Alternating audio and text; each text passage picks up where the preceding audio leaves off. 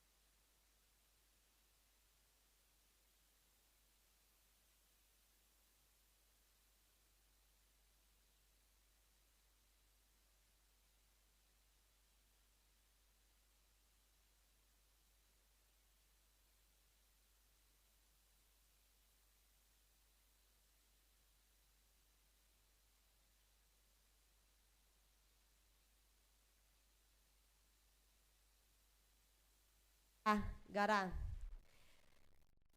Egunon eta ongi etorriak guztioi, Gasteizko Mendizabala lanbide heziketako ikastetxe integratuan egiten ari garen Hizkelan 7. jardunaldira.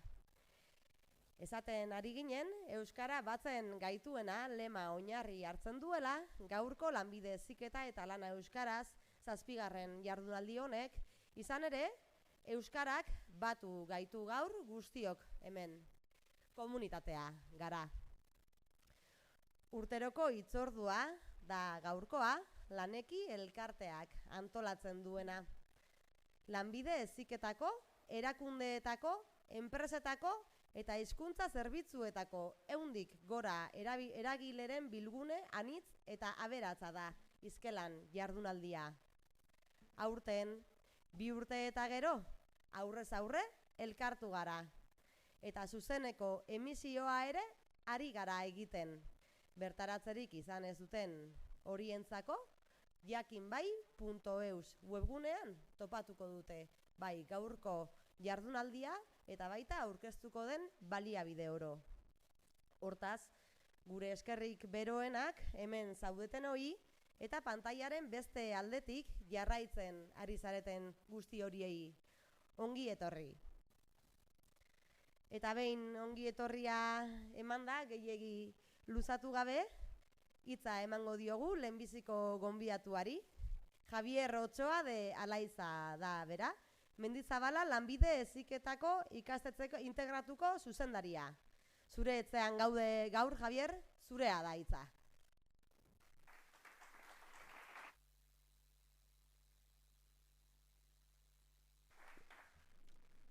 Bueno, egun on guztiei, eta benetan egun on.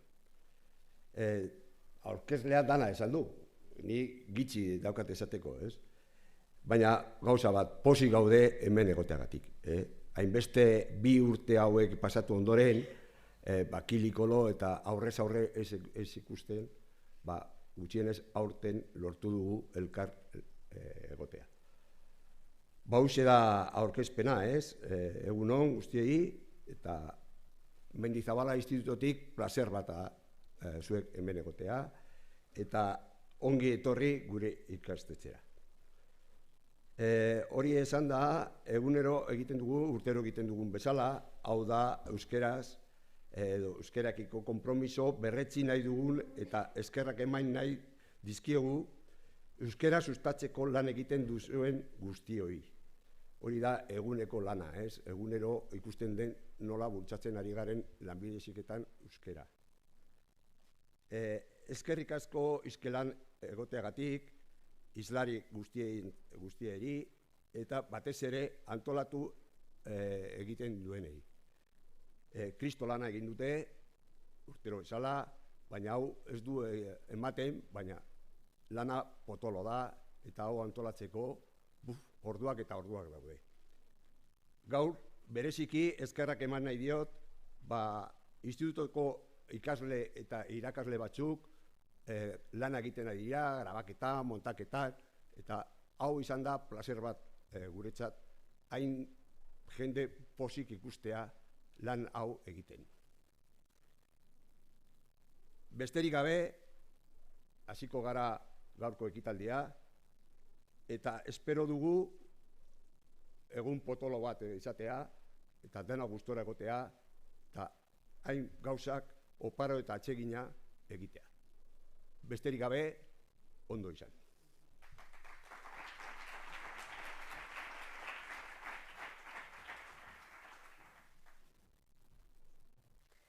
Eskerrik asko zuri, Javier Otsoa de Alaiza. Eta orain, Arabako Foru Aldundiko Euskara eta Gobernu irekiko zuzendaria den Lezuri Ugarte Aretxaga jasoko dugu, txalo zaparrada batekin.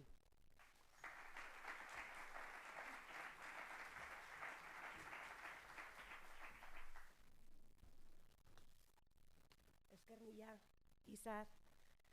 Aurrekoak esan du, etxean gaudela, ni ere etxean bezala sentitzen naiz.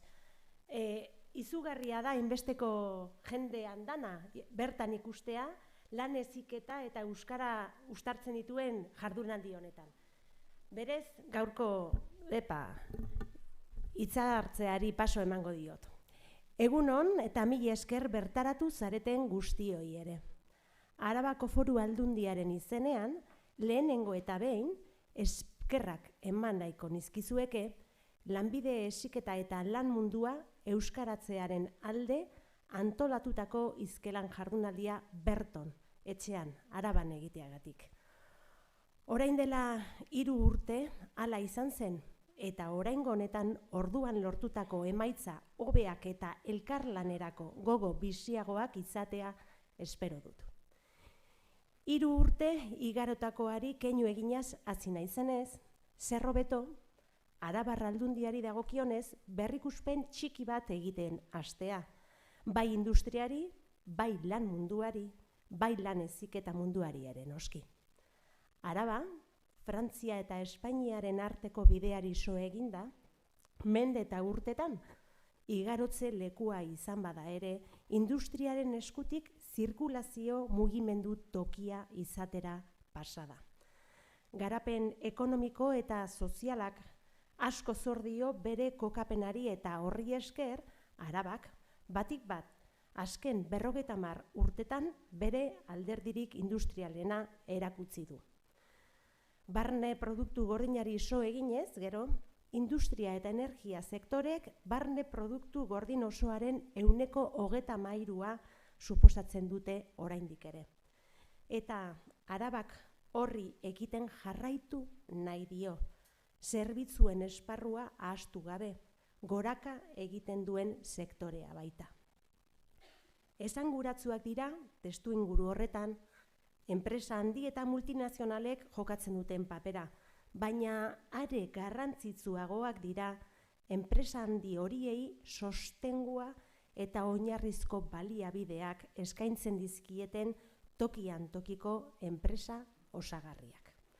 Hauexek dira, denbora tarte txikian, garantia osoz eta kostu hoberenean mundu osoan barrena ezagunak diren multinazional horien erantzun aproposena eskaintzen diotenak.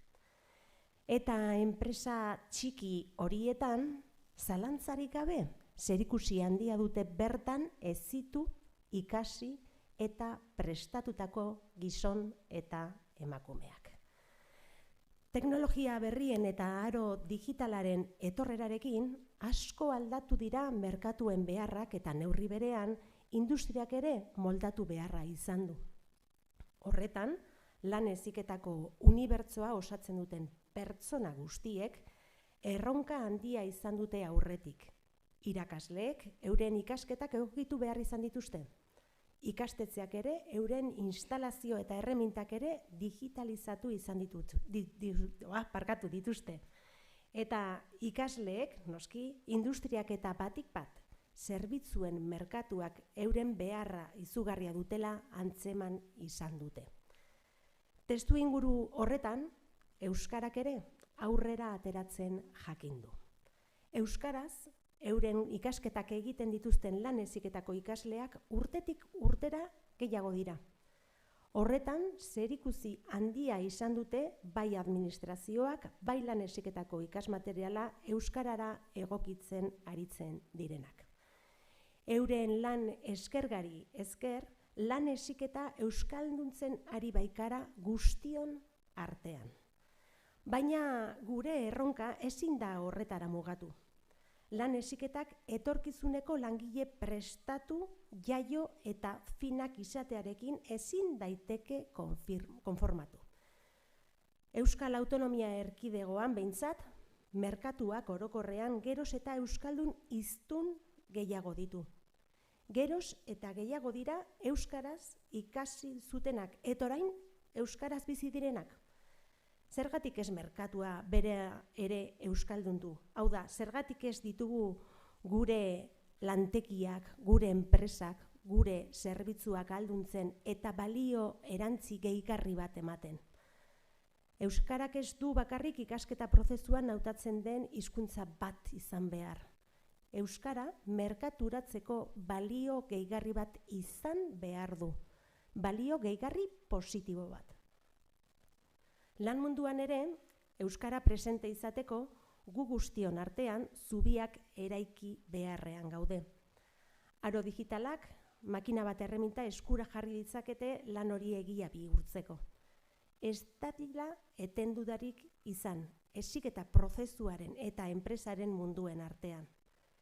Eraiki ditzagun bideak, euskara naturaltasunez mundu batetik besterako jauzia egin dezan.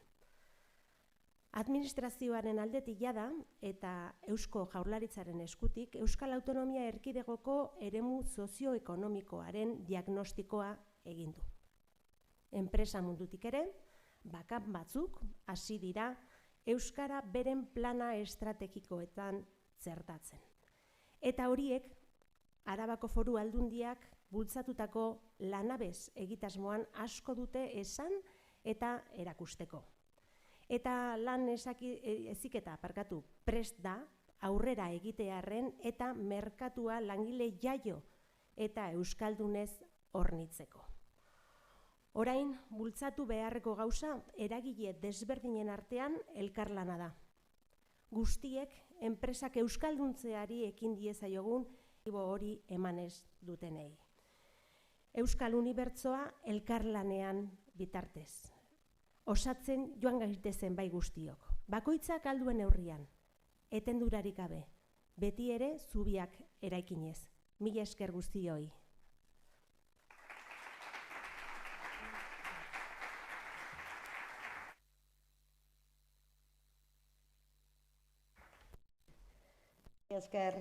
Mila esker zuri ere, lezuri Ugarte, eta segidan Eusko Jaurlaritzako lanbide heziketako sailburu ordetzako plangintza eta antolaketako zuzendari den Nikolas Sagarzazu Altzuari eskatuko diot hurbiltzeko egungo egoeraz aritzeko.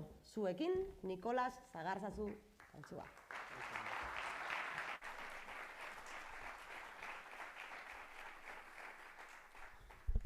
Bueno, kaixo, egun on guztioi. Eta bueno, eskerrak emanez gonbidatzeagatik eta bueno, placer badela gaur hemen zuekin egotea. Ze azkenean, lanbide heziketarentzako garrantzia handikoa da azken urteetan eman zaion bultzakada euskarari. Ni gogoratzen naiz eta zuek segurazki ere gogoratuko duzuela, baia duela, igual ikasturtea 15-16an, justu eguneko 25 edo geneukagun matrikulatuta euskarako ereduetan, bai B ereduan eta bai D ereduan. Eta bai, gure sailburu ordetzatik, lanbide heziketako sailburu ordetzatik, martxan jarri genuen 17-18 ikasturtetan, prozesura bat, plan estrategiko bat azkenean, bultzakada bat emateko euskarari lanbide heziketan, ez?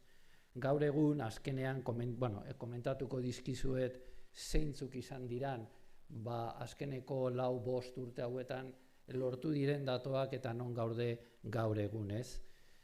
Nik komentatuko dizuet 18-19 geneukan gutxi gora bera 35.000 pertsona matrikulatuta A ereduan.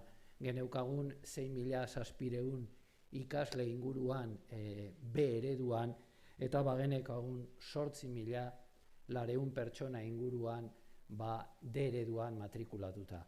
Gaur egun, eta oraindik gordinak dira datoak, ze atzo itxi genuen edo ostiralean itxi zen lanbide heziketako aurtengo matrikula, baina bai esango dizuet A ereduan daukagula 22.000 inguru ikasle matrikulatuta, berak suposatzen du konparaketa bat egiten balin badugu 18-19an hor jaitsiera bat dagoela, 2.000 inguruko ikasle ez direla matrikulatu A ereduan. Baina B ereduan, aurten, ikasturte honetan, badauzkagu 9.200 ikasle matrikulatuta. Horrek suposatzen du igoera bat 18-19rekin konparatuta 2.200 inguruko ikasle gehiago matrikulatuta B ereduan. Eta D ereduari, ekiten balin badiogu, aurten izango genituen 10.800 ikasle inguru matrikulatuta. Beraz, konparaketa bat egiten balin badugu 18-19 ikasturte horrekin badauzkagu 2.200 ikasle gehiago. Beraz, B ereduan eta D ereduan, azkeneko 5 ikasturte hauetan 5.000 ikasle gehiago izango genituen matrikulatuta B eta D ereduan. Eta A ereduan jaitsiera bat egongo litzateke. Beraz, horrek esan nahi du ze urratsa handia eman izan dugun azkeneko urte hauetan eskaintzeagatik gure lanbide heziketa baita ere B eta D ereduan. Eta guretzako, saltu handiena izan du da garrantzia ematea D ereduari, ze azkenean B ereduak ere bere garrantzia dauka, baina ikasketa osoa euskaraz egiten den eredua da D eredua. Beraz, ildo horretatik goaz, orokorrean begiratu ezkero, lehen komentatu dizuet, duela, agian igual 8-9 urte, eguneko 25 geneukala orokorrean, gaur egun orokorrean hartzen balin baditugu datoak, eta hor, sartzen ez ditugu agian, erdi mailan, goi mailako zikloan eta espezializazioko zikloan, orokorrean, matrikula erdia euskaraz da lanbide heziketan. Eta hori, ematen balin badugu datoa hori ikastetxe publikoetara, daukagu ia eguneko 60 euskeraz matrikulatuta. Beraz, horrek esan nahi du zen olako saltoa edo jautzia eman dugun azkeneko urte hauetan. Hortik goaz, azkenean nahi dezan, eskaintza ikastetxeak eskaini egiten dituzte, askok 3 ereduetan, beste kasu batzutan eredu bakarrean, baina hor dago aukera guztiak gure ikasleak nahi duten ereduan matrikulatzeko. Batzutan ez da erresa, eta urten badakizue, ziklo berri bat, mugikortasunarekin zer ikusia daukan ziklo berria, eskaini ditugu 3 lurraldeetan, ikastetxe bakoitzean eta D ereduan, eta azkenean izugarrizko zaparrada izan dugu, euskeraz eskaini dugulako, zergatik ez erdera, zergatik autoeskolako ikasleak, prestatzen ari gea, derrigortzen ari gea, gauza guzti horiek badakigu nola dan, ze burruka dagoen, baina gu beti esaten duguna, hasiera bada, nik uste eta aukera hori izan behar dugula, eskaintza handitzen balin bada, ez dago inolako arazorik, gure ziklo guztiak, eta hori izango zen, egokiena, eskaintzea ziklo guztiak, bai A ereduan, edo bai euskerako ereduan. Hori izango zen egokiena, baina hori badakigu zer suposatzen duen, eta bueno, poliki joan behar dugu gauza hauek betetzen. Beraz, hau gauzatu da azkenean, eta ez gehan nekatzen, guk ideia ditugu, guk bultzaka ematen ditugu, baina hori errealitatea bihurtzen dituzte gure ikastetxeak, lanbide heziketako ikastetxeak, eta badakigu batzutan, ze lana, ze esfortzoa suposatzen duen eredutaz aldatzea.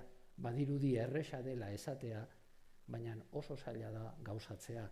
Ze hor baditugu irakasleak, baditugu ikasleak, eta baditugu baitere ikastetxeko egitura osoak, eta batzutan olako aldaketak ez dira pentsatzen dugun hain erresak.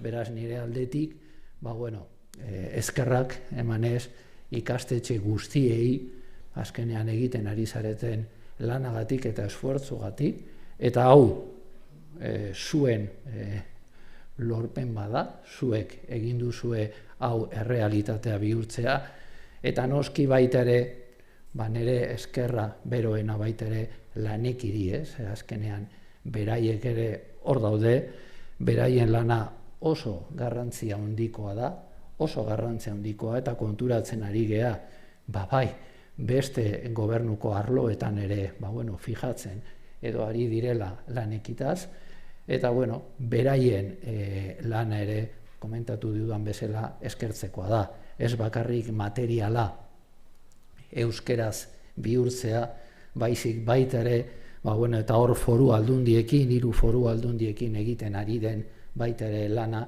gure duala, eta badakizue orain duala berriari buruz hitz egiten ari garela, eta hor baita ere aukerak, D-ereduan edo B-ereduan matrikulatu dauden ikasleak aukera izatea enpresetan ere euskeraz jarraitzea bere egonaldiak edo bere praktikak edo bere formazioa jarraituz. Beraz, nik ja ez dizuet paliza gehiago sartuko, datu horiek jarri nahi nituen azkenean zure ezagutzan, eta esanez, denon artean aigeala lortzen gure lanbide heziketa aukera zabaldu alizatea. Beraz, mila esker guztioi eta egun ona izan.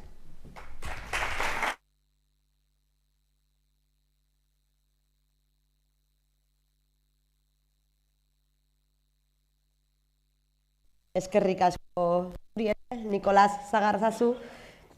Aurkezpenarekin jarraitzeko, orain Ainitze Blanco Etzaleku, Laneki elkarteko presidentaren txanda izango da. Beraz, jaso dezagun, txalo zaparrada batekin, Ainitze Blanco Etzaleku.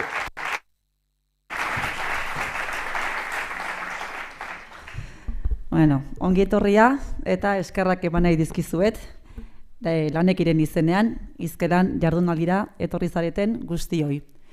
Jardunaldian parte hartuko duzuen islarioi eta jardunaldia pantailaz bestaldean zaudeten guztioi. Hizkelan jardunaldiaren 7. edizioa da gaurkoa. Urtez urte, hizkelanek gorputza hartu du. Euskerazko lanbide heziketa indartsu baten seinale. Iaz, Bizkaian izan ginen. Gaurkoan, Araban, Mendizabala lanbide heziketako ikastetxe integratuan. Eta datorren urtean, Gipuzkoan izango gara. Lanbide heziketako Goierri eskolan hain zuzen. Gaur, hizkelanen 120 lagunetik gora bildu gara.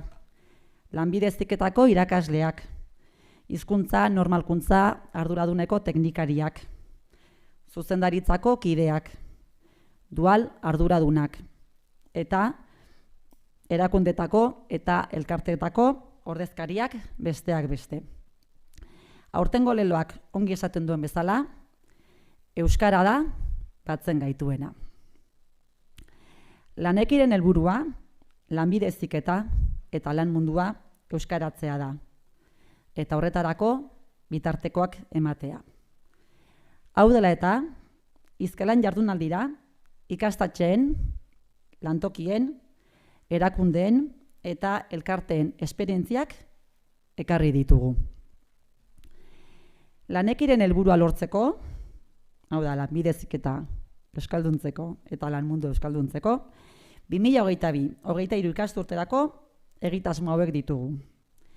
Euskarazko ikasmaterialak sortzeaz gain, euskarazko material digitalak sortzea, lanbide heziketako hiztegia osatzea, eta zierronkak euskaraz eskaintzea, eta lanbide heziketa duala euskaraz bultzatu eta baliabideak sortzea besteak beste. Lanekik bere helburua eta lana aurrera eramateko talde handi batekin kontatzen dugu. Alde batetik elkartekideak ditugu. Ikaslan Araba, Ikaslan Gipuzkoa, Ikaslan Bizkaia eta Etel. Guztira lanbide heziketako 93 ikastetxe. Guztiak lanbide heziketako sailburuordetzaren babespean daudelarik. Bestalde laguntzaile asko ere baditugu. Eusko Jaurlaritzako Hizkuntza eta Politika Saila, Araba, Gipuzkoa eta Bizkaiako Foru Aldundiak, Debagoiena eta Buruntzaldeko udaletxeak, Orona, Elai, Irizar eta Anpo enpresak, Irale zerbitzua, Berritze eguneak eta Teknika. Eta azkenik kolaboratzaileak. Ikastetxetako hizkuntza normalkuntza arduradun teknikariak eta nola ez egunero klaseak euskaraz ematen dituzuten irakasle guztiak.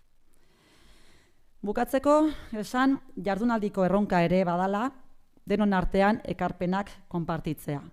Eta horretarako Twitterra, Hizkelan Traola, Facebooka, Instagram edo bestelako sare sozialak erabili dezakegula. Hizkelan jardunaldia emankorra izatea espero dugu. Helburu bat bada behintzat gaur hemendik ekintza egingarriekin irtetea. Beraz, aprobetxatu dezagun aukera hau denen artean euskara indartzeko. Elkarrekin bat gara eta gogoratu euskara dela batzen gaituena. Eskerrik asko.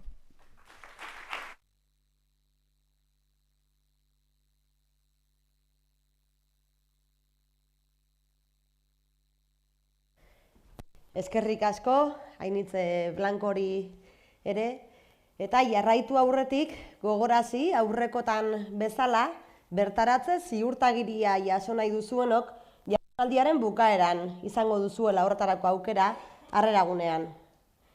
Ikusten duzuenez urtero legez ari gara, baina aurten badugu berritasun bat. Ikasleak ere Hizkelanen dugulako. Eta ez, nola nahi, gainera. Hemen, gure artean, Mendizabala lanbide heziketa ikastetxe integratuko irudi eta soinu heziketa zikloetako irakasle zein ekipoa daukagu ekarpena egiten.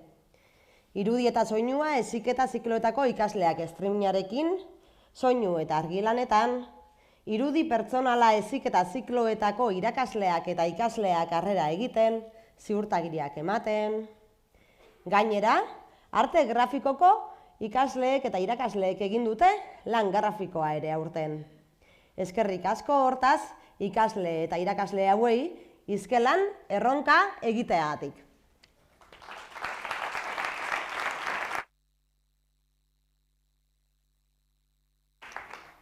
Eta behin aurkezpenak eginda, lehenengo atalarekin hasiko gara, lanbide heziketako ikastetxeak euskaraz ari dira. Eta lanbide heziketako esperientzia eredugarri asko ditugu.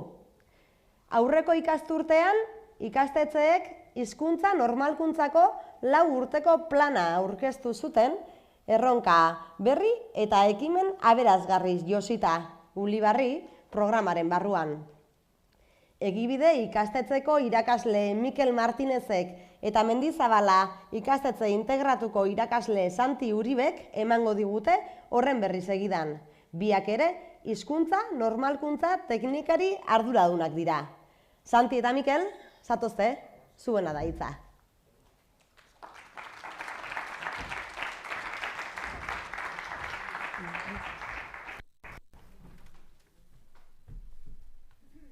Kaixo, egunon. Ni niri dagokit egitea Ulibari programaren eta Arabako ikastetxearen, hizkuntza normalkuntza ardurunen teknikari talde honen nolabaiteko hilbidearen laburpen bat egitea, eta une honetan, momentu honetan, zertan ari garen azaltzea. Hasi ginenean, gutxi gora bera, orain dela 4 urte edo, ikusi genuen Ulibari programa bera, proiektua, mintegia, ikastetxeko diagnostikoa egiteko branka eta bestelakoak, programaren jarduna eta egitura, zegoela DBH eta batxilergora pentsatuta. Orduan, ikusi genuen nola moldaketa bat egin beharra genukan gure beharretara egokitzeko, ez? Urteak pasa dela, 4 urte horietan nolabaiteko dinamika bat sortzea lortu genuen, eta helburu amankomun batzuk zehaztu genituen. Helburu amankomun horiek, ikastetxe bakoitzak bereak zeuzkan noski, baina helburu amankomun horiek aipatu den bezala hurrengo 4 urteetarako zehaztu ditugunak izan dira. Hala nola, matrikulazio garaian, euskarazko ereduetan matrikulatzera animatzeko jarduera gurutu, hau da, ikasleak nolabait animatzea B ereduko edo euskarazko ereduetan parte hartzera edo izen ematera. Bigarren helburu amankomuna edo handia izango litzateke ikastetxe barruko barne bileretan, barne bilera desberdinetan edo organo desberdinetako bileretan hizkuntza irizpideak bermatzen direla ziurtatzea.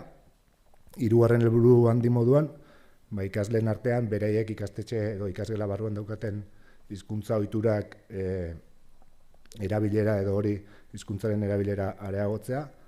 Laugarren helburua, nola ikusirik lanbide heziketako ikastetxeak garen, lan praktikaldiak ere euskaraz egitera animatzea edo behintzat ikasleei aukera hori badaukatela informatzea, eta azkenik bere ereduetan erabiltzen diren hizkuntza irizpideak zehaztea. Hori, Xanti lankideak aipatuko dizuea. Eskerrik asko.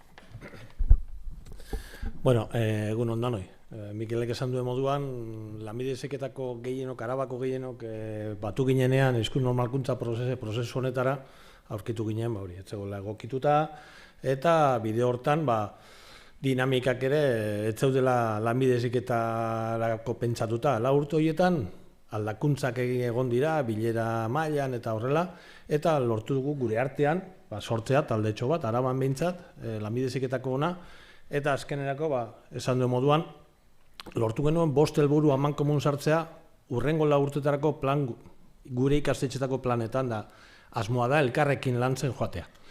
Horietako azken aipatu dena Mikel da bere duetako irizpideak, ez? Guk Mendizabalan duela 4 urte, hizkuntza normalkuntzan hasi ginenan lan eskerga genuen egiteko, eta horietako basan D ereduetan erabiltzen ziren hizkuntza irizpideak antolatzea. Zeren kontua zan ez zegoela irizpiderik. Ez zegoen irizpiderik eta irakasleek alzuten neurrian, borondate honenarekin egiten zuten alzutena. Zituzten baldintzekin. Baldintza horietan irizpide gabe ohikoa den moduan gaztelerak gain hartzen zion euskerari.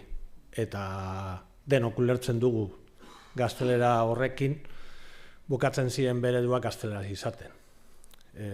Kezka horri helduta hasi ginen irizpide bila, ez genuen inuen aurkitu irizpiderik, hau da, nola kudeatu hizkuntzak gela barruan B ereduetan, eta gure asmo honenarekin hasi ginen lanean gure B ereduei begira. Irakasleak elkartu eta pentsatuz, zertzuk trena, zertzuk aukera arditzak egun, gutxienez euskeraz egin nahi dutenek euskeraz ahalik eta gehien egitea baimentzeko. Gure ikastetxe barreko esperientzietan oinarrituz, sortu genuen egoera desberdinetan eman daitezken egin ditzakegun urratzen zerrenda bat, eta bultzatu dugu hori urte hasieran B eredu guztietan horien hausnarketa bat egitzea irakasle taldeak, talde osoaren artean erabakiak hartzea, eta hori idatziz jasotzea. Menu antzeko zerbait da aukera ezberdinekin, horri alde tardiko bat, eta hor aukeratza. Hau aleginduko gara hau egiten, beste hau ere aleginduko gara. Bikoizketa daudenean horrela jokatzen aleginduko gara. Ikaslei utziko diegu, asmoa zen akta hori jasotzea, urte bukaeran horri buruzko hausnarketa egitea, zer lortu dugu, zer ez dugu lortu, zer atera zaigu ondo, zer gaizki, eta hori hobetzen joatea. Kontua da, hobetzen joate horrek ez dagoela gure esku bez. Ze urrengo urtean bere du hortan, bai ikasleen hizkuntza gaitasuna aldakorra da, irakasleen hizkuntza gaitasuna aldakorra da, ezin dugu bermatu datorren urtean ze gertatuko den. Bai? Hortaz, urtean egin beharko dugu bilera hori kurtso hasieran, aztertu zein den irakasleen hizkuntza gaitasuna, zein den ikasleen hizkuntza gaitasuna bere doietan, erabakiak hartu eta urte bukaeran hausnartu apur bat egindakoa, zer atera den ondo, zer den balioagarria, datorren urtean berriro alegintzeko baldintza berdinak gertatzen badira. Beste taldekin hori apur bat hitz egin da, erabaki dugu, denon artean hori hobetzen, Mendizabalako esperientzia hori hobetzen joatea, eta denon artean hori apur bat sistematizatu eta egitea. Bai? Eta ez dakit, denbora usteot ondo gabiltzala. Bale? Besterik ez. Ez dakit Mikel zerbait egitzeko. Eskerrik asko. Venga.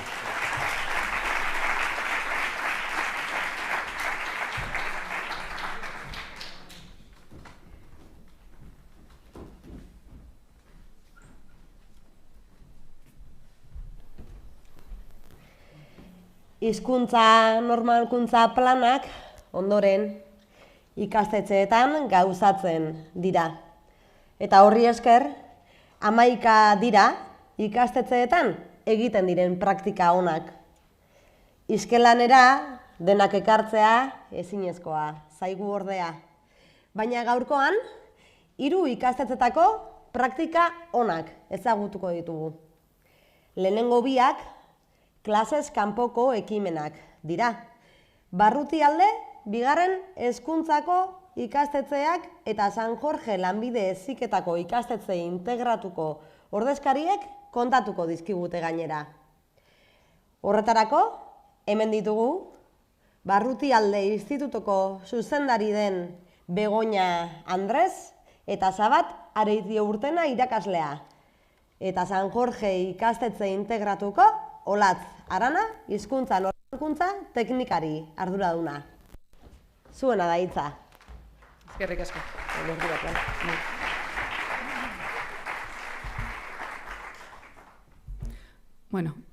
Aurkezpenak enge, izi sobran nau, egunon, Gernikatik gatoz eta ikastetxe biren izenean.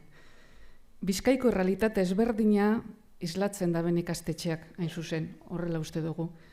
Eta gure esperientzia, gure praktikak ez dakit onak, esan dabe, eskerrik asko, gure praktika horrek zeuekin partekatzeko, hemen duzue Olatz Arana, San Jorge Teatorrena, San Jorge Santurtzin eskerraldean, eta Xabat Areitio Urtena, Barrutialdetik Urdaibaitxik, eta nineu Begoña Andres. Eta ja gisa luzatu barik, hitza mongotzat Xabateri. Aupa, egunon.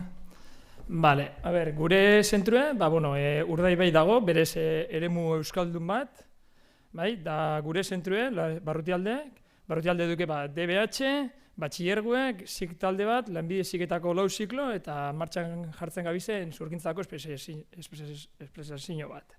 204 ikasle, baina normalkuntza batzordetik atzen nine hor detekta dugu ikaslien euskaran erabilerie daila bajatzen modu esponentzial baten atzen nien, da egin duzen neurketak hori izaten dabe. Da orduan normalkuntza batzordetik pentsa dugune, ekintzetan ikasli konten hartu eta ekintza erakargarxiek antolatzen joetia. Da horietako bat,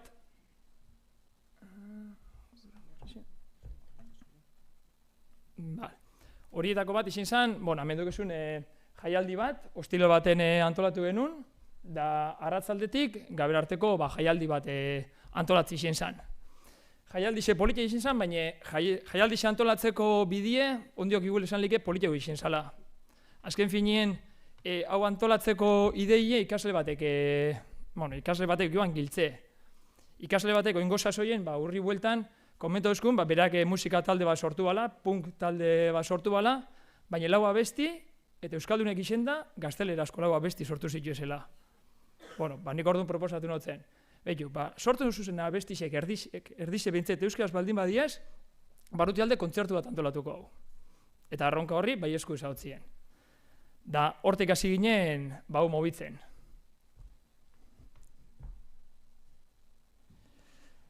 Argi euki genuen, jaialdi bat antolatzekotan, Barrutialde dau, herritik kanpora, Gernikatik kanpoko partien dau. Eta argi euki genuen, sos ereitekotan, izen bizala ja, herri mailako jaialdi bat eikie. Eta zemat eta zarata geixa egin eta erakargarri hauen, lanbide heziketako eta eskoliantzako be, oihartzun geixa be bai. Horretarako jo ginen Astrara. Astra da, azken finien, Gernika eta Busturialdin dauen kulturgune nagusixe. Eta gainera autogestionatu da. Joen ginen Astrara eta bertan kontzertu antolatzeko aukera danak emozko zen. Baina horretaz gain, han bertan sukaldi ezauela eta baskari bat eiteko be leku supera proposa zala. Orduen gu jaialdizei buelta bat emotzauen, eta pentsa genuen baskari zeikie. Kontzertu antolatzeko, Parragirre Rock elkartia ibe, beran laguntzi Moskun be bai. Hasiera baten, egun sarrera edo egun bono jarri genuzen, baskari, kontzertu eta danerako. Saltzen jarri eta 3. egunien, 150 eskaera euki genuzen. Eskaera honek izen ziren, bertako ikasliek, bertako langileek, ikasle hoiak, enpresetatik, gure enpresak sarietako jentie. Eukiban arrakasta bat, gu pentsau, baina asko zaundi xeue. Da orduen pentsau genuen, kanpun inorre ezin dugu itxi, da katerin bat kontratau, eta ja, baskari xe, askoz be handi xeuen. Eta azken finien, 180 persona torri ziren baskaltzera.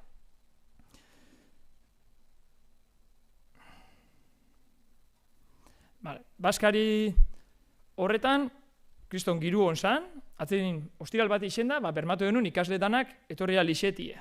Eta gero, baskaldu, bertan Astran gero jolas batzuk egin genuzen, eta gero oso ona sortu zen, azken fin, ikasle, langile eta ikasleen artien, eta ikasle horien artien harreman oso polite sortu zen, eta gero euskaldune bat ezbe. Eta gero gure naiz izan bebai, jaixe kalera ataratzie, Zaratia atara, eta eskolibe erakargarrixe iseti bebai. Eta juinen, kale jiran juinen, kitxu taldiarekin, eta gero polite sortu zen Gernikako kalietan. Eta gero handik, barriro Astra bueltatzeko, zer hobeto, batzein txistorrajan antolatzi baino. Kale jirien gero, bueltu ginen Astrara, eta txistorrajan bat euki genuen. Horren ostien, kontzertuek. Kontzertuepe, ikasle eta ikasle horiekin izen zin ardatzak hortik lotzeko. Eta gero DJ bat. Hemen onzen gutxi gora bera, 400 pertsona edo. Guztire, batzenin jaialdi amaitu eta hurrengo hastien, atzenin, ekionun feedbacka oso positibu. Danak oso posik eta errepikatu inbizala.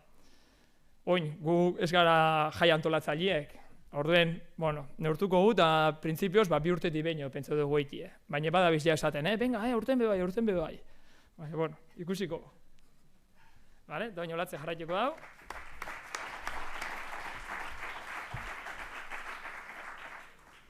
Nik orain txipe apur bat aldatzi eskatuko dutzuet.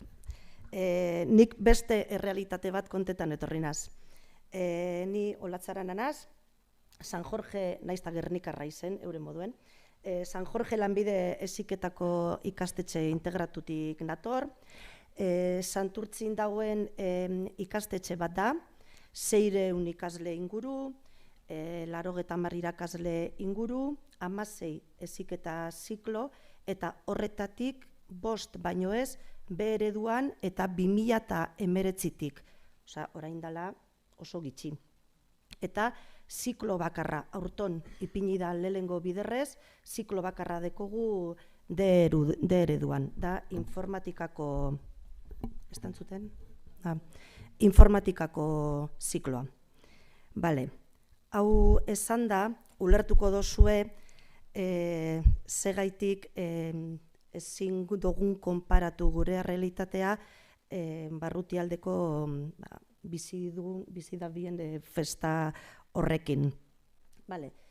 Konparazioak eitxie ez da gauze ona izaten, baina ikusteko apur bat Barrutialden ia ikasle gehienak eskualdekoak dira, beraz euskaldunak dira, eta gureak hainbat herri ezberdinetatik datoz, Bilbo handitik gehienak, baina kanpotik be asko.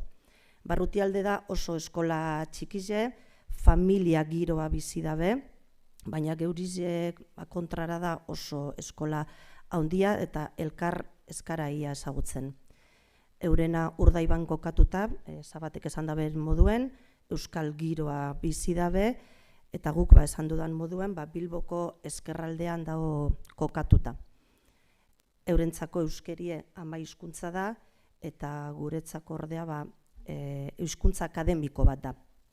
Honegaz, nahi dutena esan da guretzako San Jorge Fest bat antolatzie ezinezkoa litzatekela. Guretzako guk egiten dugu zen jarduerak edo gure egitasmoak edo ekimenak ez dira hain potoloak, dira purbet apalautsuagoak. Pasadan urtien antolatu gendun Nolega proiektua barruan, ezagutuko duzuen Nolega, Ulibarri programan diru laguntzak eta egoten diren proiektu horretan, euskerie bultzatzeko, antolatu gendun argazki lehiaketa bat, eta San Tomas egunien euskal jantzi tipikoen lehiaketa bat. 250 euroko saria jarri gendun, eta aurkeztu ziren 5 argazki, eskola guztirako zan, eskola guztira zuzenduta. Ikasleak, irakasleak, atezainak, edozeinek alban parte hartu, eta aurkeztu ziren 4-5 argazki, eta Santo Tomas egunien joan ginen jantzita, 6 edo 7. Honegaz, nahi dutena saldu hori, oso parte hartze eskasa dekogule eskolan, baina ez bakarrik euskeriegaz lotuta dauzen jardueretan. Edo zein gauza antolatzen danien, bai emakumearen egunean, martxoan 8an, edo zinemarekin lotuta edo zer antolatzen bada, edo ingurumenarekin lotutako ekimetan oso parte hartze eskasa eukitzen dugu. Orduen, egin gendun hausnarketa sakon bat, eta iaz, zelan egin gendun, Mendezabalakoak aipatu dabe, zelan egin gendun mintzagrama eta branka, eta horren ondorioz, atera gendun hor ideia oso argi bat. Ikasleak ekarri behar dugu zaela gure euskera taldera. Euskera taldie beti dau osatute, edo normalien dau osatuta irakasleekin. Eta pentseu gendun eurek ia zer sentitzen daben, ze ideia dekien, zer nahi dabien ekarri, ze karpen dekien, eta ekarri gendu zen gure taldera. Eta hori islatu dugu gure 4 urteko proiektuan. 2022-2026 proiektuan jarri dugu hori, ikasleak gure taldean egongo direla oraindik aurrera. Bale, amaitzeko, denbora gitxi daukagu, hor jarri ditut ondorioak edo horren ondorioen erabakiak, zerabaki hartu dugu zan talde moduen. Komenteu dugune, ikasleen ordezkari nagusia gure euskera batzordean sartzea, enpresetako praktikaldia euskeraz izan dadin bultzatzea, hori oso importantea da, guk ez daukagu ez B eredukoak, ez A eredukoak, B ereduko eta D eredukoak aurton hasi dire, orduan oraindik ezin dabe, baina B ereduko inok ez deu zeitzen praktikak euskeraz gure eskolan, batabez. Ez dugu lortu batabez euskera zeitxe praktika. Behintzet, modu formal baten, igual euskera zeingo da be, noizien behin, baina dokumentazioa eta hori guzti hori erderaz dago. Zikloetan, D eredua ezartzearen alde lan egitea, oso astirogoaz, oso astiro, abeni hor hasi nintzenetik oindala 8 urte, gauzak asko hobetu dira eta euskera askoz gehiago entzuten da, pasilloetan, gelatan, baina oraindik bide luze bat egiteko daukagu. Bide honien goaz, ustegot, baina oraindik luzea da. Doako euskera klaseak behantolatzie eskolaz kanpoko ordutegietan proposatu dugu, migratzaile asko daukaguz, eserrestakienak eta horrentzako doan, euskerako klaseak, eta bukatzeko hortxe jarraitzie, ez da besterik. Jarduerak antolatzen jarraitzie, naiz eta bide luzie eta neketsue izan. Bale, eskerrik asko.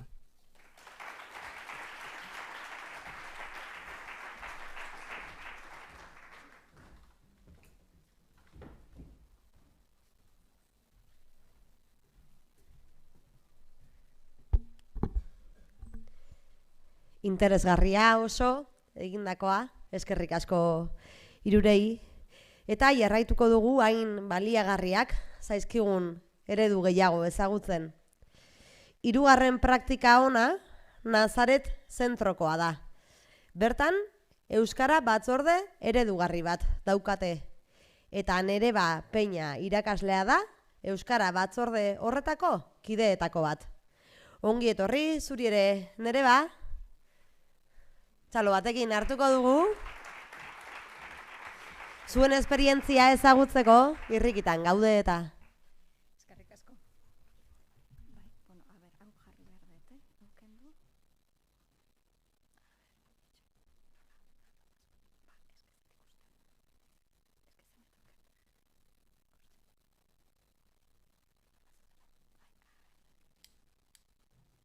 Bueno, barkatu hemen betaurrekoak jarri behar, bestela...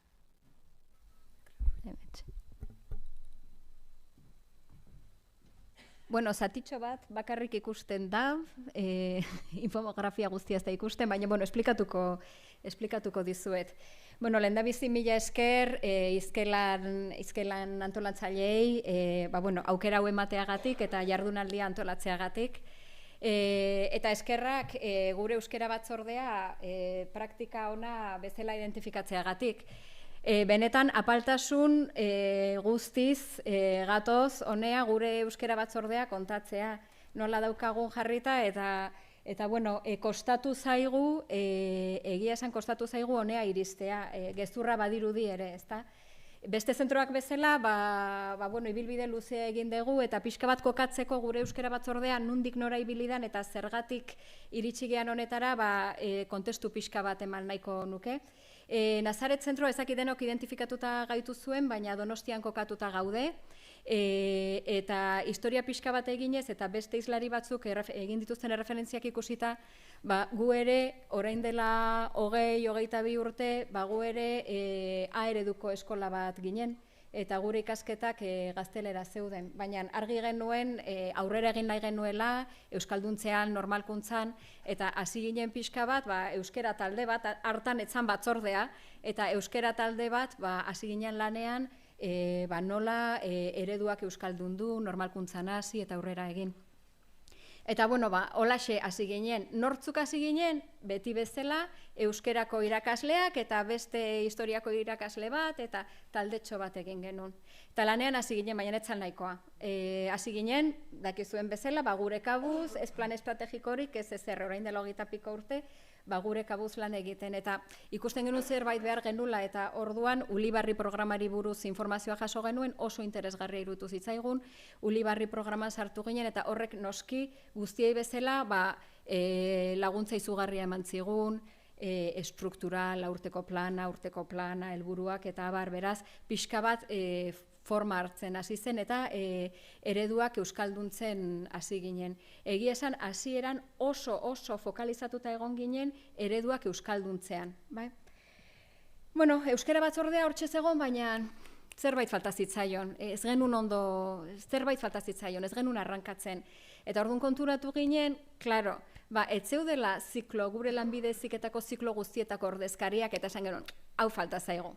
Eta orduan gonbidatu genitun ziklo guztietako ordezkariak euskara batzordera. Eta esan genuen, jazta.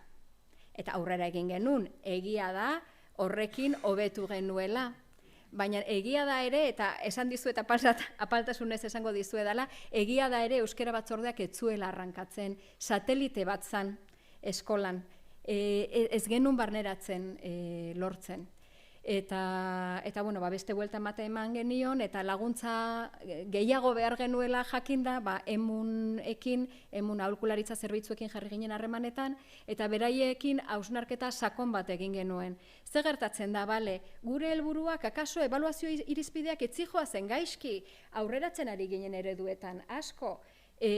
Gaur esan dezaket, gure lanbide heziketako ikasketa erdiak ja D ereduan ditugula.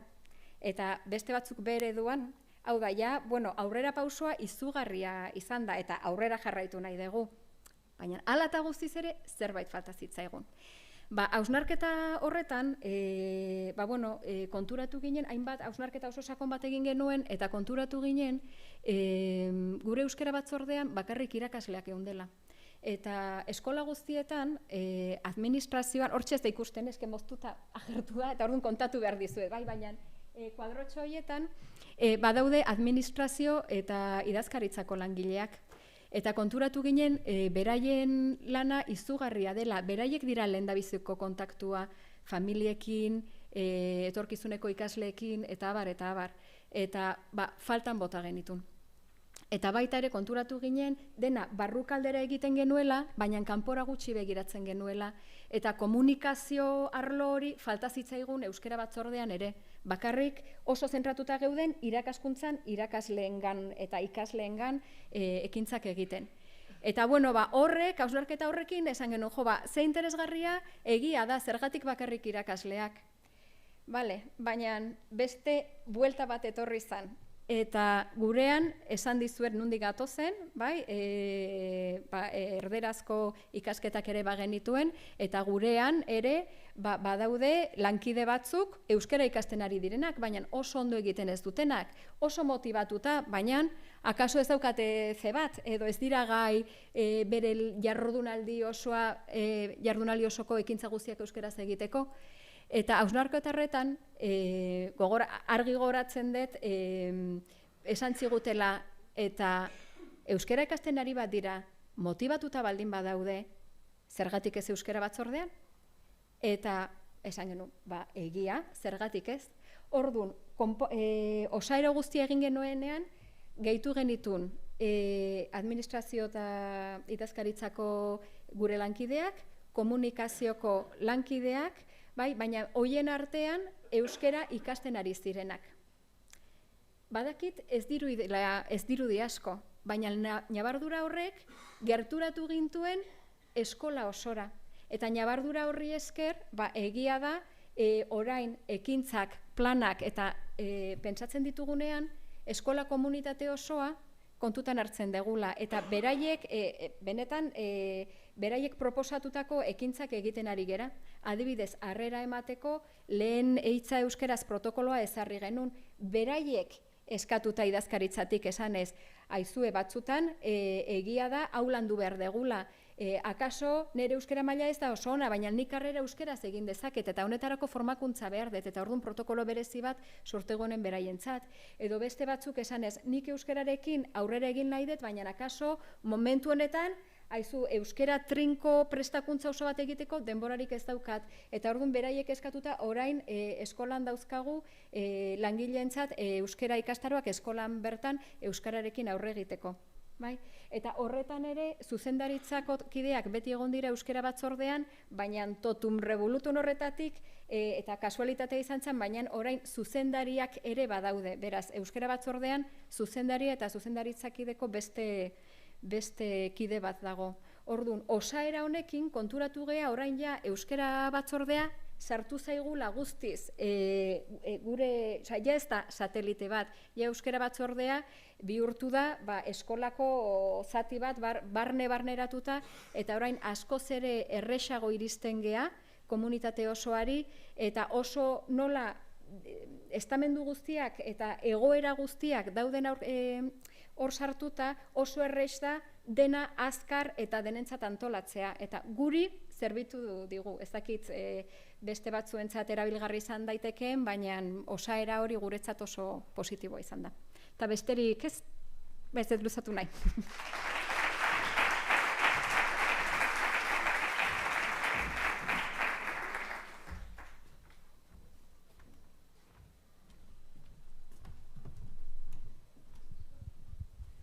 Eskerrik asko, nere bat Euskara Batzorde osoari zuen esperientzia azaltzeagatik. Adi, entzun ditugu praktikak, norbere ikastetzera eramateko modukoak baitira, ikusten duzuenez, gaur egun baliabide asko ditugu Euskararen normalizazioan lagungarri. Eta jarraian, jarriko dizuegun bideoan, bilkuretan edo bileretan, Euskara bermatzeko tresna proposatzen dizuegu. Telegram bidezko, aldi bereko interpretazioa. Aurrera bideoa.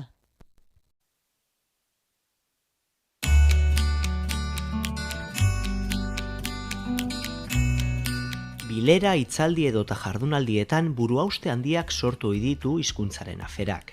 Beti egon ohi da euskera ulertzen ez duen pertsonaren bat, eta horregatik gaztelerara jotzen da sarritan, euskera albo batera utziz.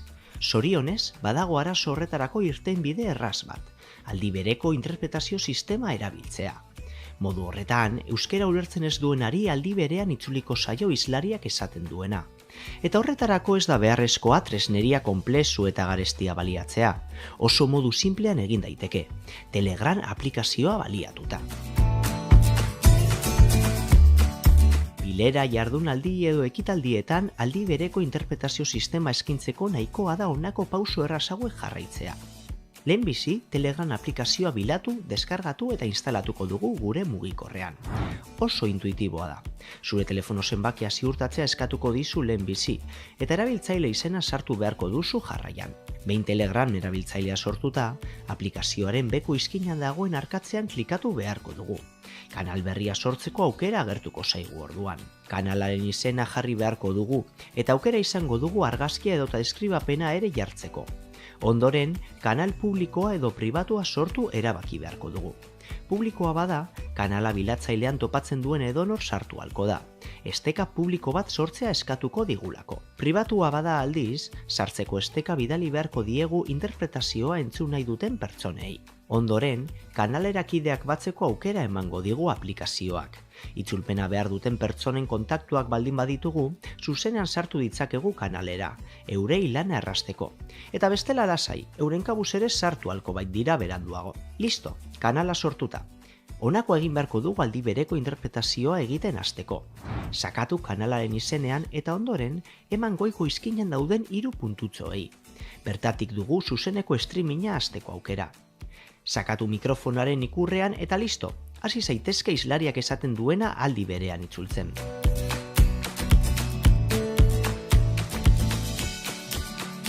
Interpretazioa jarraitzeko aldiz, jarraitu interpretearen argibideak. Bilkurako partaide bolondrez bat edo bilkurako hizlarietako bat arduratuko da interpretazioa egiteaz. Berak emango dizkizu audioa entzuteko aurikularrak. Egin beharko duzun gauza bakarra honakoa izango da. Telegram aplikazioa deskargatzea eta bilatzailean kanalaren izena bilatu edo interpreteak pasatzen dizun estekan sartzea. Klikatu zuzeneko streamingean eta konektatu aurikularrak mugikorrera. Eta listo, hizkuntzaia da ez da traba izango. Telegramena gainera, adibide bat baino ez da. Aldi bereko itzulpena egitea ahalbidetzen duten doako beste hainbat tresna baitaude eskura. Ikusten duzunez, ez dago aitzakiarik. Hemendik aurrera arazo gabe jarraitu halko dituzu aurkezpen, bilera eta ekitaldi guztiak. Euskara, zugatik klik.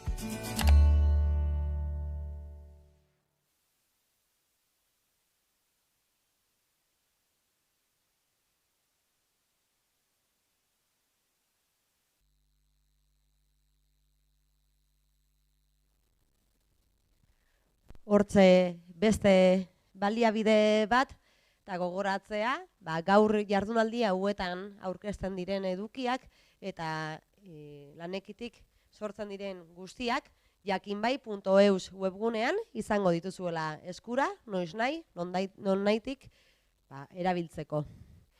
Eta hau esan da, hurrengo atalera salto egingo dugu jarraian, ikastetxeetan etekin handiko zikloak baititugu, eta erronketan oinarritutako hizkuntza kolaboratiboa baitute ardatz. Eta hazi ereduaren ezaugarrietako bat da hizkuntza komunikazio gaitasuna lantzen dela ikasgeletan. Armeria lanbide heziketako ikastetxe integratuan ere hala egiten dute. Eta Maider Meabe eta Jurgi Barreña irakasleak gonbidatu ditugu euren esperientzia kontatzera. Zatozte, Maider eta Jurgi, eta kontaiguzue, ea zer den zuek egiten duzuen hori.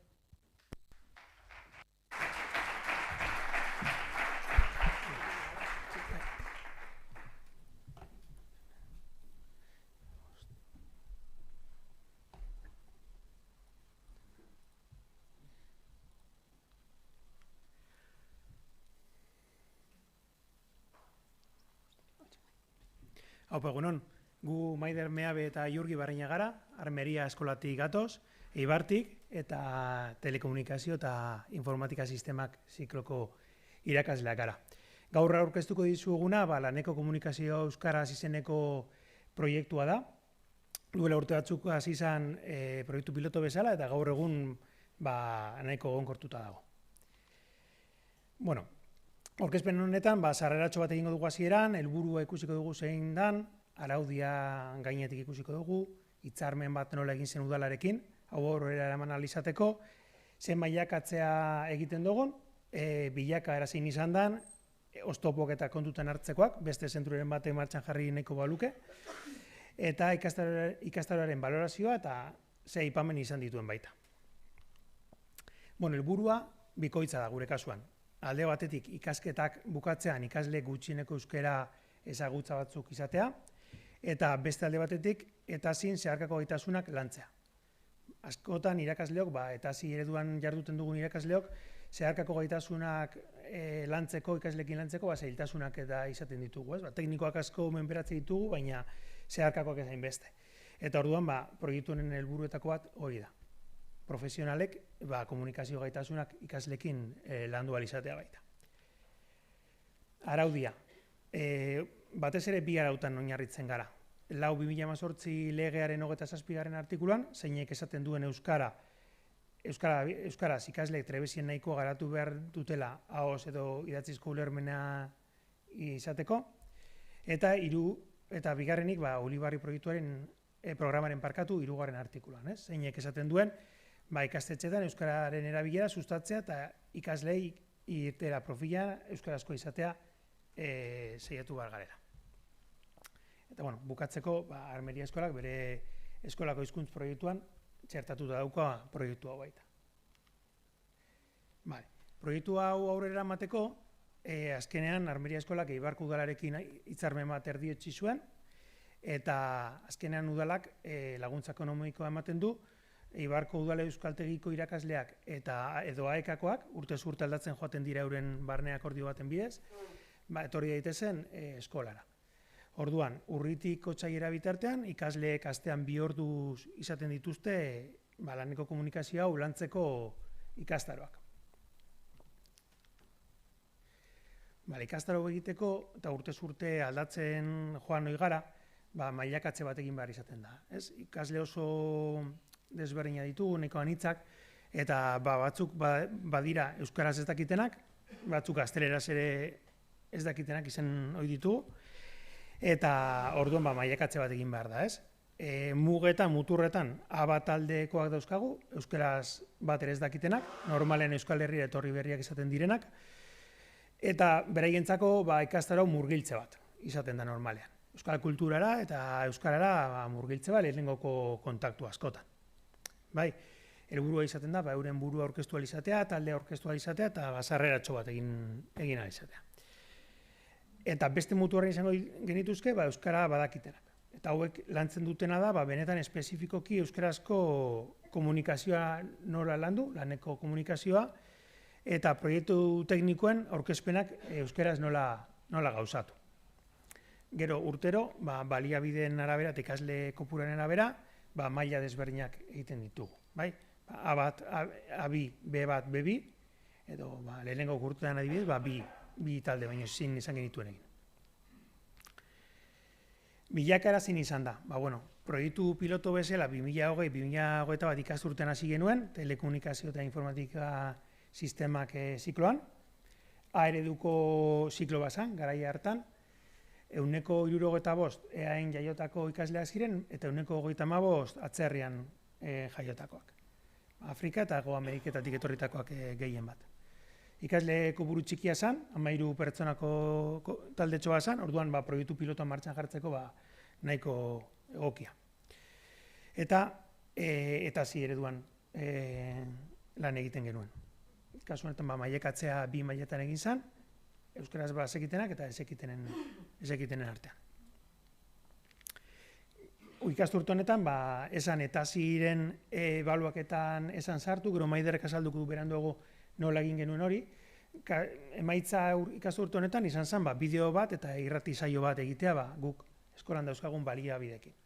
Eta, gero aurkezpena ikusi nahi baduzue, hemen dauzkazue 3 bideo, ikasleek egindako 3 bideo, euren burua eta euren herrialdea azaltzen. Bigarren ikasturtean gure zikloari mantentze elektronikokoak ere gehitu zitzaizkigun eta ondorioz ikasleak bikoiztu zitzaizkigun. Horrez gain, eredu hutsean egotetik, bi zikloetan aurrenengo maila B+ eredu izatera pasa ziren. Ikus dezakegun bezala, ikasleen perfila ere zertxobait eraldatu zen. Kasu honetan, atzerrien jaioak 125 izatera jaitsi ziren, lehen 135 ziren.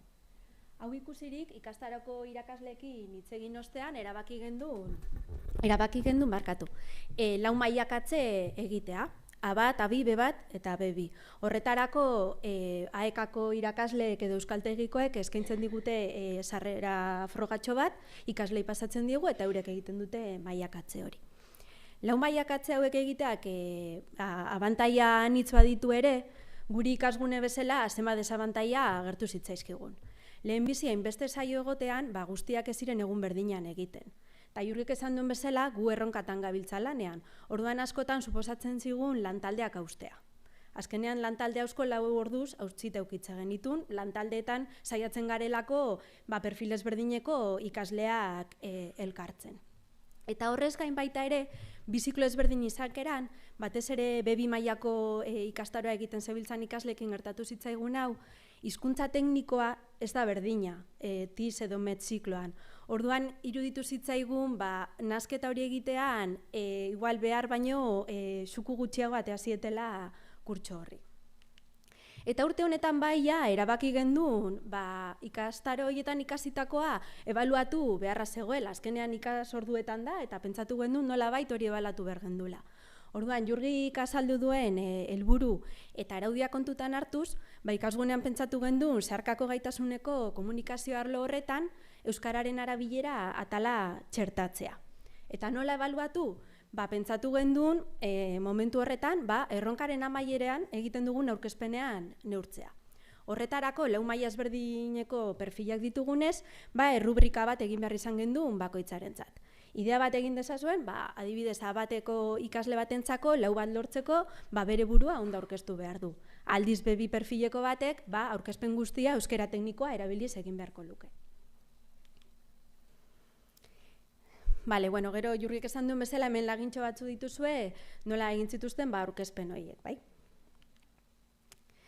Aurten berriro ere etiziklokoak bakarri gelditu gara. Eta ondorioz ikasle kopurua berriro ere pixka bat jaitsi zaigu. Eta ez hori bakarrik, kasu honetan B+ 2 mailatan daukagu. Ondorioz, berriro ere gure ikasleen perfila pixka bat eraldatu da. Ikusten duzuen moduan, atzerrian jaioak 110 arte jetxi dira, bai? Eta gainontzeko guztiak Euskal Herrian jaioak dira. Kasu honetan, irakasleekin batzartu gara eta 2 mailakatze egingo ditugu.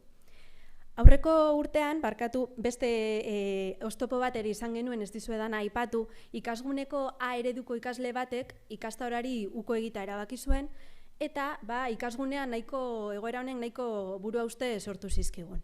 Orduan, aurreko urteko oztopo horiek ikusiz, urten erabaki duguna da ikasle guztiak ordu berean joango direla ikastarora, taldekatze horiek ezausteko, eta horrez gain, ikastarora joan nahi ez duen ikasleak, ordu horietan gelan gelditu beharko du komunikazioa lantzen guk eskainitako material baten bidez. Hau da, bai ala bai, astean 2 orduz komunikazioa landu beharko da. Nahi duenak eskuragarri dauka ikastaroa, eta ez duenak nahi, gelan geldituko da komunikazioa lantzen. Eta horrela, A ereduko horrekin suertatu zitzaigun oztopori edo gainditzea lortu dugu. Ebaluazioa aurreko urteko berdina egitea erabaki dugu. Oraingoz, aurten ere erronken aurkezpenean neurtuko dugu euskararen erabilera. Ikusi duzuen bezala gure bilakaera ez da lineala izan, baina honek ez du gure proiektua eten. Eta ez hori bakarrik, Armeria Eskolako hizkuntza normalkuntza taldeak rendezioa da, etorkizun batean ikastaro hau eskolako ziklo guztietara zabaldu ahal izatea. Eta bide horretan jarraituko dugu. Orduan, oztopoai aurre eginez eta baita ondo egindako lanak indartuz. Nahi duenarentzat hemen utzi ditugu aipatu ditudan oztopoak eta kontuan hartzekoak idatzita. Badakizue, bide berri bat hasten danean, polita kontatu behar da, baina batzutan zenbat oztopo ere badaude. Orduan, zuek jakin ditzazuen. Bide honetan ere oso garrantzitsua izan da urte amaieran egiten dugun balorazioa. Urte amaieran ikasle eta irakasleen balorazio bat jasotzen dugu. Ikusten duzuen bezala oso positiboa da, baina guretzat benetan interesgarriena da ikasle eta irakasle horien parte hartze aktiboa. Azkenean baiek eskaintzen bandigute hobetu ahal izateko informazio guztia. Eta azkenik, kurtso amaieran erabaki genduen ikaslei baiei galdetzea behien iritzia zein den ikastaro honen inguruan. Eta, oraintxe jarriko dizuegu.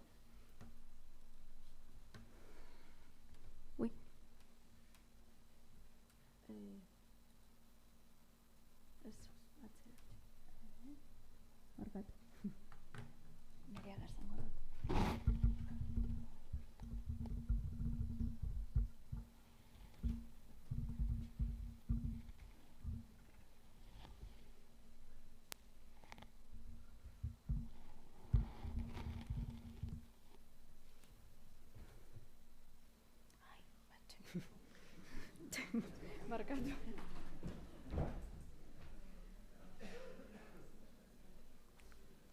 Aipatu bidan ikusiko duzuela, igual gehiengoa pentsatzen dute askotan ikastaro interesgarria dela B2 maila duenentzat. Baina ikusiko duzue gehien eskertzen digutenak diela benetan euskararik ez dakitenak. Eta guretzat hori oso aberasgarria da, askotan ikastarotik datoz eta azten dira, maizu, zure neska lagunak nola izena du, eta holako galderak egiten eta sortzen dira egoera oso politak ikasle eta irakasleen artean. Espoltzan datat. Markatu.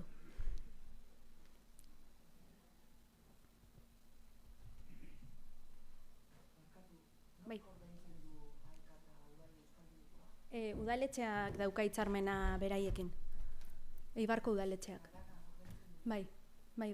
Berak hori urte horretako ikasleen perfilaren arabera eta kopuruan arabera erabakitzen du hori mailakatzea. Lehen urtean adibidez 4 mailakatze egin zirenez, irakasle gehiago behar izan ziren, eta urten adibidez 2, baina guztia Eibarko udalaren babesari esker lortzen dugu. Agare gusten dira. Bai.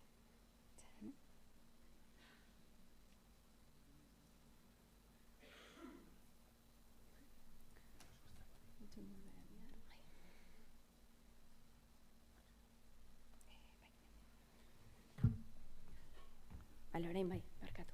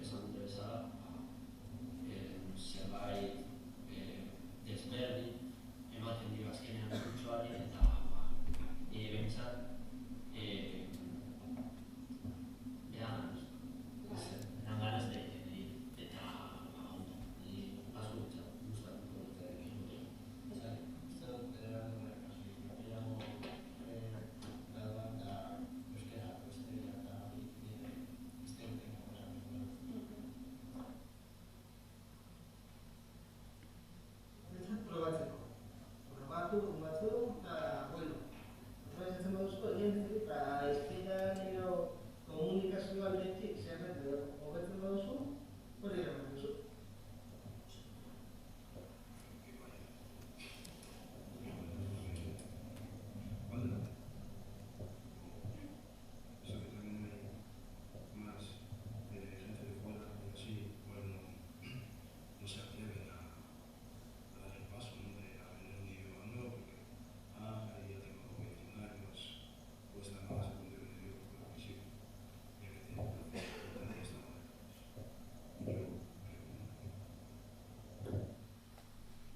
Bale, bueno, ez dakit oso ondo entzuten zan, baina ikusi zuen bezala, aipatu egun moduan, batek bota digu izkera teknikoana bizikloak nastean, hortik atara gendunez, igual ez dela ideia ona bizikloak nastea, eta batez ere komentatu duguna, hor ikusi duzuen Neizan Afrikarra da, etxekien euskerarik, eta aurrenengo erronkan bere burua aurkeztuzun, eta laugarren erronkan bere burua aurkezteaz gain, sarreratxo bat egintzun, eta beste diapositiba bat aurkezteko gai izan zen.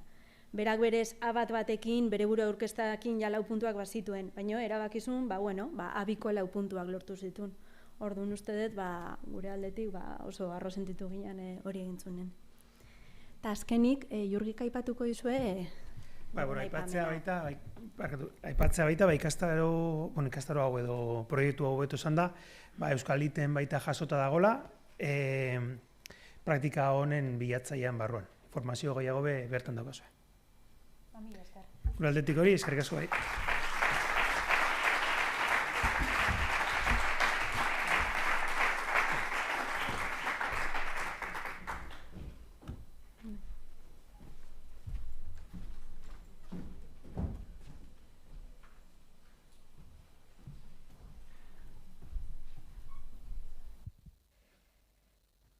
Armeria ikastetxe integratuko testigantzaren ondoren, Meka lanbide heziketako ikastetxe integratu osoko erronka baten berri emango digu gure hurrengo gonbidatuak, Ane Alustizak, Meka ikastetxe integratuko zuzendariak. Txalo zaparra batekin, igotzen den bitartean, berak azalduko digu, baina Ane, bideotutorialen lehiaketa bat egin zenuten zuek, zer da, zehazki egin zenutena? Bai. Bueno, egunon, gaur hemen gerturatu zareten guztioi, eta eskerrak eman, lehenik eta behin laneki arduradunei, gaurko gonbidatuak izateatik. Bueno, esan duen bezala, gu Meka lanbide ikastetxe zentro integratutik gatoz, eta, bueno, gaurko asmoa da hemen zuei azaltzea edo partekatzea zuekin guk ikasleekin euskara sustatzeko egiten ditun praktika edo ekintza horietako bat. Esan behar da, gure ikastetxea nahiko euskalduna da, Elgoibarrengareko kauta, 13 ziklo ezberdin ditugu eta danak D ereduan ditugu. Horrek suposatzen du, 86 ikasleko klaustroa ere guztiz euskalduna dela, eta zuzendaritzatik ere dokumentazio guztie dana euskeraz daukegu. Orduan, hemen kontauko dizuetena da pixkat guk hizkuntza normalkuntzako arduradunak antolatutako edo erabakitako edo pentsautako ekintza zein izan zen iaz. Aurretik aipaudan bezala eta metodologian gare sartuta, hainbat urtetan, eta nahiko barnerauta daukeu ziklo gehienetan, bai lehenengo eta bigarren mailako ikastaldeetan. Orduan, guk pentsau gendun, izan zikela ekintza bat, erronka bat planteatzea ikaslei. Gure ikastetxen dauzkeun ziklo formatibo guztik, batzuk dia industrialak, familia industrialekok, beste batzuk zerbitzuetakok.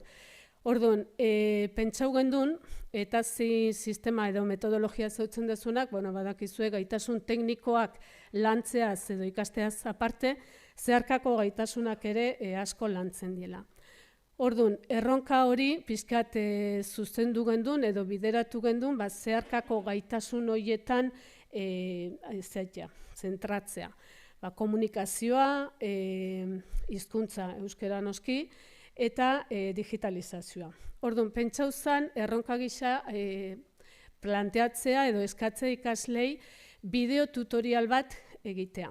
Hau da, ziklo bakoitzen, beraiek, bere gaitasun teknikoak landuz, hau da, bakoitzei dagokion ikaskuntzak aplikauez, baina beste bide batetik komunikazioa, digitalizazioa eta horiek praktikan jarriz. Orduan, askotan, danok dakiu ikasleei eskatzen zaienen lan estra edo aparteko bat, batzutan diela nahiko ezezkorrak, ez? Orduan, esan gendun, honi lehiaketa ikutsua emango diu. Orduan, erabaki gendun eitzea bideo tutorial lehiaketa.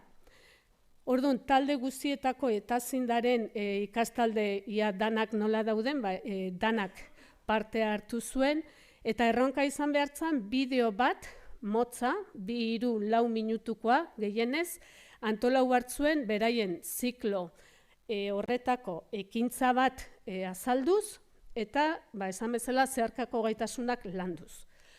Orduan, esan gendun, epe bat jarri gendun horretarako, eta gure harridura izan zen, uste baino bideo gehiago jaso ginuztela.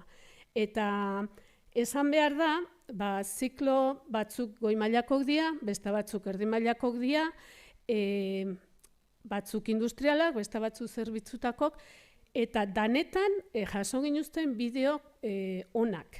Orduan, zer hobeto, adibide bezala ikustea zerreintzan, eta jarriko ditu guain bi bideo, zaila izan da aukeratzea zein, ikusteko bideo bat da automozio familikoa karrozeria zikloko erdi mailako ikaslek eindakoa, eta beste bideo bat da goi mailako administrazio eta finantzatako taldeko ikastalde batek eindakoa. Orduan, horre ikusten da, bat goi mailakoa, beste erdi mailakoa, bat zerbitzutakoa, bestea industrialekoa, eta bideo lehiaketa hau talde guztitan ondo hartu zutela, eta guk, gure sorpresa izan zen, bideo onak jaso ginuztela. Egie da lehiaketa jartzen dezun momentutik, sari badau, eta sari eote horrek ere, jendea animau egiten da, baina ez dut uste saria izan zanik bakarrik arrazoia, zerbait berri ezan, ezberdina zan, eta jendea ikasle asko animatu zien. Ordu, nuain hemen pare bat bideo ikusi halko ditzue, motzak dira, minutu eta erdi, aukerau ditut oso luzeak ez dienak, naiz eta 4 minutuko kebaginuzten, baina esan zien 10 minutu daukezu dana azaltzeko. Orduan, bi bideo dare, minutu eta erdi irauten duenak, eta ikusi aldezue ikaslek eindako bideo tutorialak.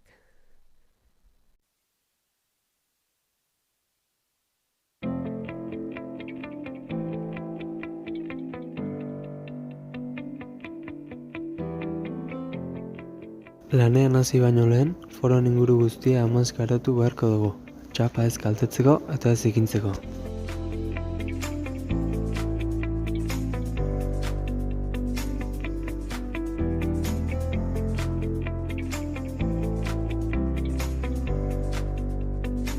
Bi amaiera emango dizkiogu, foro bat publitu eta bestea barnizatu egingo dugu.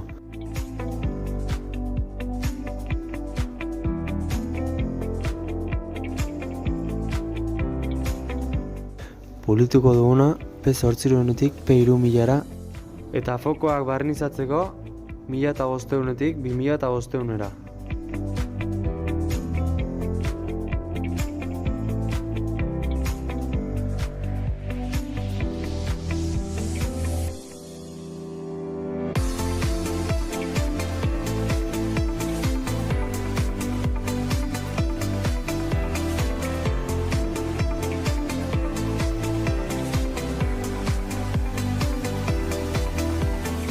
Fokoa pulitzeko erabili beharrezko erraminta.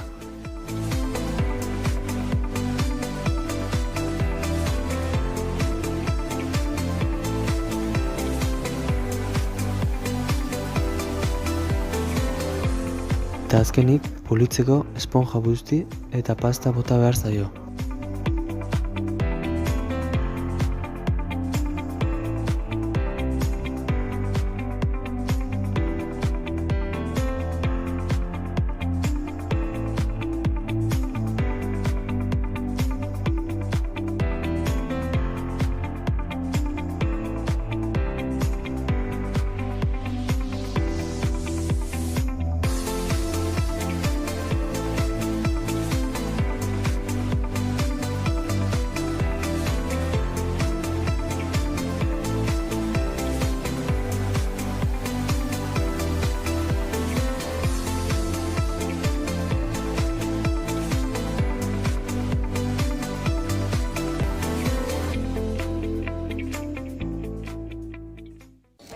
Lan elkarrizketa daukazu? Nola jokatu jakin nahi? Hona hemen elkarrizketarako tipsak. Sartzeko baimena eskatu atea joz. Musukoa jantzita eraman.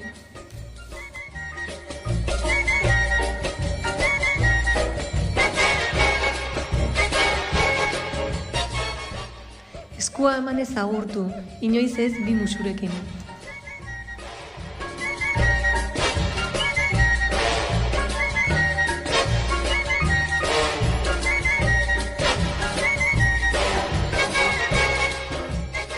Mugikorra isilpean eta gordeta beti.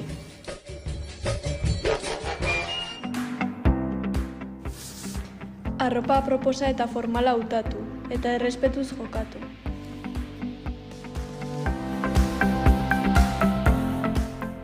Lan elkarrizketarako tipsak. Joan aurretik enpresaren informazioa bildu ahalik eta gehien ezagutu dezazun. Aukeratu arropa egokia eta txukun. Beti 10-15 minutu lehenago heldu. Konfiantzaz eta segurtasunez jokatu, baina ez harrokeriaz. Kurrikuluma oso garrantzitsua da, eraman zurekin kopia gehigarri bat. Izan atsegina elkarrizketatzen zaituenarekin. Erakutsi ezaiozu lanean hasteko irrikitan zaudela.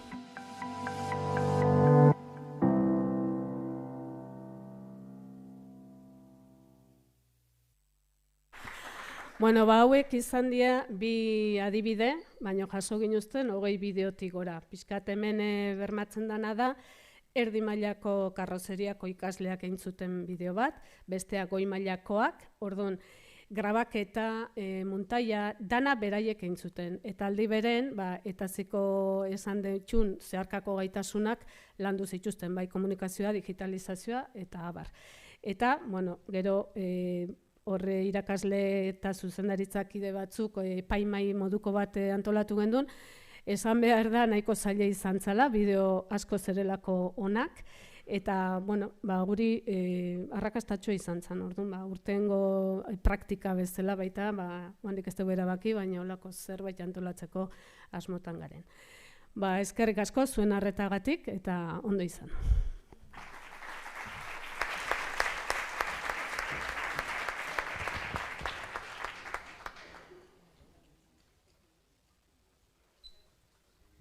Eskerrik asko zurian, erronka interesgarri hau kontatzeagatik eta aipatutako esperientzietatik ikasi eta gurean martzan jarditzagun. Gogoratu eraberean gaurko aurkezpen eta eduki guztiak jakinbai.eus webgunean topatuko dituzuela berriki eta pixkanaka bagoaz. Jardunaldian aurrera segidan Lanbide Heziketako euskarazko materialaren atalari helduko diogu. Kaixo, lan magikoa, egiten baitute lan magikoa. Orain jarraituko duzu horrekin izar. Importaz baldin bazaizue, barkatu molestatzea, baina nengoen olatzekin hitz egiten eta gauza ilegal bat erakutsi nahi dizuet. Bai? Eta gero jarraituko du. Da, segunduko, ikusiko duzuzuk ere hortik, eserita? Asko gustatuko zaizu, benetan. Hau oso praktikoa da. Ez da berrazko atxalo egitea, oraindik ez garazi, da gauza ilegal bat erakutsi nahi dizuet. Adibidez, zuzar irakaslea ez da? Ez zara notarioa. Notario aurpegia daukazu, gaur gure notario izango zara. Eman daukat 10 euroko bilete bat. Hurbildu pixkat mesedez, hartu biletea eta begiratu normala dela. Ez daukala ezer pegatuta, ez daukala poltsikorik. 10 euroko bilete bat, besterik ez. Bai, ez da? Eskerrik asko. Erakutziko dizuet, zerin behar den horrelako bilete bat faltsifikatzeko. Bilete txiki bat behar duzue. 5-10 eurokoa askoz jota. Ezerrez eskuineko eskuan eta ezerrez eskerrekoan. Hartzen da biletea, erditik doblatu behar da, eta 2 aldiz gehiago. Bueno, bigarren bat, eta 2 aldiz gehiago, orain bai. 3 aldiz. Doblatu, eta 4. Orain, putz egin behar da, eta zabaltzean ikusiko duzu zer gertatzen den. Aldatzen zaio pixka bat kolorea. Hortik ikusten daia kolore aldatu dela, pixkatxo bat. Aldatzen da tamaina. Aldatzen dira zenbakiak, eta orain hemen daukazue 50 euroko bilete bat. Hurbildu ikusteko benetan faltsifikazio ona dela, ematen du benetazkoa dela, ez egin txalo mesedez, gero ingo duzu etxalo.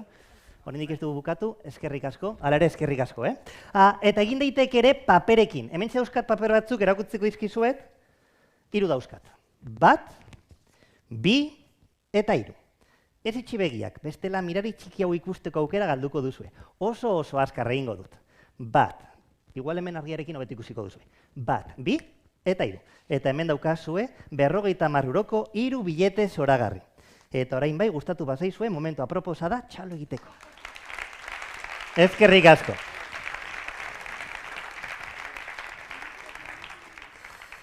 Nik magoa naiz, baina da tapadera bat, ni benetan honetara ikatzen naiz, bileteak egitera.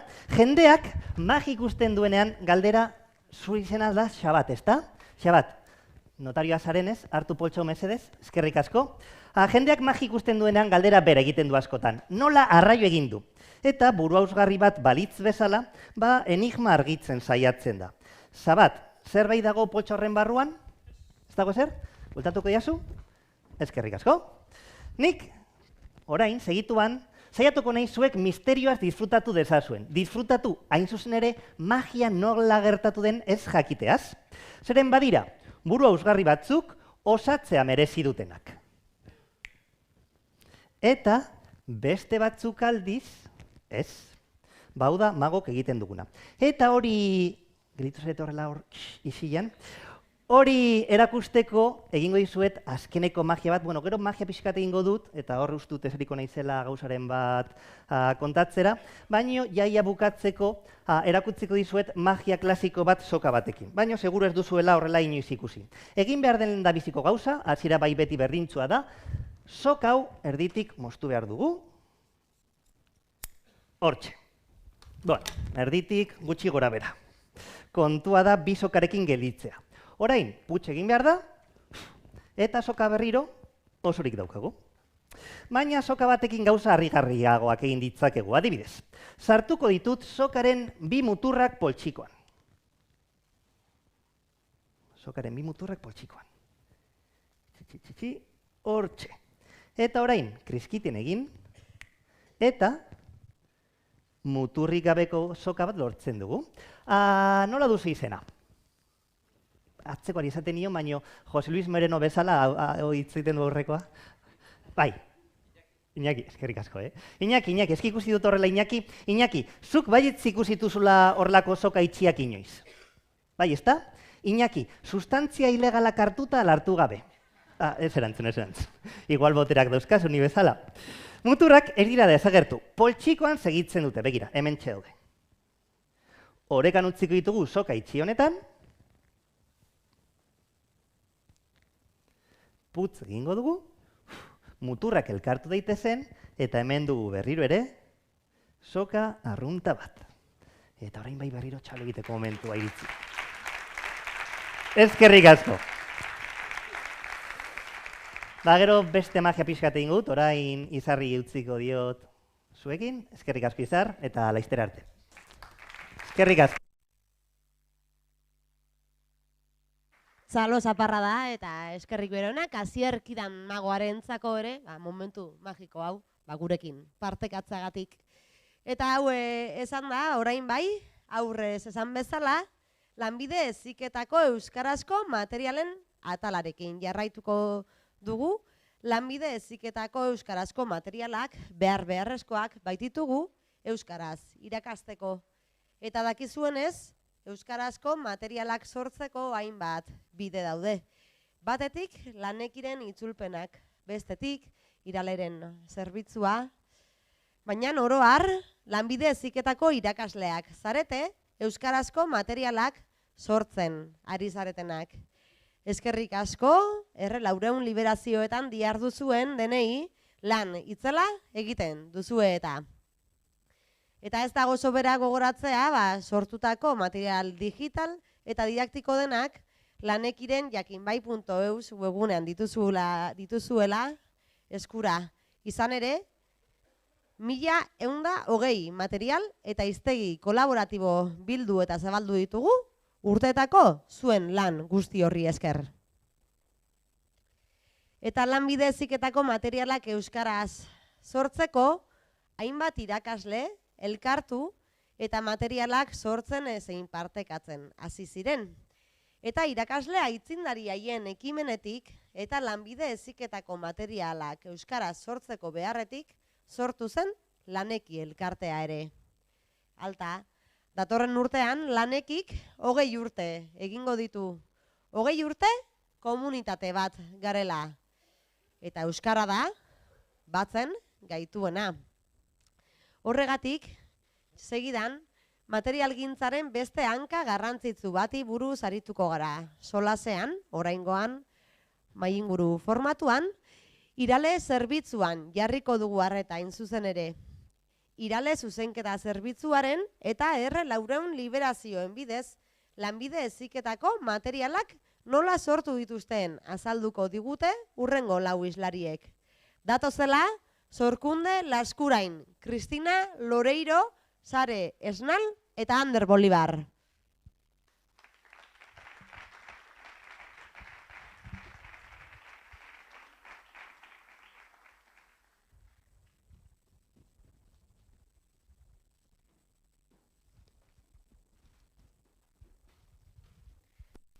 Jarri, lasai asko.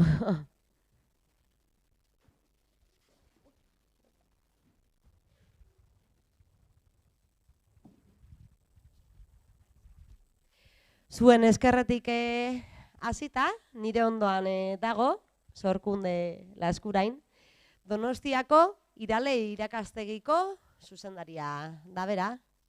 Egunon, Sorkunde. Konta iguzu.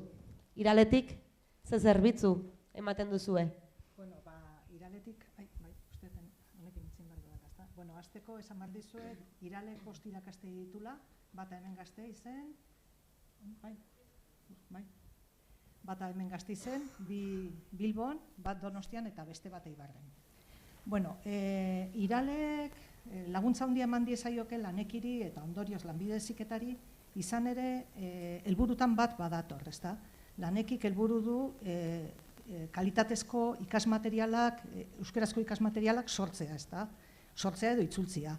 Eta horretan laguntza handia eman diezaioke Iralek. Nola? Bi eratara. Batetikan lanekin ekoizten dian material horiek zuzenduta, txukunduta, orraztuta, eta gero bestetik liberazio bidez. Iraleren programan badago ikastaro bat R400 izenekoa, eta ikastaro horrek bete-betean betetzen du materialgintzaren helburua, izan ere horretarako diseinatuta dago, materiala sortzeko. Nola egiten den? Liberaziopean, liberazioak irauten du irailaren aurreneko astetik abendura gabonak bitarten, eta tarte horretan ikasliak liberatuta daude lan bat ekoizteko. Lan hori egin liteke bakarka zein taldeka. Eta eskaera horrela egin liteke, eta lana ekoitzi ere taldeka zein bakarka egin liteke. Eta esan behar da, ez diala eskola saio arrunta jasotzen. Tutore bat izendatu egiten zaio, lan egin nahi duenari, eta lan hori egiten du tutore horren laguntzaz. Laguntza teknikorik ez du jasotzen, hizkuntzazko laguntza jasotzen du, eta bereziki testugintzaren eta estiloaren ingurukua. Behin lan hori ekoitzita, eta ondo orraztuta eta bukatuta dagola, komunidadearen esku ipintzen da, bai jakinbai.eus webgunean, eta baita Eusko Jaurlaritzaren hezkuntza saileko EIMA katalogoan.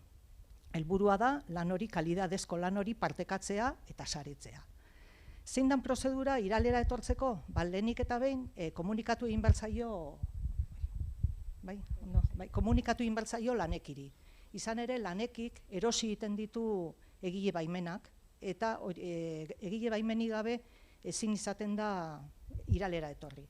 Izan ere, gehienetan egiten diren lanak oinarri dute beste lan bat, edo haren itzulpena izaten da, edo haren moldaketa. Eta horretarako ezinbestekoa da egile baimenak erosiak izatea. Eta horren arduratzen du lanekik. Eta ez horregatik bakarrik, baita lanekik ere ezartzen ditulako zintzudian premiazko arloak eta horien araberako lehenespenak ezartzen dituelako. Behin lanekirik komunikatuta, deialdia egiten danean, deialdia izaten da oro har aste santuaren ingurun, deialdian azaltzen diren txosten batzuk bete behar dira. Batetikan eskaera egin behar da, eta horrekin batera ikastetxeko zuzendariaren onespen txostena behar da, eta baita txosten labur batian hor azaltzen dira txantilloiak oso erresa da, txosten txiki batian adierazi behar da lanaren nondik norakoak zeintzuk izango dian. Iralek batzorde bat eratuko du, onespen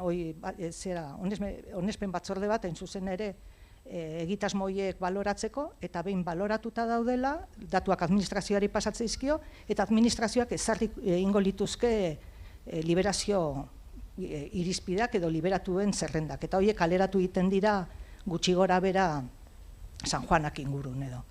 Eta, bueno, nik hemendik animatiun nahi zaituztet, bereziki bi gauzetara. Batetikan lanekirako materialak egitera, izan ere, material horiek gero Iralek akordio bidez, material horiek ezaugarri batzu betetzen baldin badituzten, material horiek Iralek zuzendu eta orraztu ingo ditulako, eta komunidadearen esku kalidadez ipintzeko modukoak izango dira, eta gero bestetik Errelareun ikastaroan parte hartzera.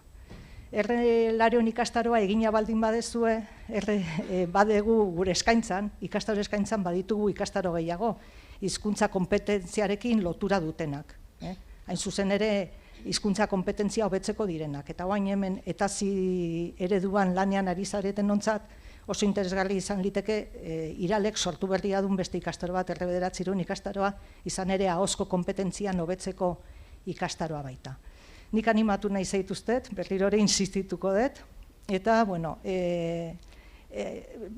behar dugu, bai lanekik eta baita Iralek ere helburu dute kalidadezko euskerazko materialak sortzea. Eta horretan animatu behar gea, horretan eritu behar gea, eta helburua da kalidadezko material horiek gero saretzea eta ondo partekatzea. Bueno, nik hemen baditugu bikide, Cristina Lureiro eta Xaresnal, eta oain Iralen, Donostiko Iralen haidia Errelareun ikastaroan, eta hori kontatuko dizkizuete beren gora berak. Eskerrik asko. Txalo bero bat, sorkunterentzako ere bai, materialen sorkuntzaren garrantzia eta parte hartzeko gonbita luzatzeagatik. Esan bezala, Cristina Loreiro Meka lanbide heziketako ikastetxe integratuko irakaslea eta Sare Esnal Xavier Zubiri Manteo zentroko irakaslea ere gurekin ditugu. Gaurkoan, zuek ere ari zaretelako materiale digitalak sortzen, ezta? Bai. Bueno, Krisetani foleko irakaslea gea eta lanerako prestakuntza eta orientabidea eta enpresa eta ekimen sortzailea modulu transversalak emate ditugu. Eta LPO moduloako dauneko ez iraule proiektuai esker badakau euskerazko bideo eta material pila bat. Eta oain Krisetani ekinbira proiektuan hasi gea.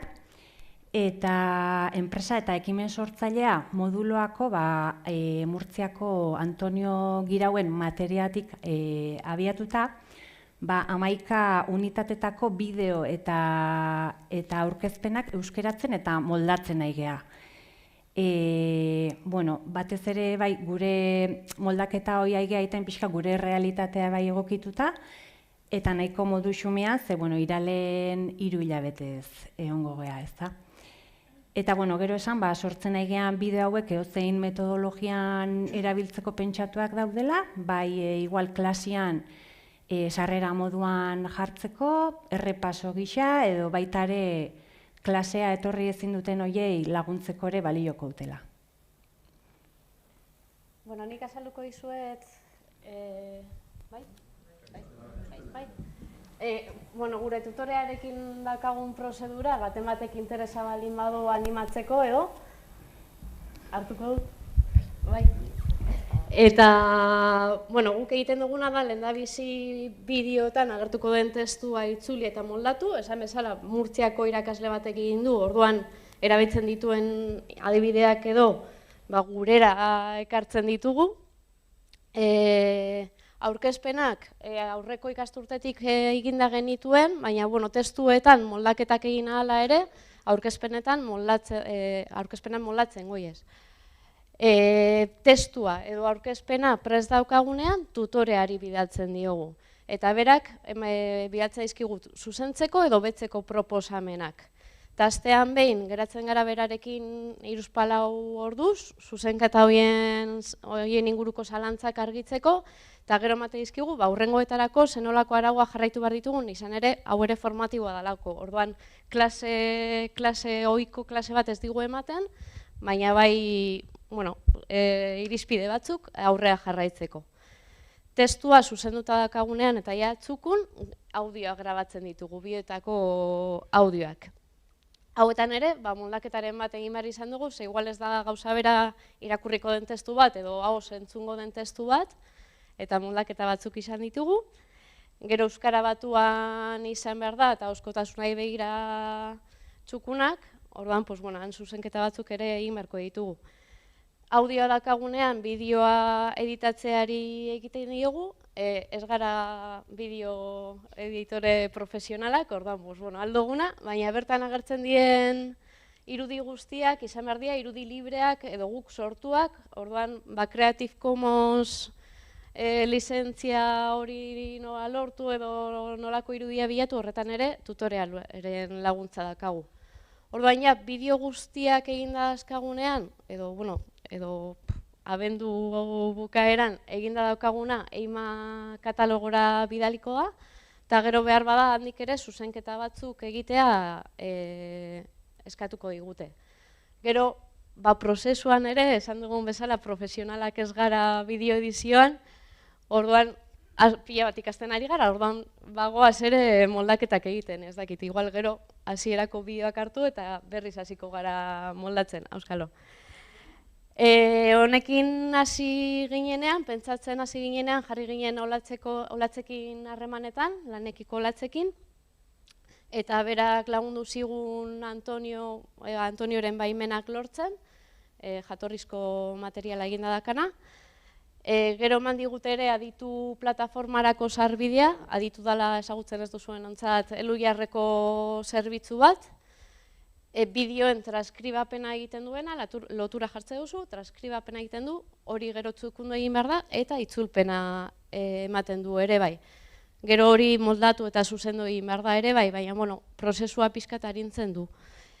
Eta planifikatzen lagundu zigun ere bai, ze bideo asko dira, eta lehentasunak markatzen dondik hasi eta pixka gure burua antolatzen ere lagundu zigun pilo bat olatzek. Eta, esatea hau izango dela site bat, momentuz hemen dakagu material guztia sortzen joaten garen ala, hemen eskigitzen dugu, EIMA katalogoan egongo dela eta jakin bai horri aldean ere suposatze dut, baina behin bukatuta dakagunean. Aurkezpena Creative Commons lizentziapian daude, edo zeinek deskargatu dezake eta berrerabili gehitu kendu nahi duena, eta bideoak ere bertan eskegita egongo direla. Eta, jazta.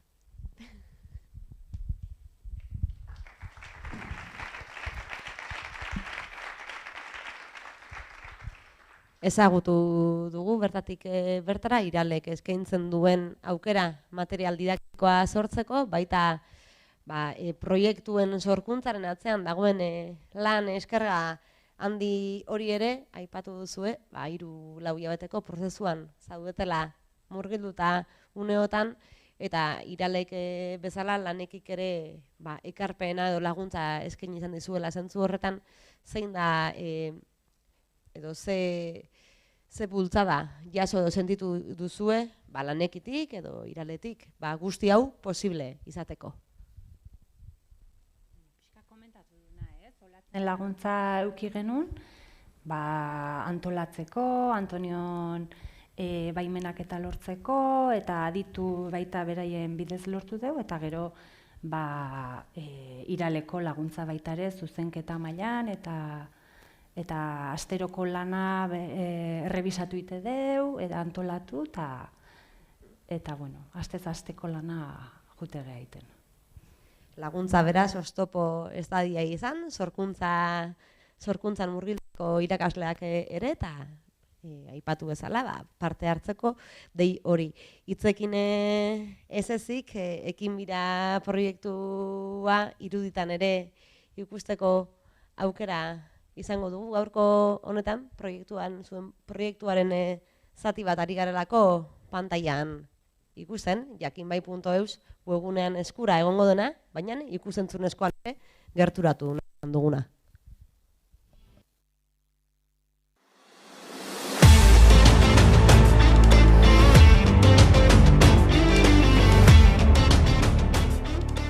Askotan, merkatua leku fisiko batekin identifikatzen da.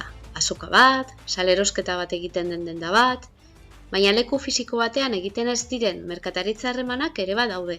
Hala nola, internet bidezko erosketak edo telefono bidezkoak. Horrela, merkatu bat dagoela esango dugu, zerbitzu edota produktu baten erosleen eta saltzaileen multzo bat dagoenean. Hau da, pertsona multzo batek akordio bat lortu nahi duenean trukatu nahi duten produktuen edo zerbitzuen kopuruari eta haien prezioari buruzkoa. Merkatuak irizpide ugariren arabera sailka daitezke. 3 irizpideren arabera aztertuko ditugu guk merkatu motak. Batetik, erosleen ezaugarriak. Bestetik, lehiakide kopurua. Eta azkenik, erosleek enpresarekin duten harremana. Gisa.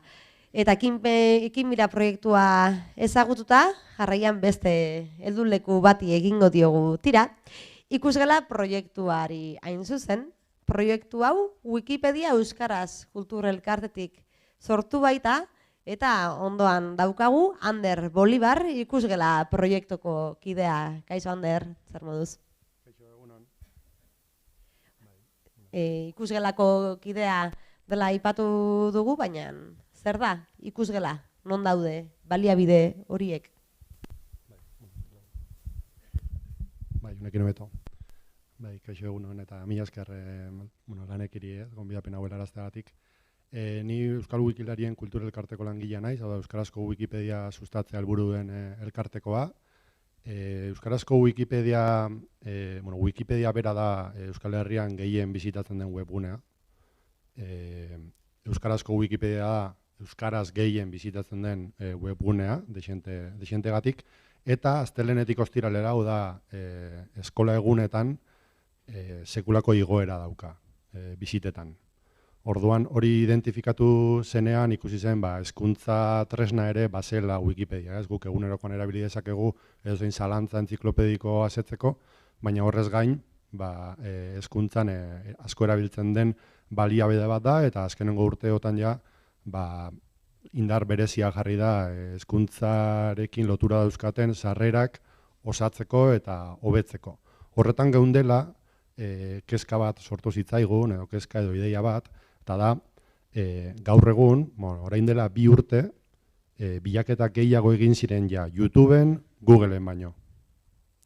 Hau da, ez da bakarrik nerabeen kontua, guztiona da, gero eta ikusentzunezko gehiago kontsumitzen ditugu, sarekan esaten da, 180 kontsumitzen dugun edukiaren 180 edo ikusentzunezkoa dela gaur egun ja.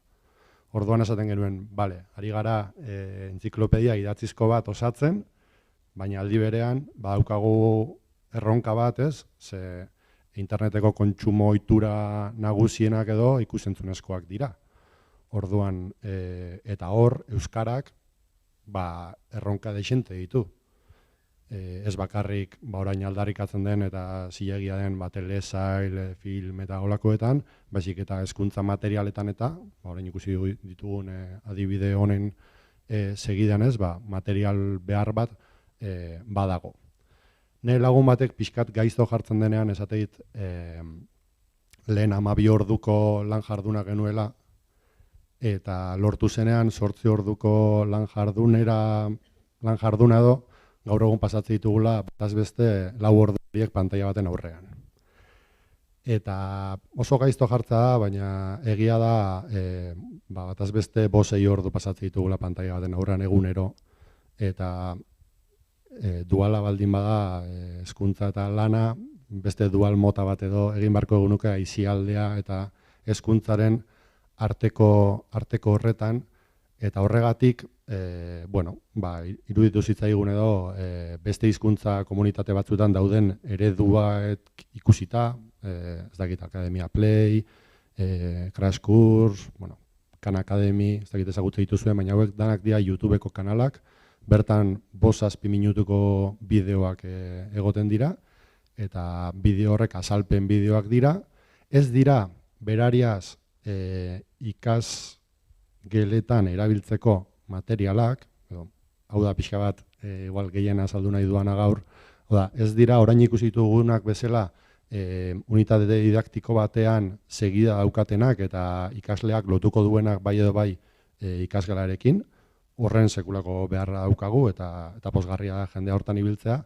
Guk hirugarren eremu bat irudikatzen dugu interesgarri eta pixkatu Wikipediaren filosofian. Hau da, nahi ditugu sortu bideoak erabilgarriak izango direnak hezkuntzarako, baina hirugarren eremu horretan, hau da, ikasleak ez dituenak lotuko derrigorrez hezkuntza material eremu bezala, baina pedagogikoak edo azalpen bideoak izango direnak. Bai, lortzeko ere, apurtzeko ere, askotan ikasleek izaten duten euskera berdin ikasgela barrua. Eta hor, gainontzeko gaztelerazko edo ingelesezko bideoetan ibiltzea. Ikusten ari zarete, momentuan ez dakit bideo baten zati bat, baina ikusgela webbune ere uste dut horregon dela. Bideo hauek guztiak libreak dira, ze Wikipedian jabetza librea sustatzen da. Orduan, bertan erabiltzen diren irudi guztiak ere libreak dira, da Creative Commons edo beste lizentzia libre batekoak. Ikustarrazak dira, da 5-6 minutukoak dira.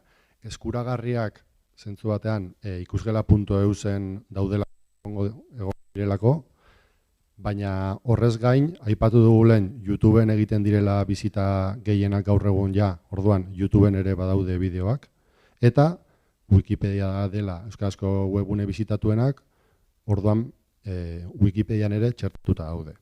Adibidez, bideo hau da zergena, orduan zergak Wikipediako orrialdean sartzen bagara, nahi duenak irakurri dezake azalpena, eta nahiago duenak bideoa ikusi dezake, eta bi aukera horiek ditugu. Bideoak sekula ez du ordezkatuko testua, baina ematen digu beste geruza gehigarri bat edo. Eta hori esan da, ikusgela sortzerakoan zailka funtzionatzeko ideia izan genuen. Alde batetik iruditzen zaigu zailka funtzionatzak ematen digula alderdi gehiagotara edo leku gehiagotara heltzeko aukera, eta bai, Wikipedia gehien bat derrigorrezko bigarren hezkuntzan erabiltzen da, baina iruditzen zitzaigun unibertsitatea kenduta gainontzeko etapa guztietan eta aukera guztietan egon behar ginela. Orduan, 3 sailekin hasi gara, irailean aurkeztu dugu proiektua. Hau arnaz luzeko proiektu bat izango da, orduan gutxinaka sail berriak aurkezten joango gara. Aurkeztu ditugu 3 sail, bat da filosofiakoa, orduan hori berez dago pentsatuta batxilergoan filosofia autoreak lantzen dituen jendeak ez derrigorrez klasean erabiltzeko duguna, baina selektibitatea preparatzeko edo autoreak asko kontsumitzen ziren gazteleraz horrelako bideoak, eta badago ere hori euskeraz ikasten dut, baina gero azterketa preparatzeko gazteleraz ikusten dut bideoa, eta badago haustura bat zegoen kasu horretan. Etapa bakoitzak eta material bakoitzak bere beharra dauka derrigorrezko, DBH-erako adibidez, euskal literaturako saia egin dugu, eta kasu horretan ezberdina. Eta 3. saia, argi genuen hasierako 3etan lanbide heziketari nahi ginela lekua, eta orduan jarri ginen lanekirekin harremanetan, ze iruditzen zaigu egiten dugun oro, euskarak duen beharretik egiten dugun oro erabilia izan behar dela, eta benetan kalitatezko izan behar dela. Orduan, guk jarri dezakegu ikusentzunezkoen hanka, eta profesionalizatea ikusentzunezkoen aldetik, baina edukian lanbide heziketako irakasleak behar genituen hori begiratzen, eta hori benetan profesionala eta benetan txukuna dela ziurtatzen. Eta horretarako lanekinekin elkarlanean jarri ginen, guk genuen buruan hasieran mekanizatuko bideo batzuk egitea eta, baina azkenean adostu genuen hasierako prototipazio bezala da, ekonomiako bideo batzuk egitea, ekonomia deitzen diogu eta da trampa hori, baina funtsean enpresa eta ekimen sortzaileeko kurrikulumeko edukiak dira. Ez berariaz klasean lantzen diren forman, hau da, youtuber batekin, jostariago, hizkuntza gazteago batean, edo dena delakoa, eta baina funtsean azkenean klasean lantzen diren erronketarako baliabideak eskaintzen dira bideoen bidez.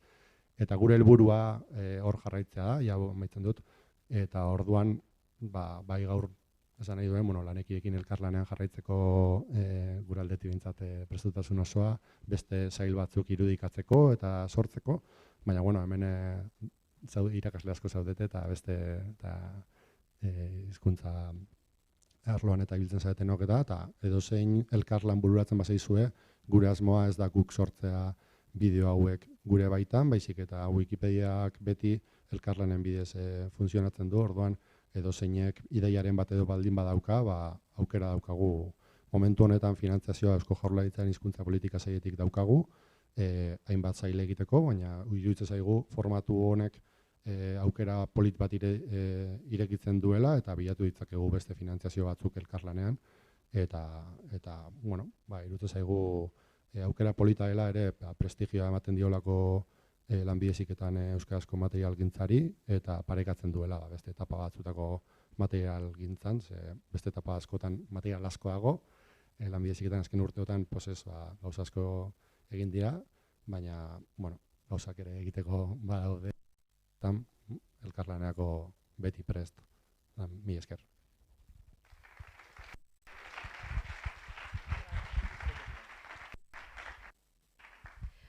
Elkarlanerako gonbita edo luzapena ere, Lanbide Heziketatik materiala sortzen eta partekatzen jarraitzeko. Zuek ez dakit, baina gu behintzat ikusgela proiektu hori pixka gehiago ezagutzeko irrikitan geratu gara, eta horri erantzuteko zer hobeki bideo batean proiektua bera ikustea baino.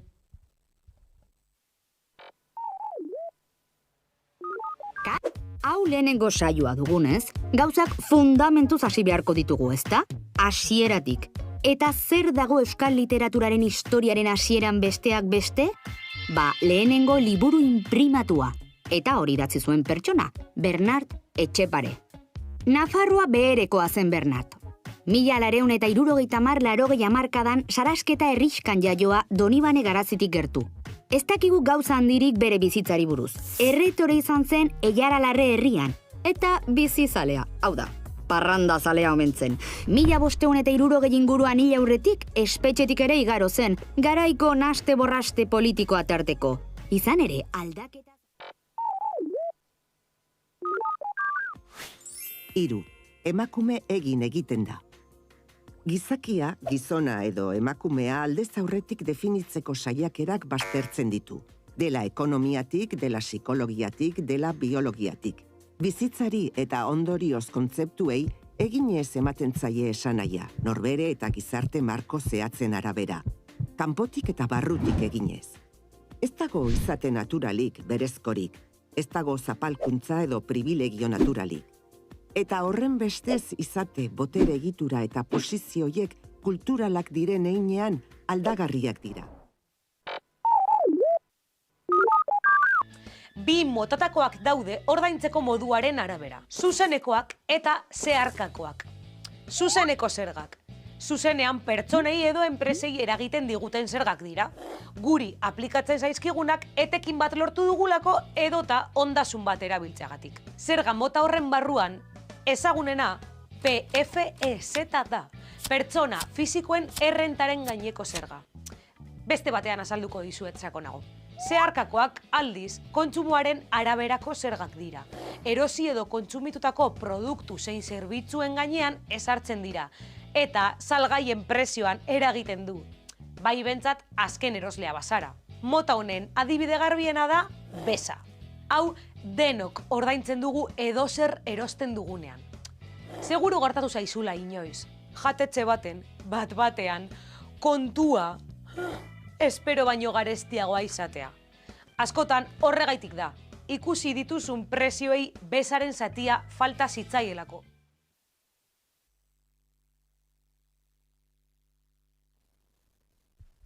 Hortze adibide txiki batzuk eta erronka edo proiektu handi eta aberazgarriak baita ere. Eskerrik asko, Sorkunde, Kris, Xare eta Ander eta jarraitu horrela lanean gogotsu eta euskarazko material erakargarriak sortzen. Lanbide Heziketan ezinbestekoak. Zaret eta Eta digitalizazio garaian murgilduta, materiala sortu eta partekatzera animatzen zaituztegu, nola ez, lanekitik irakasle guztiak ere. Eta sarreran adierazi dizuegune bezala, jardunaldi hauek zuzenean emititzen ari gara, eta jakinbai.eus webgunean topatuko duzue izkelan jardunaldien zein gaur aurkeztutako material eta aurkezpen guztien berri. Emisioaren azpian, jardunaldian zehar aipatzen ari garen baliabidetarako lotura topatuko duzue. Eta loturekin jarraitzeko, baina atsedenaldiak ere beharrezkoak direnez gero, orain bai etenaldi bat egiteko garaia heldu da, ordu erdi batez atsedenaldia egingo dugu, eta nahi duenak mokadutxoa eta kafea arditzake, gimnasioa dagoen aretoan izango da hori, eta irudi pertsonaleko ikasleek erakutziko digute bidea. Hortze sarreran topatuko dituzue laguntzeko zain, eta 12etan berriro ere itzuliko gara izkelan jardunaldiekin.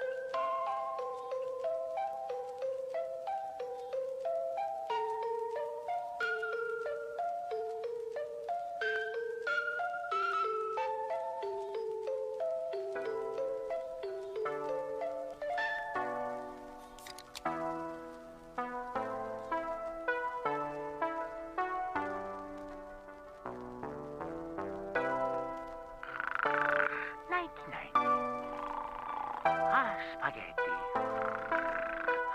Ravioli. Mamma mia.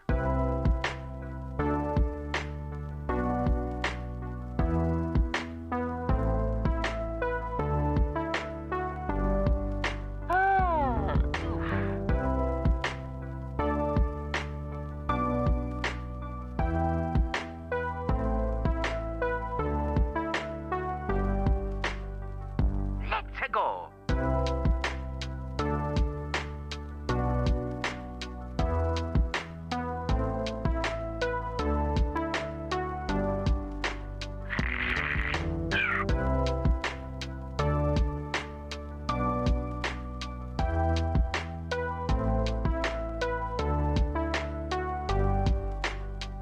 Okidoki.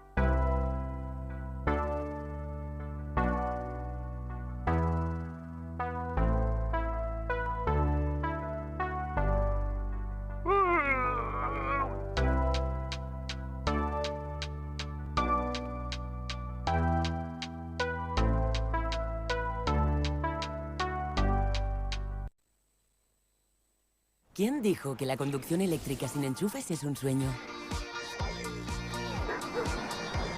Nuevo Nissan Qashqai con e-Power. Disfruta de la conducción eléctrica, ahora libre de enchufes. Dicen que en PC Componentes nos esforzamos por ser muy rápidos. ¿Has pedido pizza? Rápidos, pero no tanto. ¿Y un smartphone?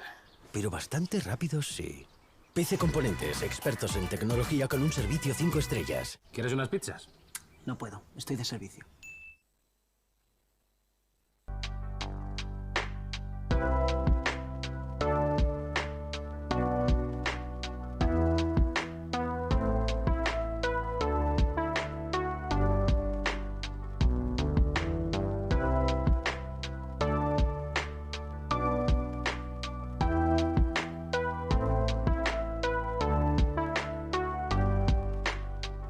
I'm tired.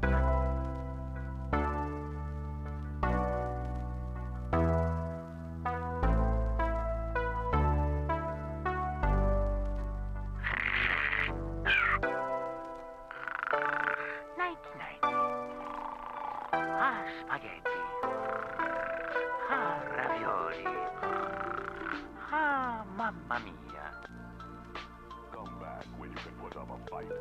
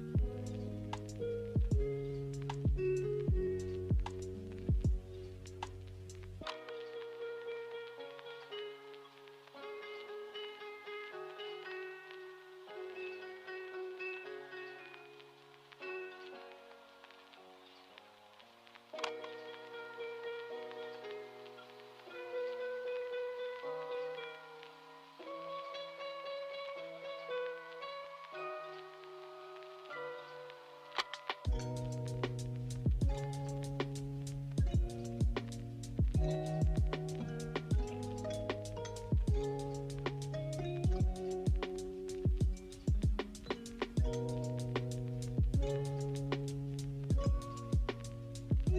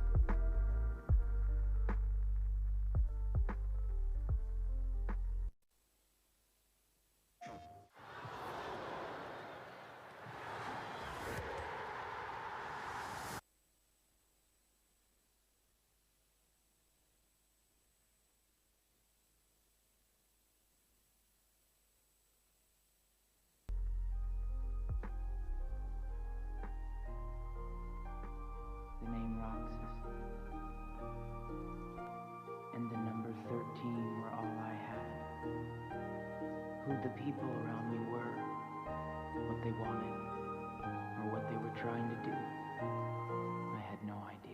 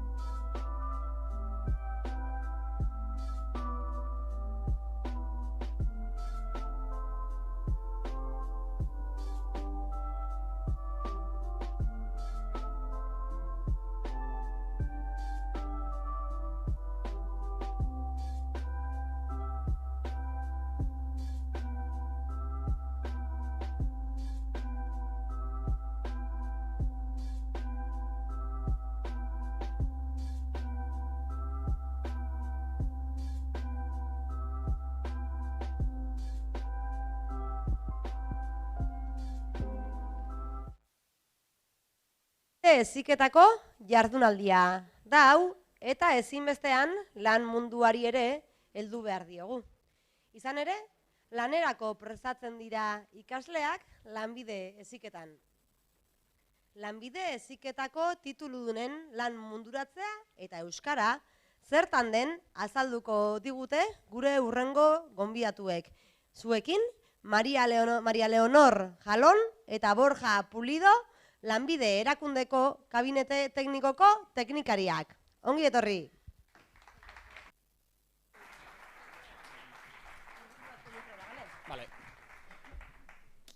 Kaixo egunon, eskerrik asko antolatzaile hemen egoteko aukera emateatik, eta hoxe esan bezala bea Maria Jalón da, eta ni Borja Pulido, eta lanbideko kabinete teknikotik gatoz, eta hurrengo minututan lan mundu bat euskarari buruzko datu batzuk eta ideia batzuk emango izkizuegu. Ni datu oso orokor batzuk emango izkizuet, eta gero hitza Mariak hartuko, ze bere lana eta bere analizik dira, eta beak azalduko izue datu zehatzagoak lanbide heziketei buruz. Hau da jarraituko ditugun pausuak. Aurrena lehendabiziko puntu honetan nik azalduko izkizuet lan merkatuai buruzko eta euskarei buruzko datu oso orokor batzuk. Gero Mariak esan bezala datu zehatzago batzuk, eta berriz nik hartuko hitza ondorioak azaltzeko. Hau laburpen txiki bat, nola dagoen gure kolektibua ez. 2022ko irailean, 264.000 baino pertsona gehiago dazkau alten eman da lanbiden, honek suposatzeu EAeko populazio aktiboan laurdena, eta ondorengo sailkapenakin banatze zaizkigu. Euneko ia 60 bat dazkau lanbiden altan eman da, baino lan bat badute pertsona hauek, eta behaien helburua lan hobe baten bilaitzia da.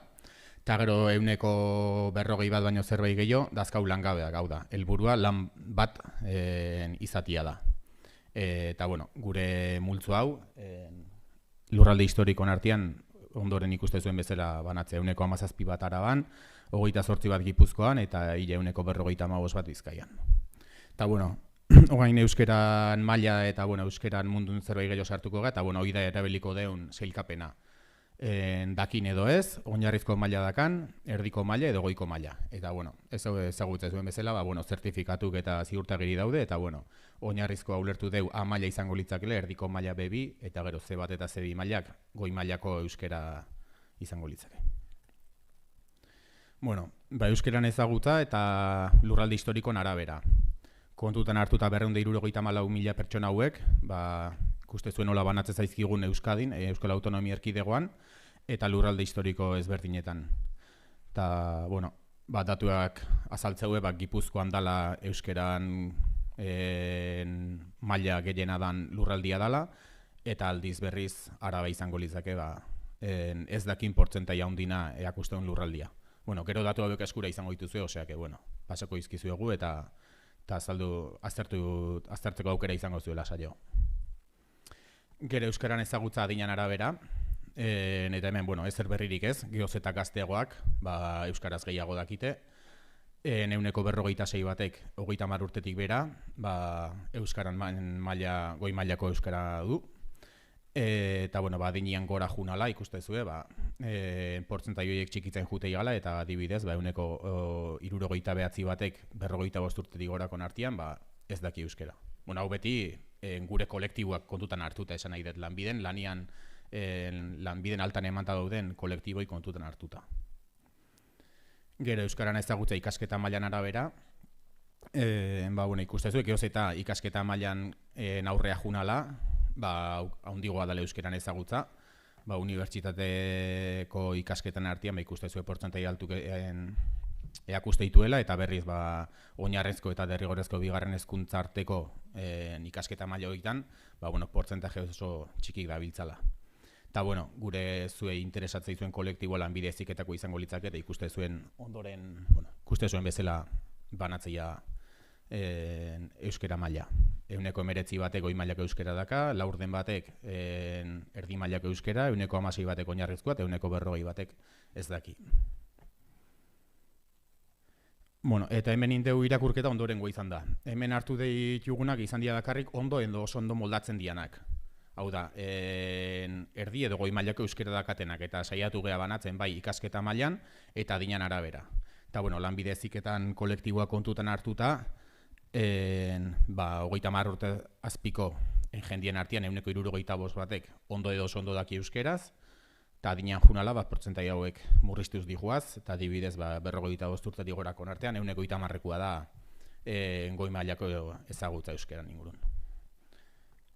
Eta azken datu bezala, nire aldetik, 2021an lanbiden 11.000 postu gestionatu zian, eskaintza gestionatu zian, eta hautatikan 15% euskara jakitia eskatzen zuen, ego gutxinez baloratu itezan. Eta adibide bezala nola ikustean gure webgunean eskaintza batien euskara baloratzen dela. Hor, ikustezen bezala zein da lanpostua,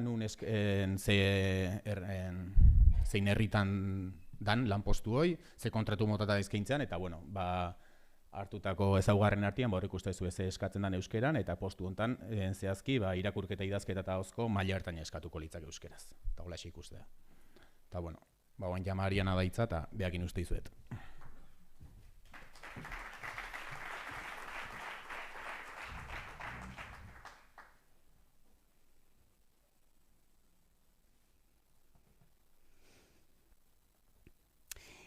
Lanbiden 22 urte daramatzagu lanbide heziketako tituludunei inkesta bat egiten.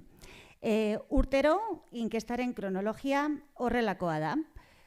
Urte jakin batean lanbide heziketako promozio bat ateratzen da. Ta urte bat pasata gero, telefonoz inkesta egiten zaie bere lan egoera ezagutzeko. Urte bat egon behar dira lan munduan, pentsatzen delako beharrezkoa denbora dela lan bat aurkitzeko. Orduan hemen dugu egiten diren galdera mota. Urte bat pasa ondoren zer egiten duzu? Ikasten, lanean zabiltza, langabezian zaude, eta lan egiten baduzu, zenbat denbora behar izan zenuen zure lehen lana aurkitzeko. Zure oraingo lanak aldu harremanik ikasketekin. Zer egiten duzu zehazki zure lanean, zer egiten du zure enpresak, lanaldi mota, soldata, nola lortu zenuen lana, euskara erabiltzen duzu lanean, ingelesa, zer kontratu mota duzu, non kokatzen da zure lanpostua, eta zure enpresa publikoa da, pribatua edo multinazionala. Gero, ateratzen ditugu txostenak emaitzekin eta esango dizuet nola egin txastenak oso interesgarriak direla ikusteko. Godu gorrela.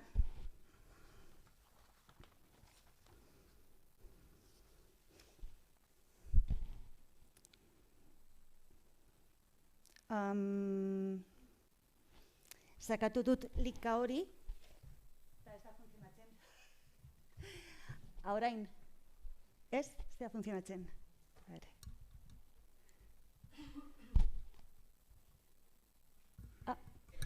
Orain, bai?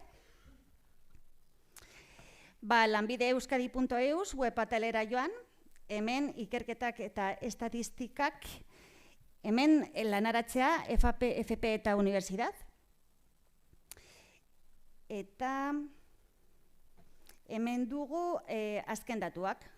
Iazko datuak, iaz egindako inkestaren emaitzak. Begira, hemen sakatzen dugu lanbide familiak, ez dakit, merkataritza eta marketinga adibidez, eta ikusten dugu, para cada familia eta para cada ciclo, de ciclo medio superior, egresatuak,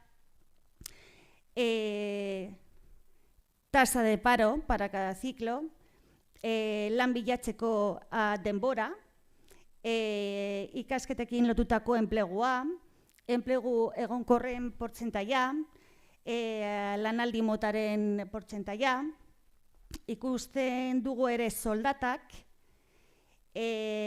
okupazioak, lanbideak, Tamen, nola lortu zuten lanpostua, eta euskarari dagokionez, grafikotxo txiki bat dago, tamen ikusten dugu, familia hauetarako, 132 egunero, edo ia, egunero lan egiten dutela euskaraz. Osea, hitz egiten dutela euskaraz lanean barkatu. Y que el 14% pues hablan en inglés egunero, edo ia egunero. Horri, pues, bakarrik jakiteko. Vale.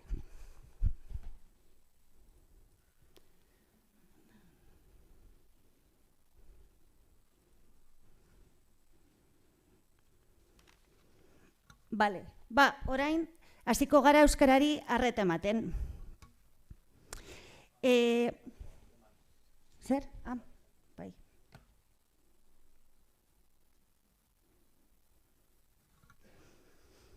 Bale, aurkezpen honetarako honako galderak hartuko ditugu. Urte bat pasa ondoren zer egiten duzu? Ikasten jarraitzen duzu? Lanean zabiltza? Langabezian zaude? Eta lanean bazabiltza, euskararen erabilera, lanbidea, soldata, lanaldi mota eta egonkortasuna. Bai, hori esan hasi baino lehen, langabezia tasari buruz hitz egingo dugu. Orduan, langabezia tasaren eta ikasi den hezkuntza ereduaren arteko lotura azalduko dugu. Hemen, lerro laranja B edo D ereduan ikasi dutenen langabezia tasa da. Eta lerro grisa A ereduan ikasi dutenen langabezia da. Euskadi guztientzako B edo D ereduan ikasi dutenek langabezia tasa txikiago dute, 5 puntuko aldea. Eta probintzia bakoitzerako gauza bera gertatzen da.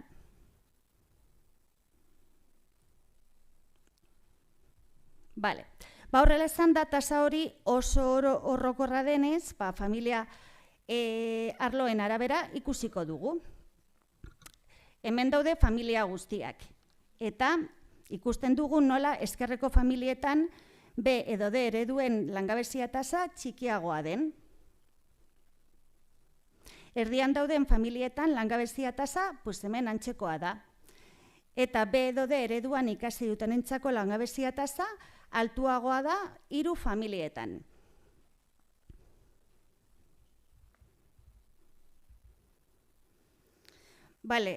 Analizia sakontzeko, B edo D ereduetan ikasteak langabezia tasa baxuagoa izatea eragina duen, eragin estatistikoki esanguratsuekin aztertuko dugu. Azterketa egiteko talde handiak behar direnez, nire 24 familiak 5 taldetan bilduko ditugu. Horrela izango dugu industria, merkataritza, zerbitzuak eta hemen betikoak izango dira eta hemen izango da barruan sartuta ere informatika eta komunikaziones. Gero, osasungintza eta gero beste industriak. Eta galderak izango dira.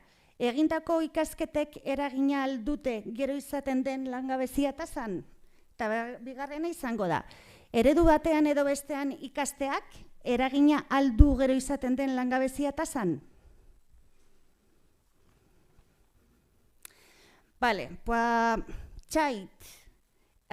Square Automatic Interaction Testing Decision Trees estatistiko modelua erabiltzen, ikusten dugu egindako ikasketak hemen azaltzen dutela bereziki langabeziaren tasa.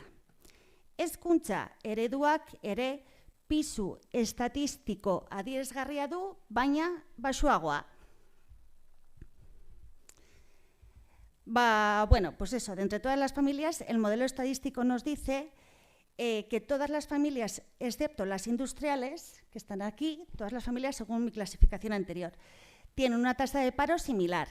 Y dentro de estas de aquí, las que tienen, se destaca aquellas familias que están cursadas en modelo B o D, con una tasa de paro del 19,8 frente a una 22 la tasa de paro del modelo A con 22,5. Y dentro de aquellas familias que han estudiado en euskera se desmarca Salud con una tasa de paro del 15%. Y bueno, luego aquí el modelo no separa industria por ser las familias, las industriales, las que menos tasa de paro presentan. Pero luego sí que separa el modelo B del modelo A y vemos que hay una diferencia de paro sustancialmente, muy sustancialmente más baja para estas familias industriales cursadas en euskera. Orduan, euskarari dagokionez, edozein familia euskaraz ikasten denean, lana topatzeko nolabaiteko errestasun gehiago dago. Hau, are eta esanguratsuagoa da ikasketak familia industrian edo osasungintzan direnean. Bale, orain inkestaren momentuan okupatuak edo landunak direnei buruz hitz egingo dugu. Zer enplegu kalitate dute lanbide heziketa amaitu eta urte bat pasa ondoren lanean ari diren pertsonek.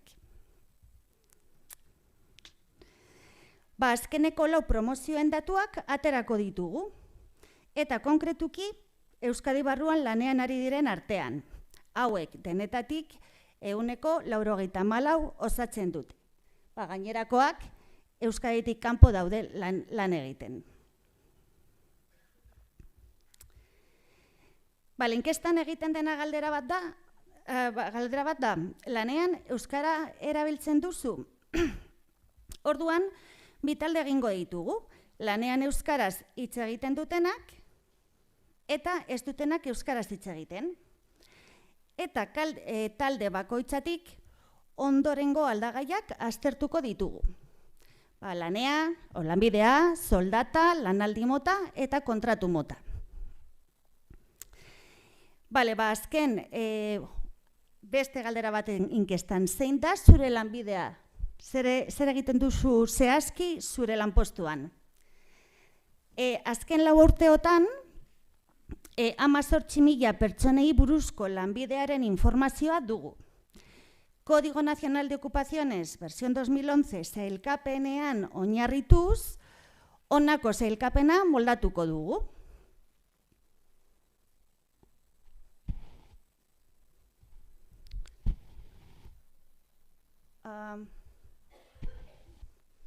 Ez da ikusten? Hemen dago tabla bat eta ez da ikusten. A ber, aterako naiz eta berriro sartuko dut. A ber. Ezekita geratu da. Holatz? Ai, madre. Parkatu,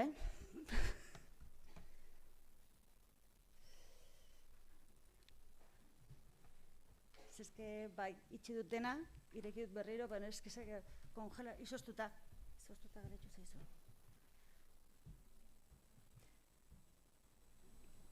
Hoi handik da,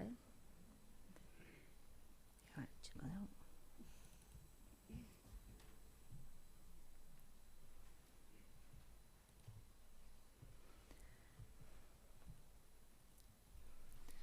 Ja, ez da agertzen.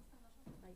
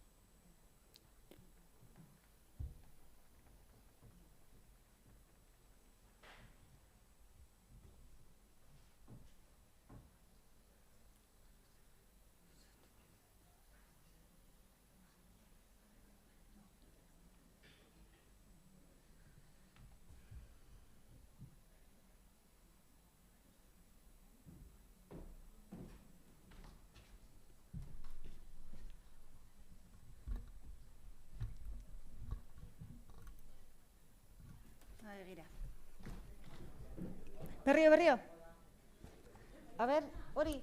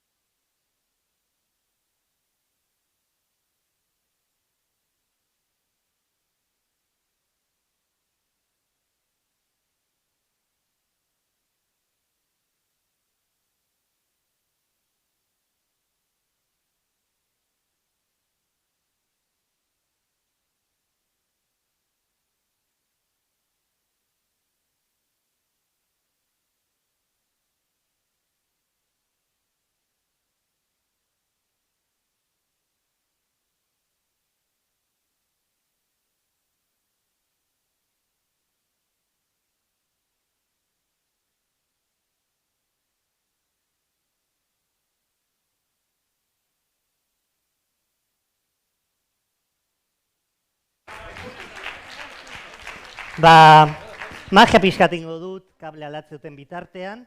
Egingo dudana izango da, lehen egin dudanarekin alderatuta, segurazki egingo dudan trukurik txundigarriena. Behar du laguntzaile bat, nola duzu izena? Etorriko zan nirekin, mesedez. Txalo bero bat berarentzat.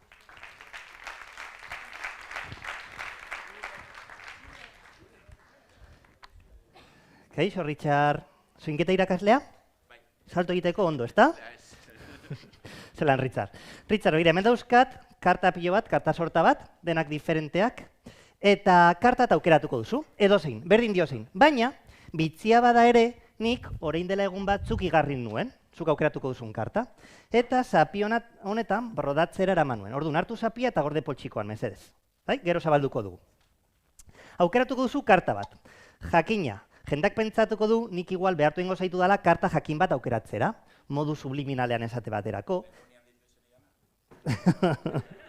Nahi duzu igel bihurtzea? Jarraitzen baldin baduzu horrela, igel bihurtuko zaitut. Ipini pizkatu nuntzago, mesede, Richard, eskerrik asko. Ordun, inork ez pentsatzeko zerbait susmagarri egiten dudala egingo du hurrengoa. Pentsatuko duzu zenbaki bat eta 40 artean. Eta pasatuko ditugu kartak zenbaki horretaraino, bai? Jendeak ez pentsatzeko nik kartak ateratzearen aitzakiarekin orden aldatzen dudala, dauden bezala kontatu edo zenbatuko ditugu. Eta gainera zenbatuko ditugu buruz gora, denok berriro ere ikusteko karta guztiak diferenteak direla. Orduan, pentsatu zenbaki bat eta 40 artean. Eskatuko dizudan gauza bakar izango da, bat eta 40 ez izatea. Hortik gaute edozein zenbaki aukeratu bat, baduzu? Bai? Nik 3 kontatutakoan, esan zazu ozen, denok ondo entzuteko moduan. 1, 2 eta 3. 32. Zenbaki luzea da, 32, bai? Oso ondo. Ipinezko horrela. Zenbatuko dugu 32 kartaraino, bai? Orduan, buruz gora zenbatuko ditut, lehen esan dudan bezala, ikusteko bero ere karta denak diferenteak direla. 1, 2, 3, 4, jarraituzuk. Ikusi duzu nola egiten den? 5, 7, baino jun jartzen, ikusteko jendeak kartak diferenteak ateratzen direla. 10, 11, 12, ez, venga, bai, jarraitu, bai? 13, 14, 15, 16, 17, 18, 19, 20, 21 bat ja gutxi falta dira. 22, ezta? 23, 24, 25, 26, 27, 28, 29, 30, 21, 32 esan duzu, ezta? Bai, hartu. Bai, eta erakutzi guztioi. Nik ere ikusi dezaket, total ja, zapia zure poltsikoan dago, ez dut asmatuko. Erakutzi. Bai, zein da? Bai. Postekurrea. Nik ez dut asmatuko. Zuk hasieran poltsikoan zapi bat gorde duzu. Eta zapi horrek karta bat bordatua dauka, bai? Zenbaki bat gehiago izan bazenu, hemen egongo litzateke adibidez, lauko kopa. Baina 32. lekuan agertu da hain zuzen ere bostekurrea. Pizkat rekreatzen ari naiz, nik badakit ze kartagoen hor bordatua, eta flipatzen ari naiz. 40 karten artean, atera zapia, eta erakutzi guztioi ze karta dagoen hor. Bosteko urrea.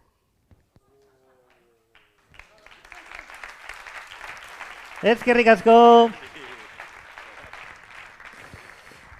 Eta magiarekin ia amaitzeko, azken txanpan sartuta gaudela, aukera paregabea izango duzue magiarik ikusgarrienaz gozatzeko, eskapismoa. Gainera, disiplinarik maitena zen historiako mago eskapistarik ospetsuenarentzat. Harry Potter? Ui, ama. Harry Houdini, ni Harry Houdini usan nintzen. Harry Potter? Bueno, nola duz izena?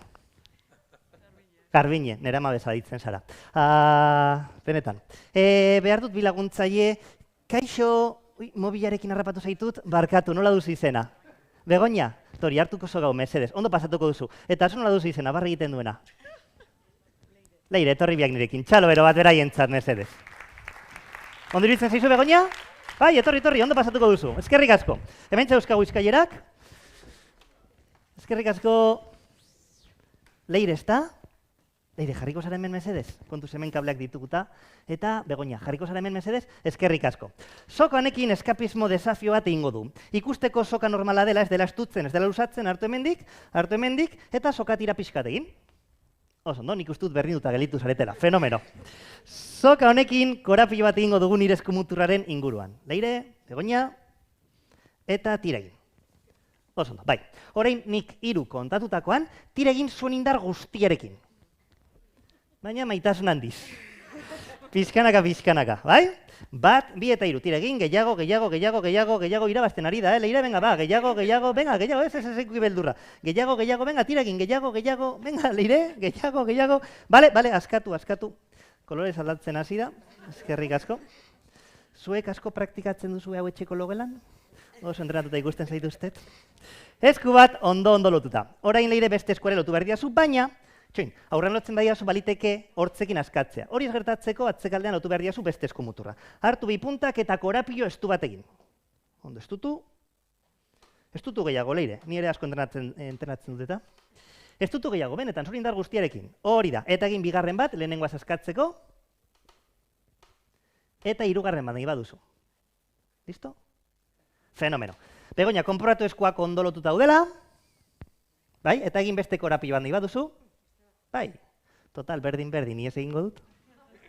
Listo? Fenomeno, eskerrik asko. Orain ni ez egiten saiatuko naiz, baino lehen hasieran aurreko magia tartetxo horretan Rubiken kubarekin azaldu dizuet nahi dudala zuek misterioaz disfrutatu dezazuen, bai? Eta ez ikusteko nola askatzen izen, pena bat izango litzateke zuentzako trampa ikustea, eskatuko dizut Leire hor dagoen zapi gorri hori hartzea, bai? Begoña, ipini pizkat duntzako, hemen gutxi gora bera, hori da, bai, hartu Leire, oso ondo, bai. Leire, eskuak ondo lotuta daude? Bai, fenomeno. Hartu botoi urdin iluna eta urdin argia Begoñari eman. Urdin argia berari, zuk iluna. Hori da, argia hau berari eman. Hori da, oso ondo, Leire. Leire, eskuak ondo lotuta jarritzute? Fenomeno. Zerbait esan dute, batzuk barrezari dira, zerbait esan dute horrentzun dut eskua ez daki zer. Zerbait daukazu eskuan? Ez daukazu erastunik, ez daukazu erlojurik. Ez, hartu beste eskuarekin hobeto, hartu honekin. Horretan ez daukazu ezer, ezta? Eta netan ez duzu zer nabaritzen? Ez duzu zer nabaritzen. Leire?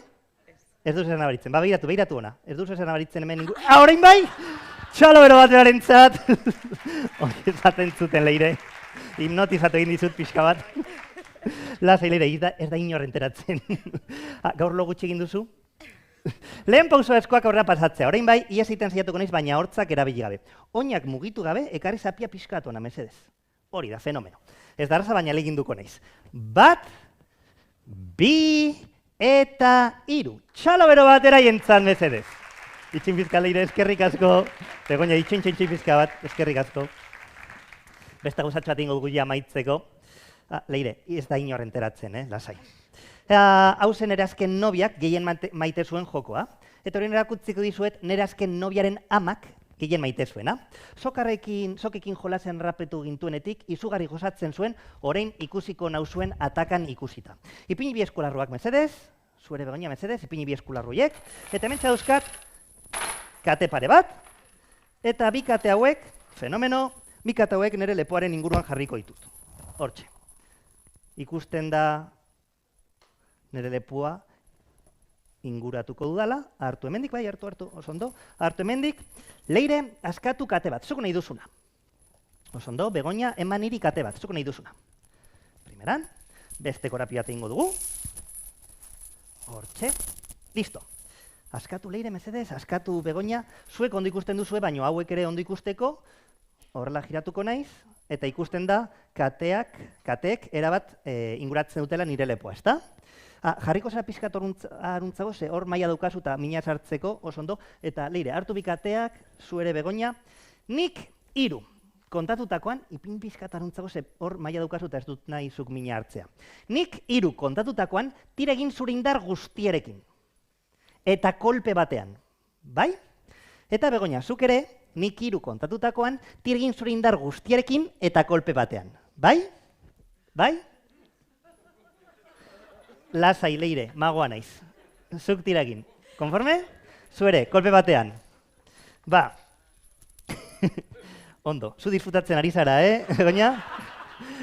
Venga, ba. Hau da amaitzeko, hau ondo ateratzen den. Bueno, eta ateratzen ez baldin bada, amaiera da, seguru. 1, 2, eta 3. Ez.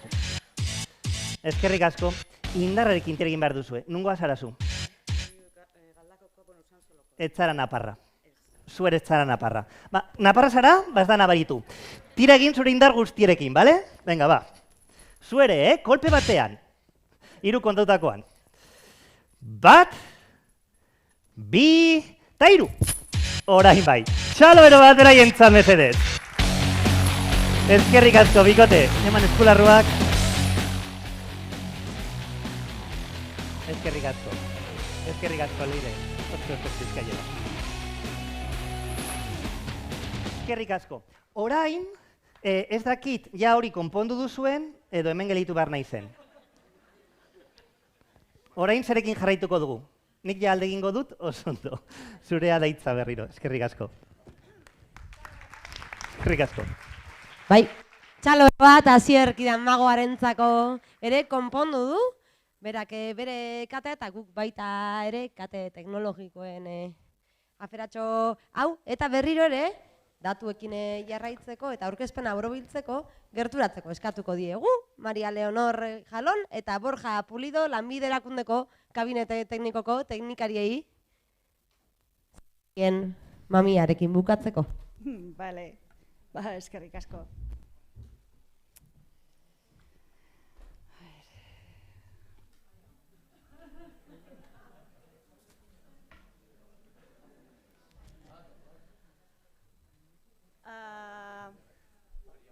Zer, orain, bai. Ze gogorra izaten ari da nirekin, euskaldun berri naizenez, pues, bueno. Eta gainera, bueno.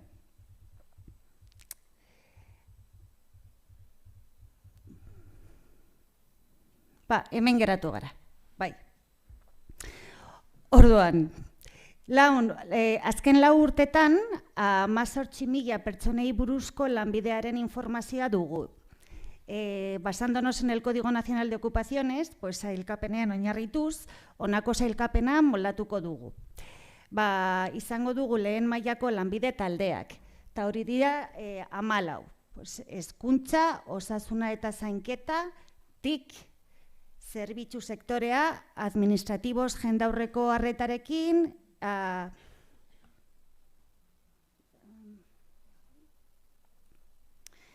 administratibos jendaurreko arretarik ez, gidariak, industria, eraikuntza nekazaritza, zuzendaritza, beste teknikariak eta beste lan ez kualifikatuak.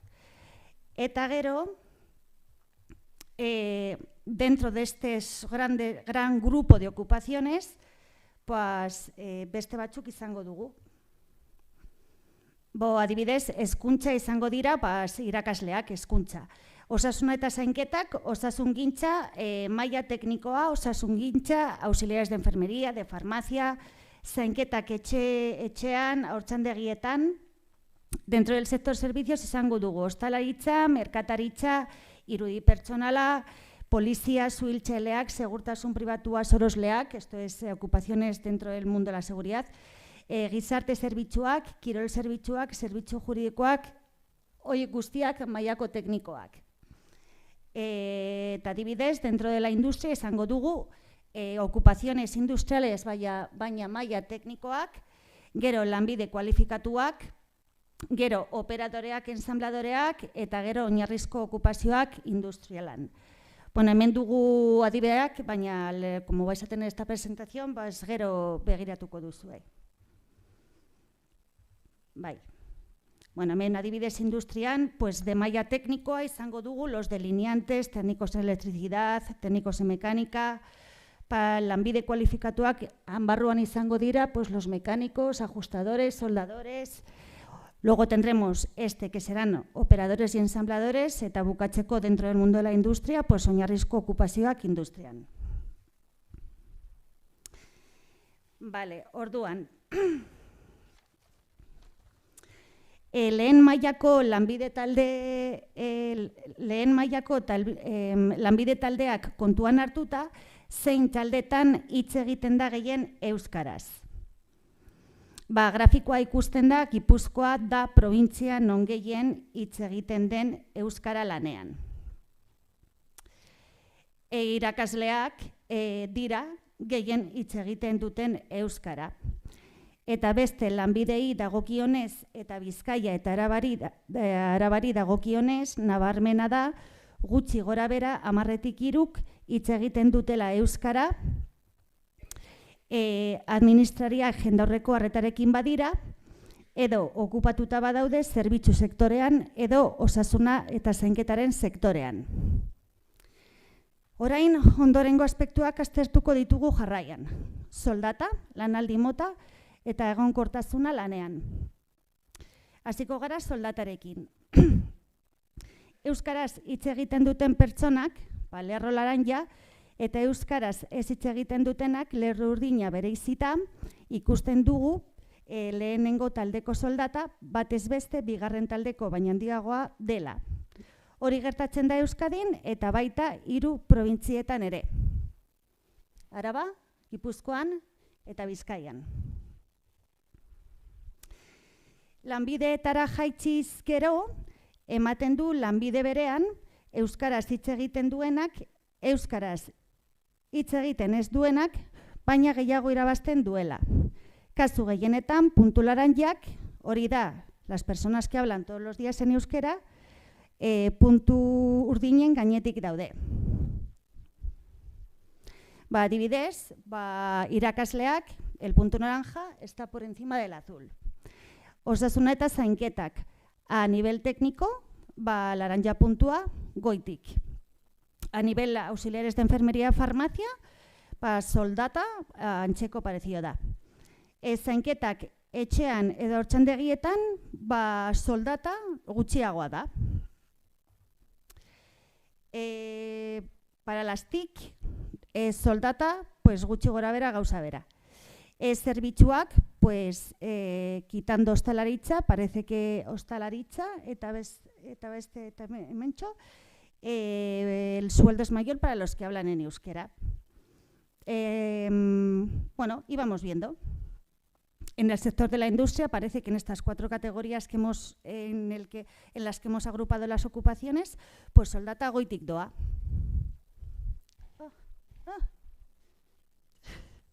Bai. Vale.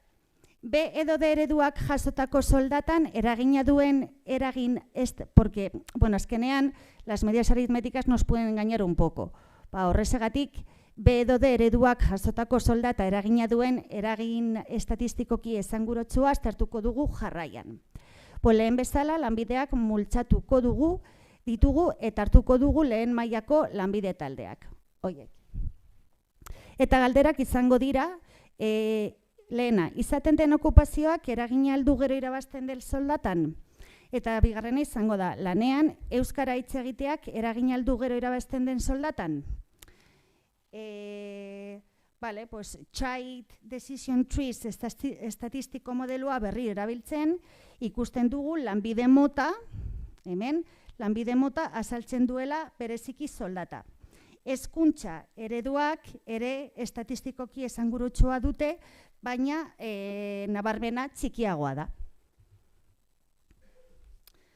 Bueno, labur bilduz, el modelo estadístico nos dice que hay ciertas ocupaciones con similitudes salariales. Por ejemplo, industria eta osasuna eta zainketak tienen el mismo tipo de salarios. Eta batez bestekoa soldata da 1.311 euro. 14 pagas, jornada completa, neto al bolsillo. El modelo lo que sí que detecta es que hay una diferencia salarial media estadísticamente significativa entre los que hablan dentro de estas ocupaciones en euskera y los que no. Eta hori gertatzen da con estos grupos de ocupaciones que detecta el modelo, estos son los sueldos medios, y en cuanto a las diferencias salariales, son superiores para aquellos que hablan en euskera un 5, un 10% más. Ganan los que hablan en euskera que los que no hablan.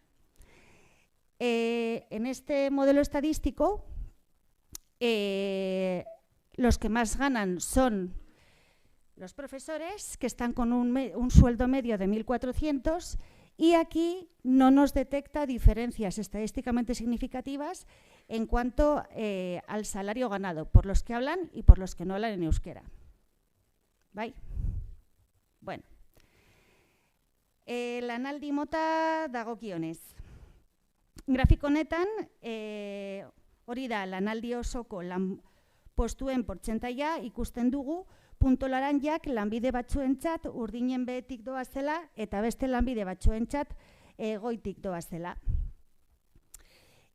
Azterketa bere eginez eta euskaraz zentratuz, honako hau ikusten dugu. Lanaldi motan ez dago estatistikoki esanguratsua den diferentziarik euskara dakiten eta ez dakiten artean. Orduan, euskara erabiltzeak ez du ahalbidetzen lanaldi osoko kontratu bat izatea. Eta egonkortasun lanean,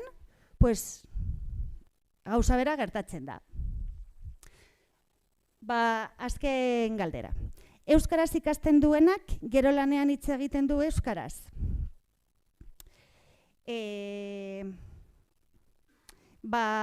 Ikusten dugu harreman zuzena dagoela euskaraz ikastearen eta giro euskalduna duten lan inguruneak aurkitzearen artean. Izan ere, euskaraz ikasten duten 10-tik 7 euskaraz hitz egiten dute lanean. Hoiek. Aldiz, gazteleraz ikasten duten 10-tik bakarrik 3 euskaraz hitz egiten dute lanean. Bueno, eta atal honetan bukatzeko esango dugu hurrengoa. Ikerketa honetan 2 multzotan bildu ditugu landunak. Lanean euskaraz hitz egiten dutenak eta lanean ez dutenak euskaraz hitz egiten. Baina norbaitek bere lanean euskaraz hitz egiten duela esaten duenean zer dio zehazki. Izan daiteke bezero guztiekin edo bezero batzuekin tratua euskaraz izan behar delako. Edo enpresaren ingurunarekin tratua euskaraz izan behar delako, con proveedores, administración, etc. Zerbitzu publiko baten erabiltzaileri arreta ematen die eta erabiltzaile asko agian euskaldunak direlako. Edo simplemente bere lankide batzuk euskaldunak direlako eta haiekin euskaraz hitz egiten duelako. Hori guk ez dakigu. Galdera hau oso orokorra denez, urtengo inkestan galdera honetaz gain egingo dugu hurrengoa. Lanpostua lortzeko euskararen ezagutza beharrezkoa zen, Eta posibles respuestas izango dira, bai, derrigorrezkoa zen euskara menperatzea, ez baina bere ezagutza baloratzen zen, edo simplemente ez. Orduan, bi galdera horiekin hobeto aztertuko dugu enpresek zenbat baloratzen duten euskararen ezagutza eta lanean euskara erabiltzen den ala ez. Eta orain Borjak ikerketaren ondorioekin bukatuko du aurkezpena.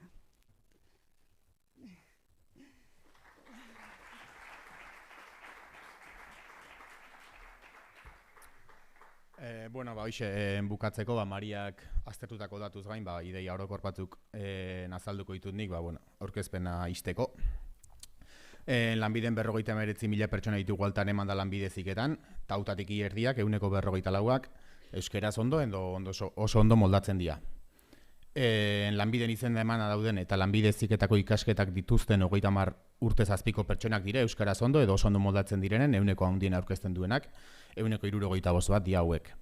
Niaz lanbiden erregistratutako lan eskaintzak 11%an euskara jakitea baloratzen zen. Bueno, errorea da, 11%an leno azaldu izuet. 11%koa da euskara baloratzen den lan eskaintzen kopurua 2021 batian.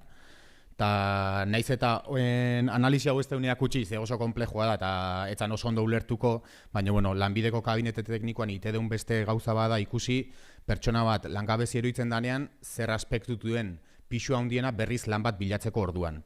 Eta aspektu egin artean, gauza ezberdina baloratzea dazkaten kompetentzik badibidez informatikan, inglesa dakin, laguntza bat jasotzeun, RGIa jasotzen duen edo ez, eta hor, sailkapen ezberdinak egitea. Bosgarren puntua, sailkapen hortan, bosgarren postuan, euskera C1 edo C2 maila eukitzia daude 40-45 aspektu kontutan eukitzea, euskeran C1 edo C2 maila eukitzia, bosgarren sailkapenian, bosgarren postuna agertzen zaigu, gehien baloratzen dan meritu bezala.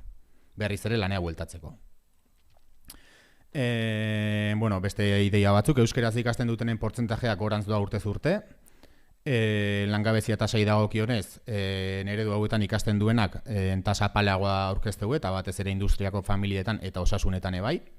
Soldatai dagokionez ere bai, lanean 100 euskara ibiltzen duenak, soldata altuagoak aurkezte dituzte, 5% eta 10% arteko diferentziakin. Eta kontratu mota eta naldi motai dagokionez ez dugu ezberdintasunik ikusi. Baina hau bai, ikasketak euskera ziteak, lan mundun euskera giro bat izatea albidetzeu. Eta hori ikusi deu lan baldintzekin zuzenean erlazionatuta dagoela. Ez da euskera gati bakarrik izango, bai lan munduan euskera gehien hitzeitean ere mutan ere, dauden enpresak ere azertu behar dira, ze aspektu, baina harreman zuzena ikusi deu, euskaran lan mundu bat izatea, eta baldintza hobeak izateakin. Eta amaitzeko ideia orokor bat bezala, ikusi dugu euskaran eredu linguistikoak arrakasta dakala Euskal Autonomia Erkidegoan, ze geoz eta gizartean maila geoz eta ondigoa da euskeran. Baina horrek ez du esan nahi, eaen jaiotzeian pertsona guztik, egunak euskera dakin. Ordun ikusi dugu lan merkatuan euskerak, elementu bere izkorra dela eta gaina positibo hau da euskera jakitiak albidetzeizu lan munduan posizio hobe bat izaten. Eta, beste gabe hemen gure kontaktuk eta eozer behar izan ezkeo, aurkezpen hau zuen eskuragarri izango zu eta eozer gauza, hemen gaude zuen dudak edo erantzuteko. Eta listo.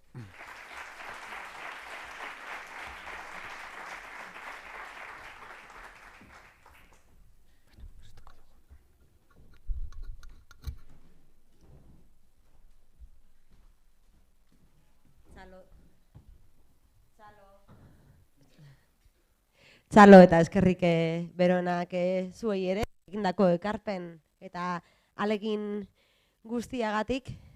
Lan munduratzaren beste atal bat kontratazioena da, baina norbere konturako langileak ere ezin ditugu bide horretan ahaztu. Ekintzaileak formatzea eta enpresak sortzen laguntzea da lanbide heziketako atal garrantzitsu bat. Enpresa eta ekimen sortzailea ikasgaia. Urratz bat programaren bitartez egiten da, eta hain zuzen ere, euskarak ekintzaile izateko duen garrantziaren inguruko kontzientzia hartzea duzede. Ikastetxeetan jartzeko kartelak atera dira, hemen pantailan dituzue ikusgai, baina ez hori bakarrik, amaieran aretoaren sarreran ere topatuko dituzue, nahi izan ezkero, hartu eta zuen lantoki edo esparruetan kokatzeko. Hainbat ertz ikutu ditugu, gaurko jardunaldi eta goiz honetan zehar, eta hurrengo ikuspegia zabaltzeko, ekintzaileak diren bi ikasle hoi gonbiatuko ditugu. Zatozte, Asier Kidam bera eta Cristian Gil.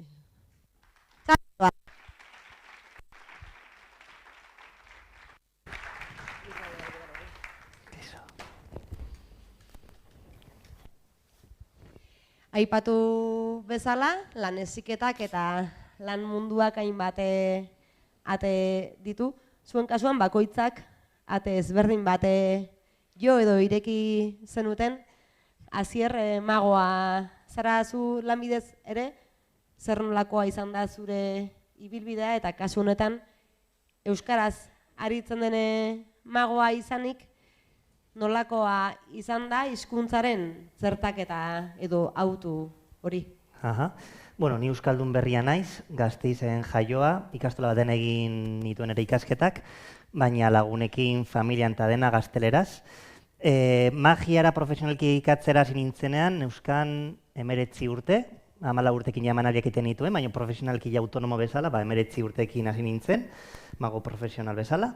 Eta garai hartan bakarrik zegoen txan magoa eta beste mago bat edo bi, eta lan pila bat zegoen euskaraz magia egiteko. Ze batez ere mago gero eta gutxiago, baina bere garaian nik dauzkat orain 28 urte, orain dela 21 urte magia programatzen zen ia guztia umentzatzen, eta umentzako ekitaldietan ia dena euskaraz programatzen zen. Orduan, ni mago profesionala naiz euskarari esker. Ze bazeuden Euskal Herrian mago ez euskaldun pila bat batzuk, baina euskaldun mago gutxi ginen, eta horri esker lan pila bat eduki dugu beti. Gaur egun gaude Euskal Herrian mago profesional 10 bat edo, eta horietatik 8 dira euskaldunak, eta badaude beste bizpahiru, euskaldunak ez direnak, baino euskaraz ikasituztenak gidoitxo batzuk, esaldi solte batzuk, eta saiatzen dira, askotan magia euskaraz egin behar dute. Orduan, ni mago profesionala naiz euskarari esker. Zentzu horretan, hizkuntza aututik tiraka, nola edo zergatik erabaki zenuen euskara zertatzea zure ekintzailetza proiektuan, kasu honetan, magia jardunean? Bueno, beharrezkoa zen, gainera, ni euskaldun sentitzen naiz eta nire euskara gustatzen zitzaidan, baina praktikoki ere beharrezkoa zen niretzako. Ni euskaldun berria naiz, orduan niretzako ere garrantzitsua zen euskarari bere ondo tratatzea, eta Julia Marin da bere garaian itzulidatz taldea sortu zuena, euskal antzerkiko antzerlan pila bat itzuli ditu, euskaltzaindian ere eman ditu hitzaldiak, euskara munduan pisua duena, eta nik berari esker ezagutu nun antzerlan batean, hasi nintzen ere espektakuluko gidoiak fintzen, lantzen, berak itzulita, baita ere euskarak duen musika lantzen, zer musika euskaraz oso gaztelerako kutsadura zeukan. Eta ez dakit zertaz ari nintzen, zer galdetu diazu? Hizkuntzaren txertaketa ekintzailetza zure. Bai, hori, beharrezkoa zen, orduan, nik betidanik argi ikusi dut, beharrezkoa zela, euskaraz hitz egin behar nuela, honetaz bizi ahal izateko. Hizkuntza beraz, oztopo erronken aurrean, oztopo ez denaren beste adibide edo praktika. Bai, nik Espainian badauzkat lagun mago pila bat, eta normalean, maila bereko magok gehiago eta hobeto bizi gara magiaz Euskal Herrian, Euskal Herritik kanpo baino. Normalean batez besteko katxeak altuagoak dira, lan balintzako beagoak, eta gu daukagu hemen, euskaraz dakit nola esaten den, pero una barrera proteccionista natural. Gu joan gaitezke Madrilera magia emanaldiak egitera, nik inoiz joan izan naiz, baina beraiek ezin dute ona magia kulturetxe batean magia emanaldiak egitera. Noiz behinka bai, baina orokorrean merkatuak mago euskaldunak eskatzen ditu. Eta zentzu horretan, kriston sortea daukagu. Sorte eta balio da aukera erantzi horren gogoetarekin garatzen gara. Hasierren ondoan daukagu Cristian Gil, ahoaren eta hortzen higienea zikloko ikasle izandakoa da bera, kaixo, Cristian, zer moduz? Kaixo, ondo. Posten gara. Zuke, Cristian, Francisco de Vitoria institutuan ikasi zenuen, eta ahoaren eta hortzen higieneko teknikaria zara egun. Zikloan, lantokiko prestakuntza moduluan ere egingo zenuen noski, non egon zara praktiketan edo nolakoa izan da. Ekintzailetzak bere aurretik normalean daraman prozesu hori praktikaliarena, hain zuzen. Bai, nik praktikak egin dituen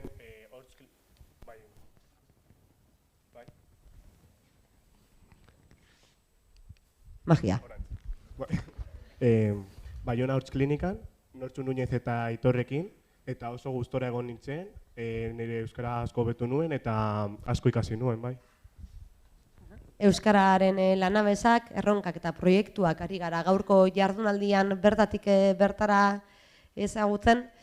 Zure kasuan euskara maila hobetzeko baliagarria izan zaizu esperientzia hau? Edo uste duzu euskarak formatzeko eta lan munduan txertatzeko ate gehiago irekiko dituela? Bai, azken finean, ni nire etxean bakarra naiz euskaraz egiten duena, eta nire lagunekin ez daukat ohitura euskaraz etxe egiteko, eta Hortz Klinikan lankide guztiak euskaraz egiten dute, eta zerbitzua euskara eskaini aldiot pazientari. Eta nik uste dut hemen Euskal Herrian euskaraz jakitea balio erantzia ematen dizula gero lan postuak bilatzeko. Gogo eta esperientzia eta zuen ibilbidearekin zertzela da horiekin geratzen gara, eskerrik asko Asier Kidam eta Cristian Gil, zuen ekintzailetza prozesu honen berri ere, usta atziki honetan biltzeagatik.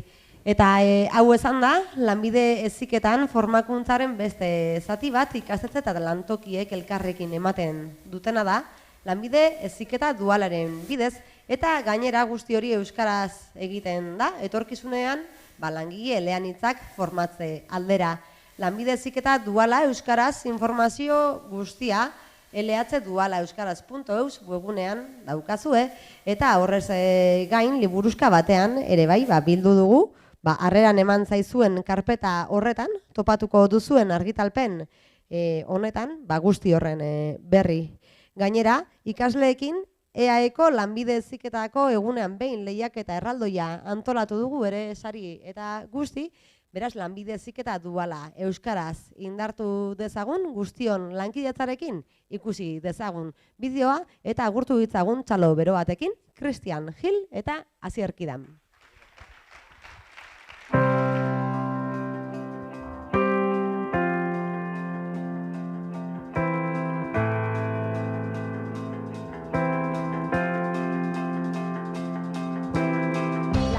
Heziketa funtseskoa, oinarrizkoa da, gurean ere bai, euskarari auspoa eta birikak emateko. Eta jakina hori betetzen duen hezkuntzarik badau, lanbide heziketa da. Gure lurraldean lanbide heziketako zentro garrantzitsuak ditugu eta Vital Fundazioak laguntza irmoa ematen die hainbat lankidetzaren bitartez.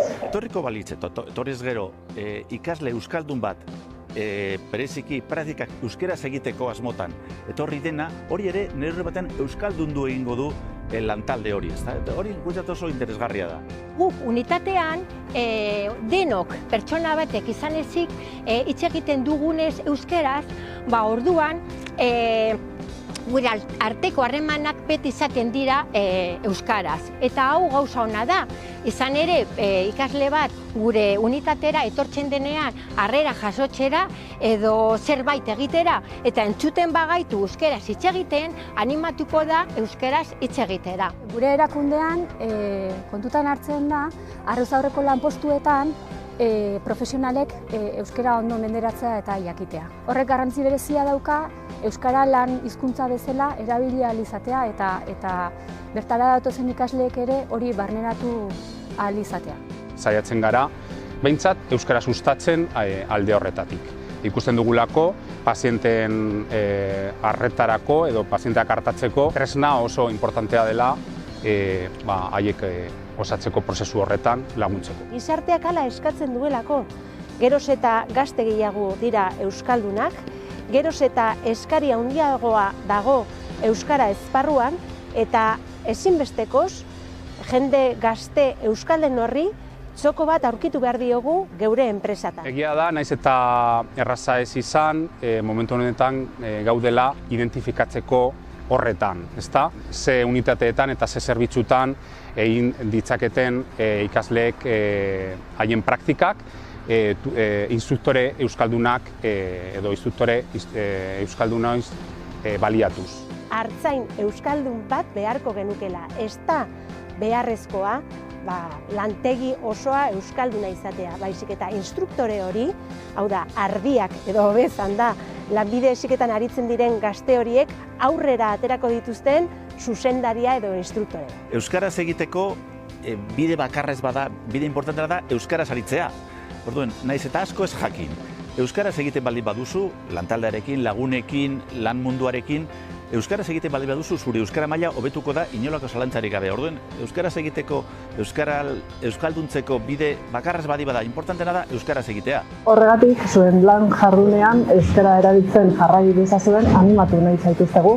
Lantokietan, bultzada bat izan zaitezkete, beste pertsona batzuek harremanak euskaraz izateko aukera izan dezaten. Orduan, horregatik animatu nahi ditugu. Lanbide heziketako ikasleak udaletxera hurbiltzera, eta ez hori bakarrik, euskaraz eskatzera praktikak egiteko. Euskarak ematen bai dio enpresari balio erantzia. Eta hori, dudagabe, euskaldun gazte langile berrien eskutik helduko.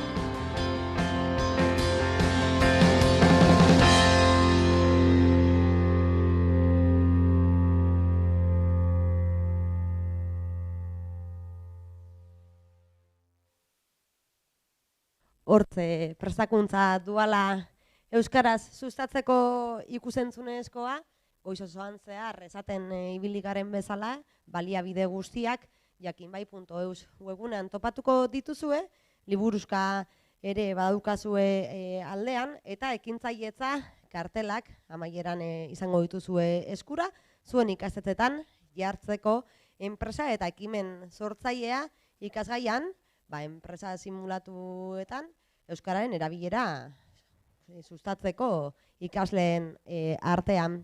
Eta hau esan da, azkenengo txanpan murgilduko gara datozen minutuetan, eta horretarako Arabako Foru Aldundiko euskara eta gobernu irekiko lezuri ugarte agertu zaigu bideoan, gaur izkelanen ere izan duguna, lan munduan eta lanbide heziketan euskara sustatzeko helburuarekin. Araban, euskara lanean jartzeko Lanabesa martxan dago, Lanabes proiektua hain zuzen, baina zer da Lanabes guzti horretaz? Arituko zaigu segidan, lezuri ugartae.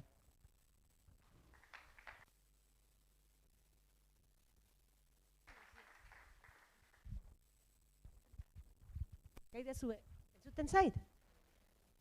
Hasiera baten esan didate hortik maitik hitz egiteko, baina oso urduria naiz, horrelako harresiak ez zaizkit bat ere gustatzen, eta ondo baderitzozue metik arituko netzaizue, bai? Izar bertsolaria da, batzuk ezagutzen duzue. Eta berak gaia jarri dit, eta nik bertsoa baino egitura txiki bat egingo diot Lanabesi, ondo baderitzozue. Izan ere, hasiera batean, 10 bat horri nituen horri idatzita zuei hemen kaka emateko, baina azkenean erabaki dut eskema txiki baten bitartez Lanabes zer den zuei guztioi asaltzea, bai. Berak, gaia bota dit, Lanabes asaltzea. 34 ideia nagusi botako dizkizue, batetik.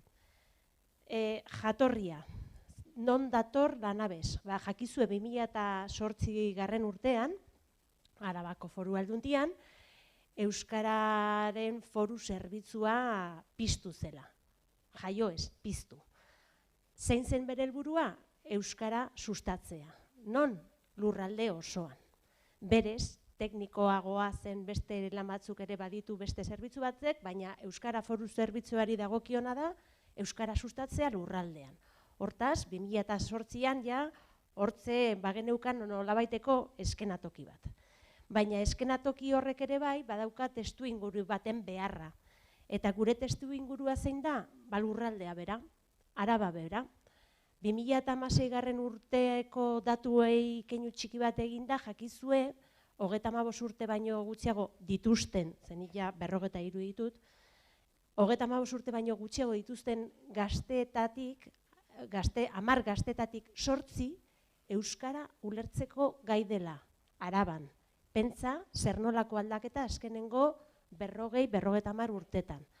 Oraintze bertan, bai Gasteizen, bai oraintze bertan etorri berria naiz Maeztun, bai Aiaraldean, 35 urte baino gazteago den gazte batekin, lasai asko euskeraz egin dezakezue. Bera, bai, emakumea edo gizonezkoa, euskara ulertzeko gai baita.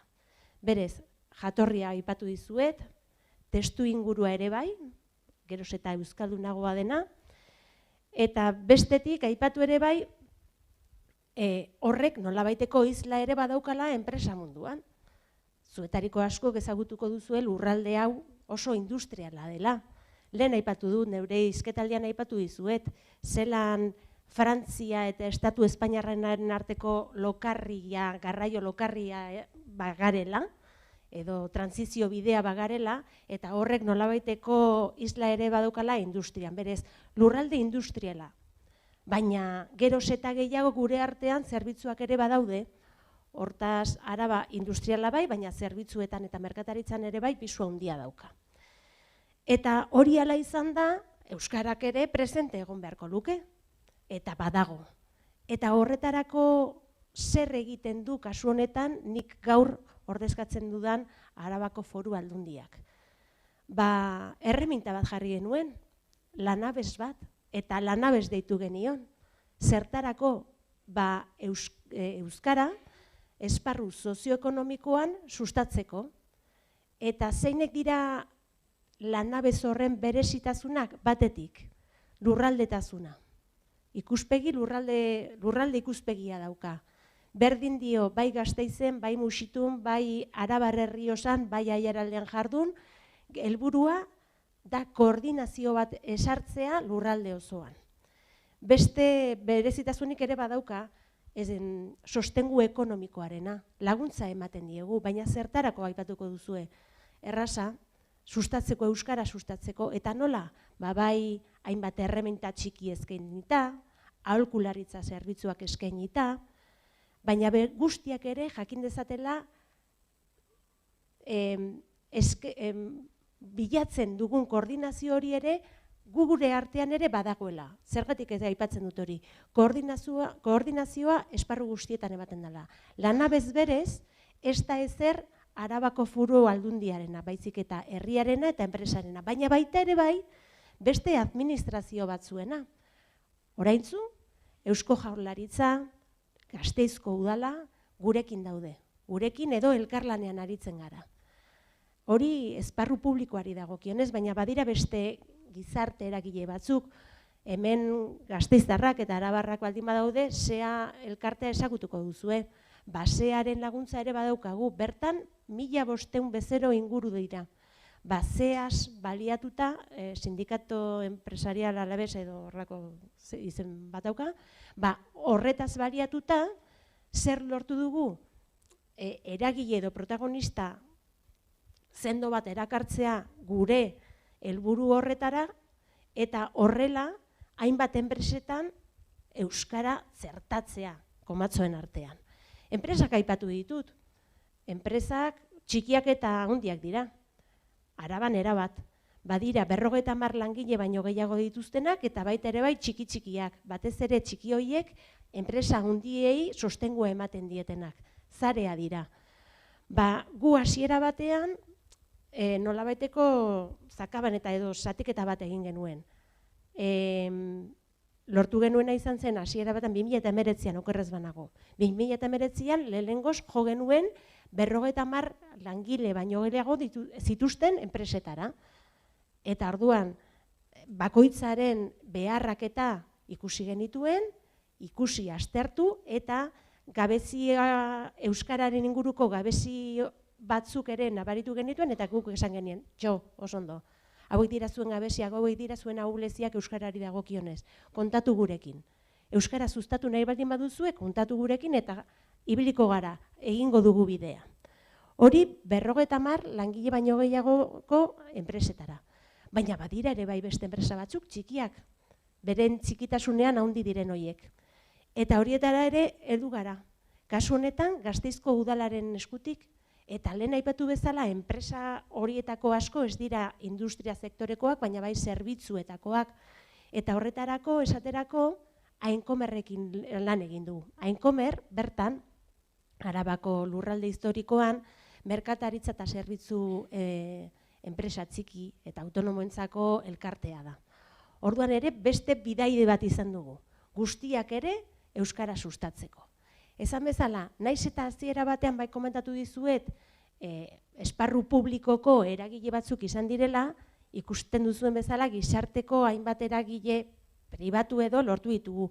Baina horrez gain, hau guztiak utzi balitz, gogoan izan, administrazio publikoa, SEA, Ainkomer ere aipatu dugu, baina badukagu oraindik ere beste potente bat, oso potentea, Vital Fundazioa. Vital Fundazioa erakartzeko aukera izan dugu, jakin duelako funtseskoa dela euskarak bai zerbitzuetara, bai industriara ematen dion balio erantzi hori, eta esan du, ni ere hor, ni ere helburu hori zuekin partekatu dut.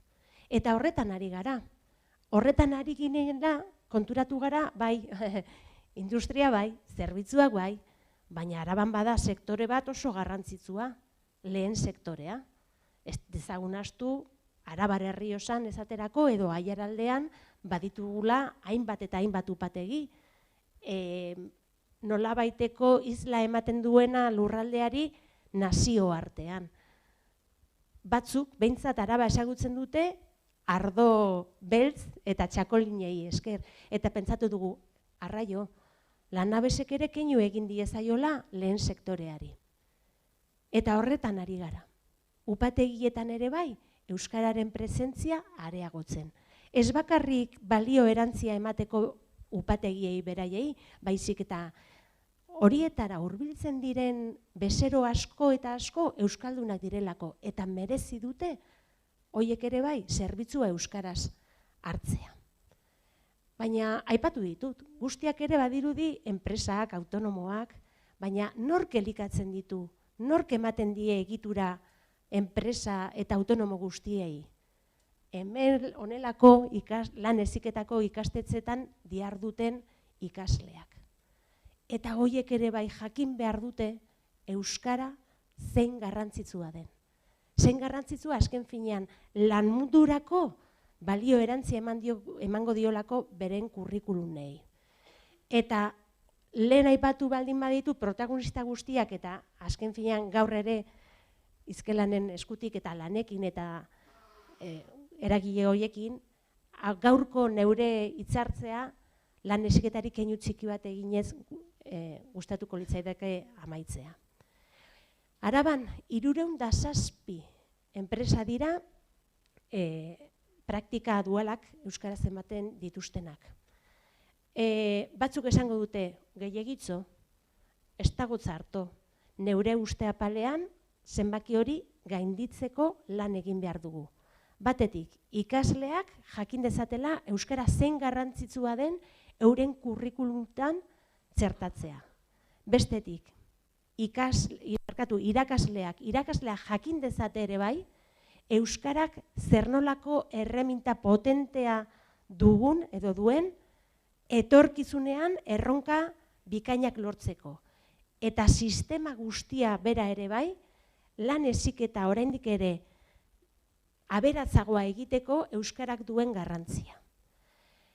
Horren bestez, ez dakit zuen aldetik zalantzarik edo bazenute. Jakizue berez, Arabak baduela erreminta propioa, Lanabes duela izena, bere helburua euskara sustatzea dela esparru sozioekonomikoan, hainbat eragile elkarlanean behar dugula lan egin, eta horretarako handiak eta txikiak berdin balio dutela. Baina horietan guztietan ere bai, batzuk esango dute ez, unibertsitateko ikasleak eta garrantzitsua dira geure enpresetako irudia, aberasgarria eta potentea izateko. Ez dezagun astu mesedez Euskal Herrian, bai Nafarroan, Euskal Autonomia Erkidegoan, zein garrantzitsua izan den historian zehar lan heziketa. Eta hortaz, lan heziketa hori ere euskalduna izatea zein garrantzitsua den. Geure aldetik, administrazio publikoa den neurretik, ekin diezaiogun. Eman diezaiogun auspoa. Azken fean auspoa ere bai beste erreminta bat delako, beste lanabez bat delako. Eta besterik ez, zalantzaren bat edo baldin badaukazue, hementzen daukazue, zuen zalantzak erantzuteko.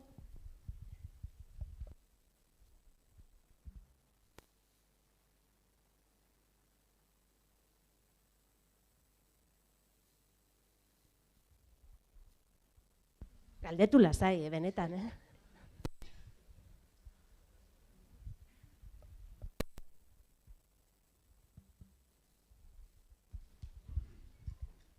Eskerrik asko Lezuriri ere Arabako Foru Aldundian ematen duten laguntza guzti horrengatik eta lanabesak eskura jartzeagatik. Lanbide heziketa dualean euskaraz egiteko eta euskaraz izateko lantokiak ere badira garrantzitsu eta ertzorri helduko diogu segidan.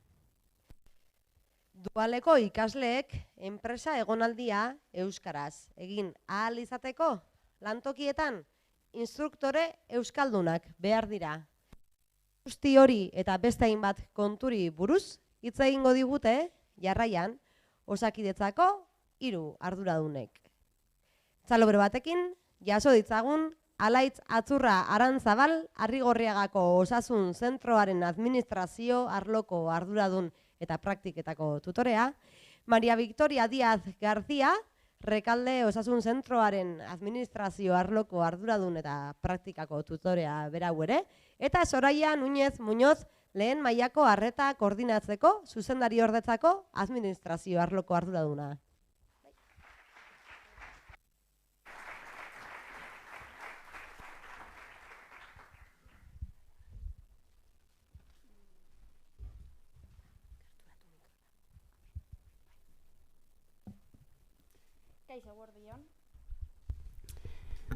Bueno, guk kontatuko dizuegu nola egiten dugun Osakidetzan prestakuntza duala. Lehen mailako arretaren ildo estrategikoak prestakuntza, irakaskuntza eta ikerkuntza dira. Ildo hori finkatuago dago langile asistentzialen artean. Barkatu. Orain bai. Vale. Hori, hildo hori finkatuago, ez?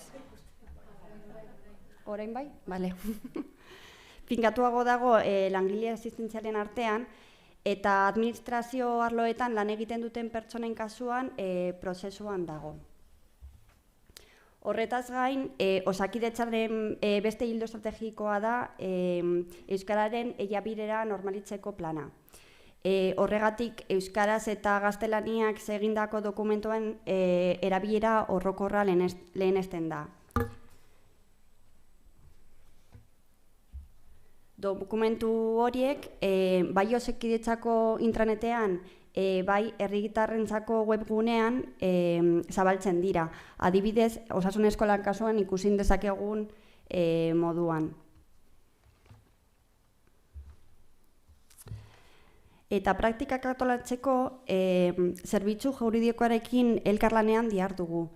Haiek arduratzen dira hitzarmena ikasketa zentroekin eta esiekin sinatzeaz. Lehenik eta lehen praktiketan interesa duten ikasketa zentroekin harremanetan jartzen gara, eta orain arten Barrualde eta Bilbo dira esi aktiboenak. Beraien esperientzian kontatuko digute orain.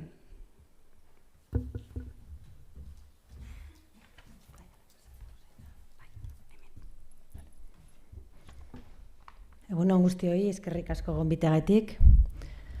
Bueno, gure eskaintza administrazio kudeaketako erdi mailako eta finantzetako administrazioko sistema informatikako eta dokumentazio sanitarioko goi mailako prestakuntza moduletara zuzenduta dago. Praktika horien helburua ezagutza partekatzea, trebetasunak eskuratzea eta esperientzia horiei etekina ateratzea da. Administrazio praktikak urtean 2 alditan egin ohi dira, martxoa ekaina eta urria urtarrila. 300 ordu inguruko iraupena izaten dute eta bertan ikasleak tutoreak ditu osasun zentroetan, bai eta oinarrizko prestakuntza programa bat ere. Ondoren ikastetxe bakoitzaren ezaugarrietara egokitzen dena, hezkuntzako tutorearekin adostutakoaren arabera. Normalean, bi tutoreen arteko lehen bilera egiten da, eta praktikak horien jarraipena eta ebaluazioa planifikatzen dira, aurrez aurrekoak edo telefono bidezkoak.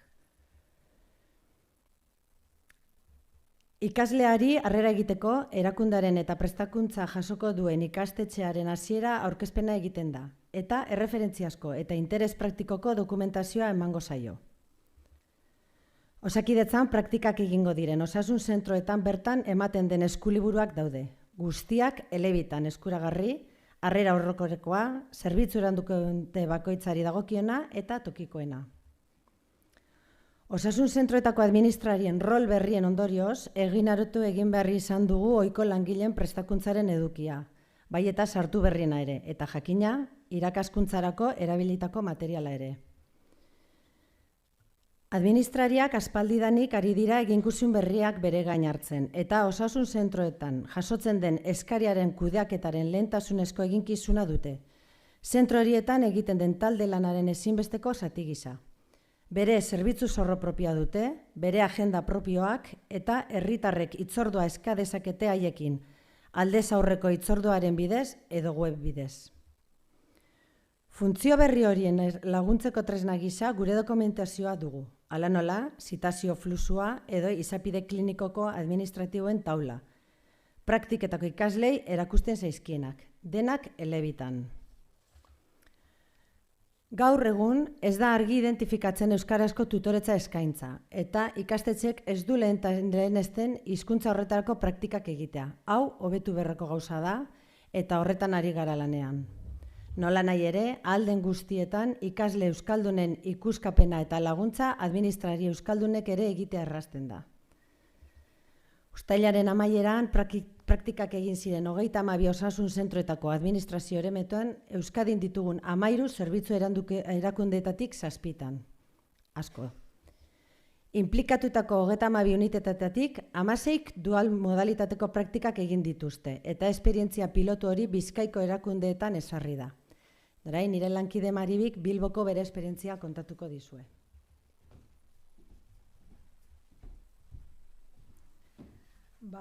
Eguerdion, aurten Osakidetzan izan dugu lehen pilotaje proiektu bat dual moduan, eta ikasleak zer egin behar duen Osakidetza pertsona komunitate gisa ezagutzea, programa informatikoak maneiatzea, guk erabiltzen ditugun programa informatikoak ezagutzea, eta ahozko ahozko komunikazioa lantzea, bai telefonoz, bai aldez aurretik. Praktiken ezaugarriak, beste motatako praktikak antzeko edukia daukate, hau da, puntualtasuna, higienea, mugikorren erabilera, tratua eta guzti hori kontuan hartzen da, baina kutsu berezi bat daukate, guk kudeatzen ditugun gauzak edo tramiteak osasunarekin zerikusirik dutelako. Orduan, hori kutsu hori daukate. Duala bakarrik 2 egun, dual moduan, bakarrik 2 egun etortzen direnez zentruetara, iraupen laburragoa denez, edukina gutxiago da. Eta, klaro, jarraitasun, hori, jarraitasun txikiagoa ere. Tutoreon nabarmendu ditugun puntuak, osasun arloko praktiken izaera berezia, hau da, Osakidetzan osasun arazoak kudeatzen ditugulako. Gero ikusi dugu kasuaren arabera, igual heldutasuna eta interesa desberdina dela ikasleen artean. Praktiketan erabiltzen ditugun gure manualak edo, igual adostuta egon beharko lirateke, zentruen ematen dituzten edukinekin. Gero, Osakidetzan, eremu administratiboetan euskaldunak gara eta pazienteari bermatzen diegu euskeraz hartatua izatea. Orduan, guregana etortzen diren ikasleak hori ere ikasten dute. Eta, gure artean ere, saiatzen gara ahal den guztietan euskaraz egiten. Esperientzia positiboa izan da, eta hor ikusten duzue zentrutik bidalitako eskerrak ematen gutuna, eta hemen geratzen da argi autoestima eta aberasgarria izan dela parte hartu duten guztiontzat, baita guretzat ere. Etorkizunari begira, profesionalak tutorizatzea oso aberasgarria da eta etorkizunean inbertitzea. Eta bukatzeko ezagutza zabaltzeko eta elkarrekin trukatzeko plataforma bezala erabiltzen dugu, profesional berrien irakaskuntza hobetzen du, gure lan programak eguneratzen ditugu honen bidez, eta motivazioa, gu tutoreak garen motivazioa ere handitzen du. Eta, mila esker, eta... Qué desastre.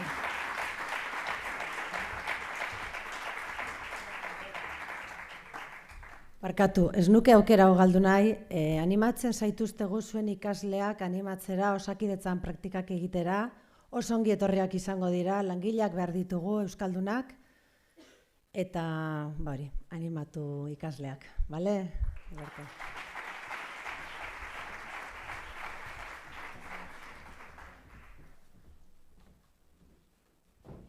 Mezu horrekin geratzen gara, eskerrik asko, Alaitz, Maria Victoria eta Soraya, horrelako esperientziak egiteagatik eta hemen kontatzeagatik.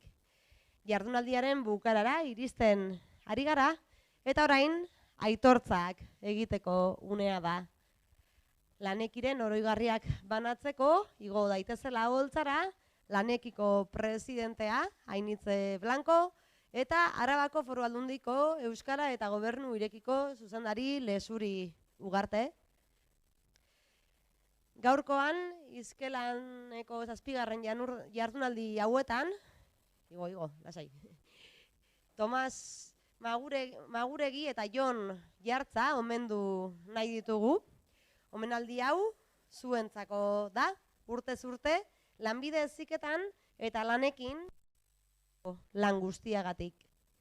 Lanbide heziketan euskarari emandako bultzada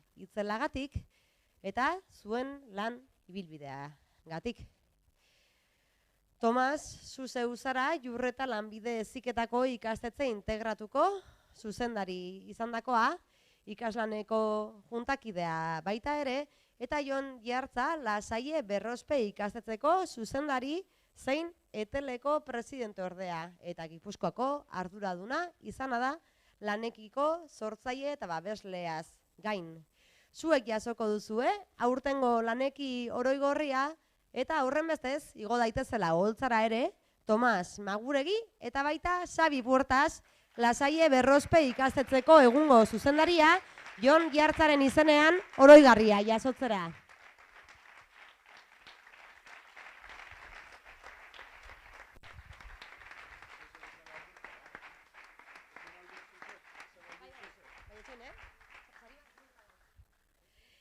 Tomas Maguregiri Ainitze Blankok emango dio, saria.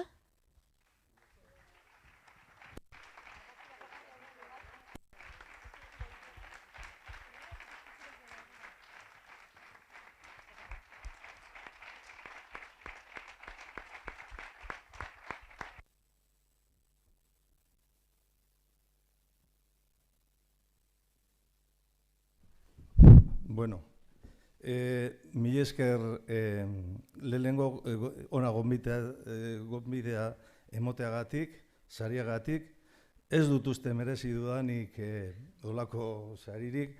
Nire aportazio ero ekarpen xumea izan da, ikaslan Bizkaiako parteide moduan, beste ikaslaneko Gipuzkoa eta Arabakoekin eta Eteleko kidekoekin, urtetik urtera markatu, finkatu pizka zeintzu ziren helburuak eta bar, baina benetan lana egin dutenak, paltube, olatz eta olakoak egin. Eta aprobetxatuko nuke komentatzeko hemen erronka dela olako materiala jakin baien eta txertatzen den materiala Euskalduneko material hori ahalik eta gehien erabiltzea irakasleen artean eta nire gonbitea hoixe da.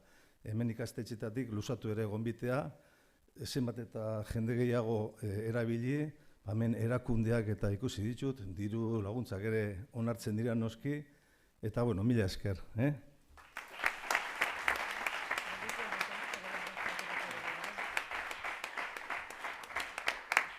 Aurtengo bigarren omendua, Jon Jartza da, baina gaur ezin izan du bertaratu, hala ere, zuekin eta gurekin egoteko tartea hartu du, eta beraz, entzun ditzagun bere hitzak, saria eman aurretik. Eguardion lagunak, hemen Argentinan jubilatu lan egiten. Pena handia emateit zuekin horrezeotiak, baino, horrela gertatua ba.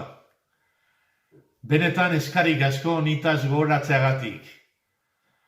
Berez horreratik izan naiz lanekiko partaide, jubilatu arte. Oso gustora izan naiz. Gironean, lanbide heziketak eta euskerak bihartzuen laneki. Urte mankorrak izan dira, eta aurrerantzean ere ziur nago ikeragarri onak izango jala.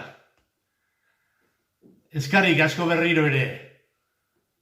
Gora laneki, euskera eta lanbide heziketa.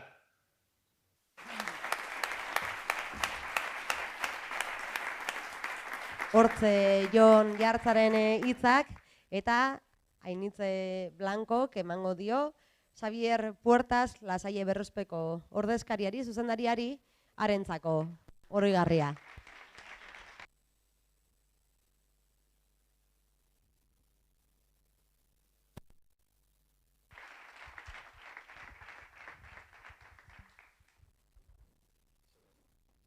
Eta aitortzekin amaitzeko hirugarrenik eta azkenik, hastapenetatik lanbide heziketa euskara eta lana uztartzen dituen lantoki bat saritu nahiko genuke. Urtez urte, ikasleek bertan egin dutelako lanbide heziketa duala euskaraz. Ikasleak gozatu eta formatu dituelako. Kristian izan dugu lehenago horren lekuko eta testigu, eta beste hainbat ikasle ere bai. Horren bestez, Baiona Hortz klinikarentzat izango da lanekiko aurtengo beste oroigarria. Hurbildu, Baiona Hortz Klinikako Nortzu Núñez Moreno eta jaso oroigarri hau gure esker onaren adierazle. Oroigarria Lezuri Ugartek emango dio Nortzu Núñez Morenori.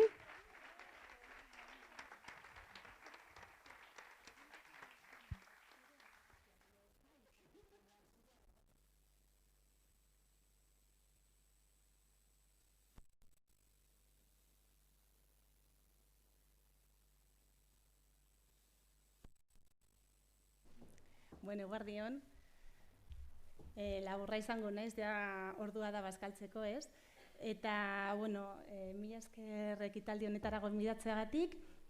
Guk bai beti izan dugu erronka hori, bueno, orokorrean ikastolan, lanean, eta bueno, izan ditugu beti ikasle euskaldunak, eta hori da gure eguneroko lana, aparte hortzak, eta baina euskara sustatzea. Orduan, bueno, eskerrik asko denoi, eta ea hemen hurrengoan ez dakit 3.000 pertsona gauden holako lana egiten. Eskerrik asko.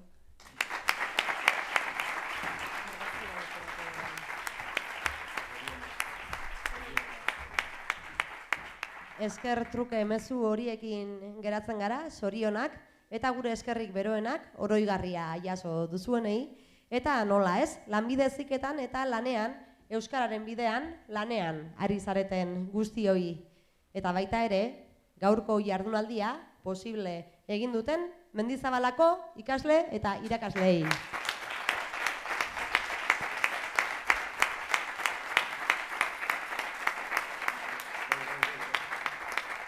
Eta agurtu aurretik hainbat kontu edo har labur, bertaratze ziurtagiria jaso nahi duzuenok sarreran dagoen harrera postuan eskatzea daukazue, eta jardunaldi osoa nahieran ikusteko moduan jarriko dugula laster gogoratu Lanekiko YouTube kanalean edota jakinbai.eu webgune horretan ere.